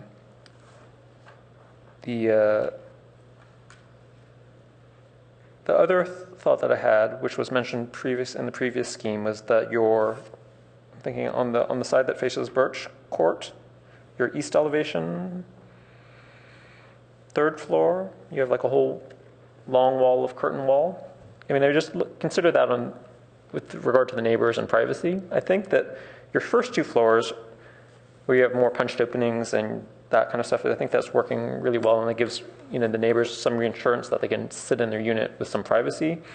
The top floor, though, does give me a little bit of pause, and so if you could clarify in future submittals, like how much of that is curtain wall and how much of it is spandrel or whatnot, would be very useful. And then, too, I think it'd be great if you could include like a really good site plan, including some more of the context. I mean, I think you're talking about maybe like with the DEE on Sherman, that it would align the building face with some of the neighboring buildings on Sherman. And I was looking at that at the site yesterday, but I didn't have a really good like civil engineer site plan, and I could not tell from your drawings what was what. So I think I really need something more accurate. I know you've got a lot of information in here, but it's hard to. I think I need one site plan and not take information from like site sections and then illustrative architectural plans and landscape plans. I think that'd be very useful. And I think that's all that I have on this one. Thank you. Board Member Guyer. We've had various discussions here as far as the height, and I understand that being where it is allowed to be 50 feet, but that doesn't mean, and I agree, I'm sorry, but on a commercial floor to floor, 16 feet is not unreasonable. For an office space, I think it's way excessive. And I guess one of the biggest problems is just because something is allowed in a particular zone, the problem that you have here, you're sort of the first one out of the chute to come up with as one of my fellow board members said, sort of what it may look like in the future. The problem I've experienced is that unfortunately, or however you want to call it, the first one out of the chute usually has to accommodate the adjacent areas, so they push the envelope a little bit and go up a little higher than maybe the adjacent buildings, and then the next one comes by and goes a little bit higher to be the very first one and then put it out to the max. I have a hard time with. Also, the whole idea of bulk. One of the reasons, one of the requirements is setting back on the third floor is, again, to reduce the whole bulk and get a little bit better relationship. But the problem is, in this particular scheme, it's sort of defeating the purpose if you set the third floor back by 2 feet and then put a 5-foot overhang just above that brings it back out to the pretty much the property line. So from a visual standpoint, if you're just looking at it, you really don't you don't perceive the setback, other than maybe a little bit darker or a larger shadow line, but that's about it. It is. I agree. I didn't see the first proposal that came through here, but I hate to say it, but the first perception of the elevation on Sherman was it looked like the EPA City Hall to me. That was the first shot I had. I mean, I know that's not what you were going for, but that's what it looked like. I mean, it's just, but same thing with that. I mean, for example, it's the whole concept, like where the main entry is that that element that sticks out literally is perceived to be 6 inches in depth. I mean, based on the thing, it's literally just tacked on the front. And I get most of this facade, there's a little bit of variation, but most of it seems to be just a rectangular box that has various ins and outs tacked on it, not really where the ins and outs become part of the architecture. This is a rectangular box, like I said, with the facade treatment on it. And that's what I have a problem with. I don't think that's doing you any justice, and it's not doing the neighborhood any justice. Same thing with the residential. I understand that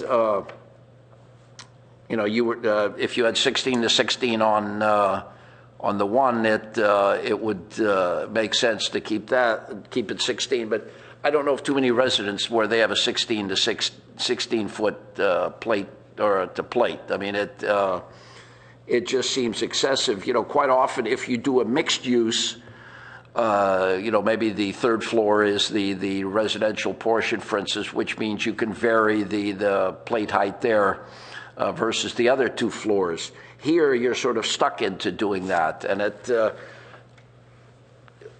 to me, a mixed use does a better job at integrating the residential with the commercial. This is literally a commercial building with sort of a wart on one side that's residential. I mean, I hate to use that term, but that's what I perceive it as. I think you could do a better job at blending it so that it actually looks like a mixed use. Not two different developers, one that happened to have a sort of a strange, L-shaped building, and the other one managed to squeeze a second building in right adjacent to it. As far as the relocating oak trees, I've tried that, and it's tough. And because they are, protected trees, I really think you may want to look at something, even if it's push and squeeze like we talked about, where you keep those where they are. And it's just that I've tried it before, and I've had clients that are willing to spend the money to do it, but no matter how well you do it, they're very temperamental. And it's very tough to move a tree. It's a nice thing to say. That's why you see so many palm trees going up, because you can get a 50-foot palm tree that you can move from Cleveland to here, and it does fine. An oak tree doesn't do that, even moving it across the property. I think that's it for now. First of all, I want to thank you for coming forward again with this preliminary review. It really helps us give you some feedback, as well as members of the public, to be able to speak to this item and so you can address our comments and concerns early on. First thing I'd like to address is the setback, the 5-foot setback. And I think that there's a real opportunity here. I think that by pulling the building back at the ground level, you really have an opportunity to take a leadership role in terms of a wider sidewalk there. And, that parking lot across the street is just waiting to happen. It's going to be developed at some point. We're going to need additional parking. We're going to need places for new housing in Palo Alto.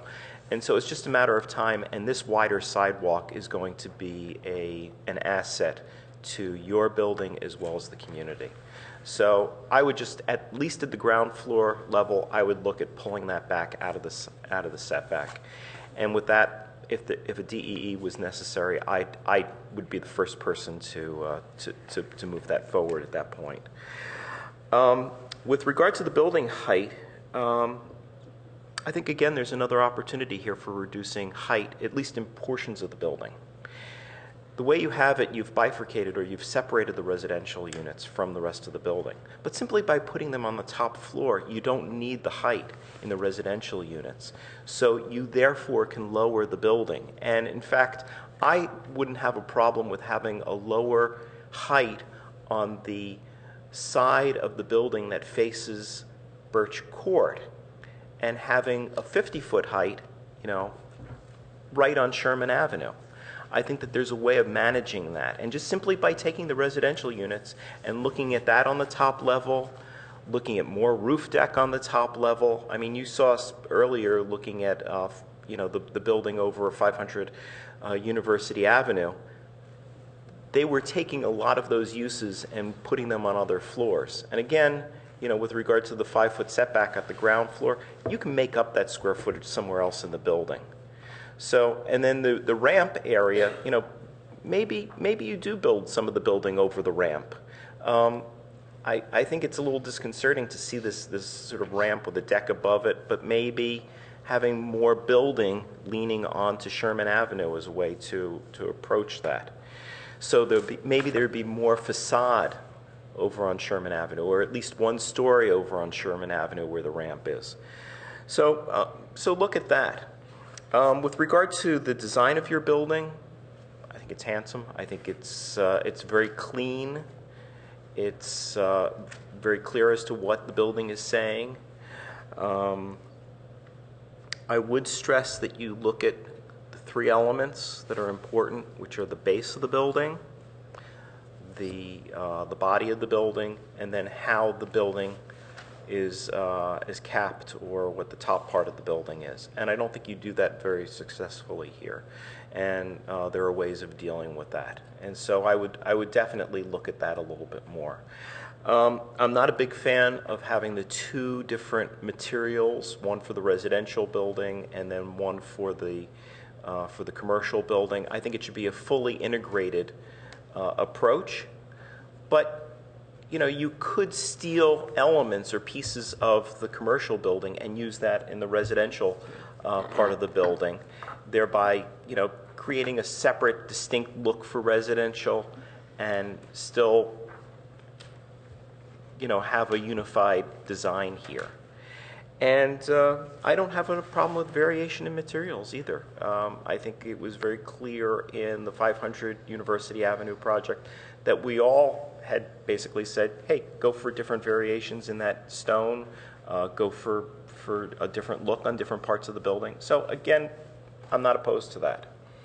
So I think you've got a good proposal going forward. Watch your plume. I think that's going to be particularly problematic. And hopefully when you come back with a full formal proposal, you'll address some of these concerns that we have, as well as the public. Do we have any other comments? Board Member Pop? Vice Chair Pop? Get that right before the end of my term. You're about that.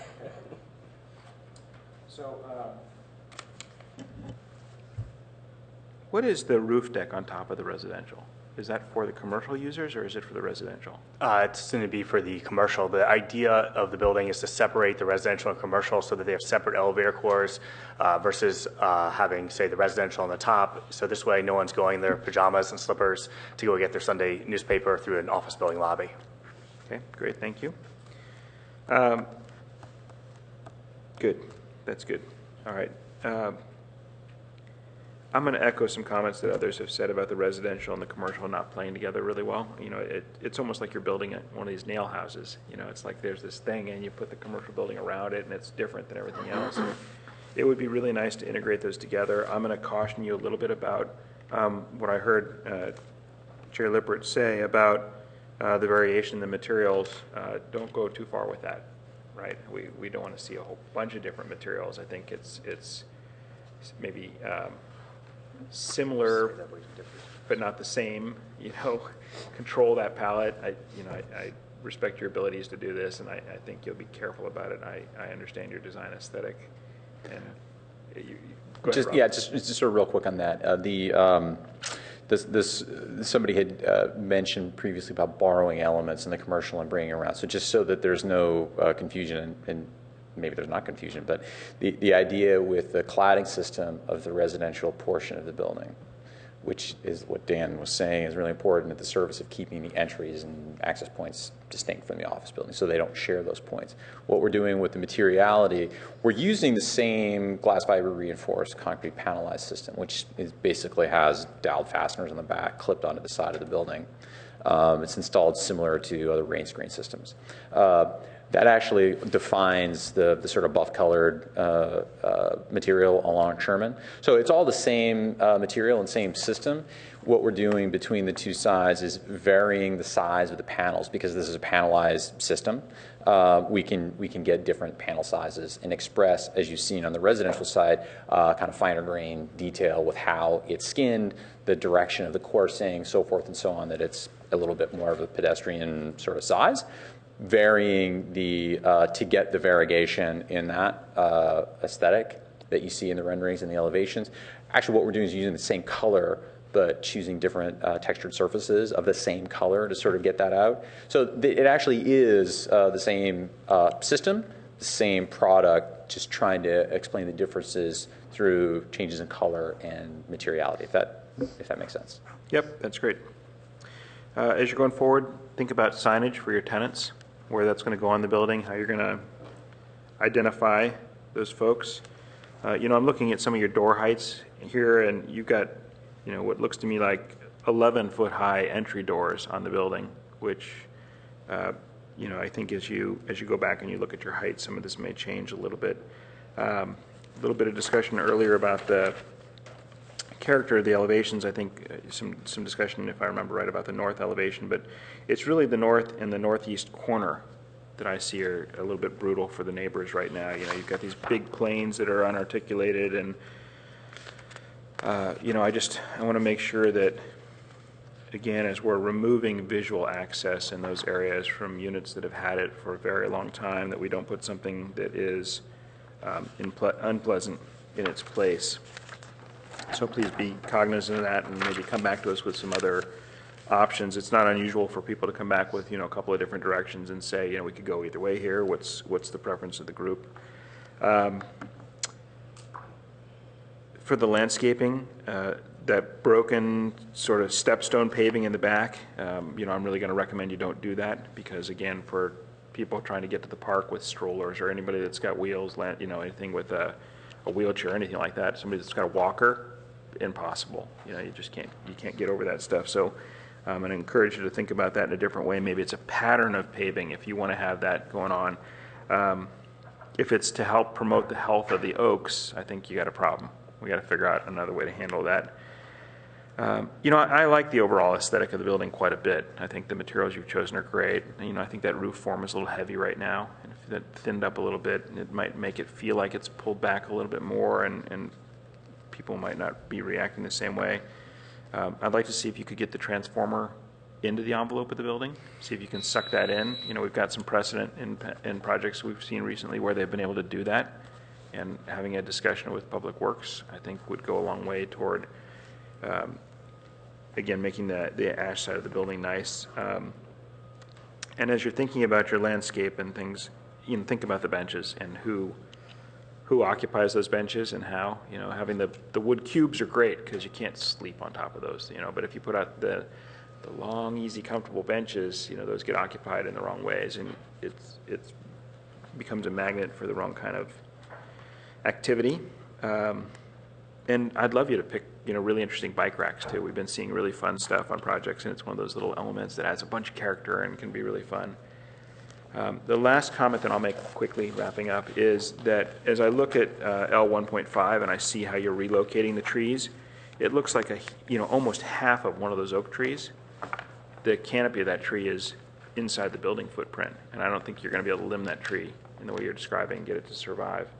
And so, it's too easy to draw those circles. You got to really think about what these things look like. I know Mr. Zirkle has experience relocating oak trees. And so just, look at all of your trees and how they're impacted by the building itself, and make sure that they're really going to fit where you're trying to put them, because I think that the one that's at that northeast corner is going to be pretty challenging in that location. All right? Thank you. Feel free to... Quick comment on transformers. We would love for them to be anywhere but where they are. Those transformers don't serve this building. They only serve neighboring buildings. And if you guys have any weight with Public Works to help us with that, that'd be great. Don't carry weight with Public Works for things like that. Unfortunately, neither do we. But, I think that there's certainly an argument that you could make for what you're trying to do in this area. And, if that becomes an obligation that you're having to manage on your property. Is it on your property, or is it? It's on our property within a utility easement, and we would love for them to be somewhere that works better with the architecture of the building. So I would really encourage you to suck that into the building then, if you can. Yeah, you might, just as a comment, you might be able to, because you're going underground with parking, you might actually be able to work and undercut and locate that transformer in a vault underground. So just talk to utilities about that. Board Member Malone Pritchard, any follow-ups? Board Member Liu, any follow-ups? Clear? No? Okay, with that, thank you very much, and we will close the public hearing. And board member announcements. Just that 240 Hamilton is coming forward to the City Council on Monday, and I will be the liaison for that item. And we're going to be moving forward with our retreat in January. So at the next ARB meeting, I'd like for us to have it agendized so that we can at least talk about what topics we would like to have on that January retreat and pin down the date before we all go on vacation. Also, before the next, if I might, before the next ARB meeting on the 19th, on the 16th, City Council does have on their agenda the appeal of 636 Waverly. That's Mr. Kleiman's mixed-use project over there in Waverly. There's also been an appeal of a sign over at the Alma Plaza. The blade sign has been appealed, and so that goes to council as well. Okay, I'm going to Board Member Malone Pritchard has volunteered to do the 16th. Is that on the same agenda, that blade sign? I believe so. I can confirm. I don't think it has to be in the. I'll confirm. If it's on the same agenda, I just assume you handle both of those, if you don't mind. Thank you. Yes, actually, it is the same agenda. December 16th. It appears on consent. Whether they'll pull it or not, I don't know. But same thing with the 636 Waverly. It's on consent. Thank you. Any other board member business or announcements? Okay. Reports from officials. Anything? No, just to confirm which date, I guess we talked about for the retreat would be either the last Thursday of January, which would be the 30th, or the 23rd. Those are both options. Yeah, I don't think we had a preference. Okay. Do we need to make the decision now, or can we make it at the next? We can make it at the next hearing. We're looking at venues, a couple of places. So we're looking at maybe Lucy Stern, someplace that's a little cozier than, yeah. I like the downtown library. Downtown library. Okay, we'll take a look at that. Yeah. Okay, so with that, we will adjourn. Thank you.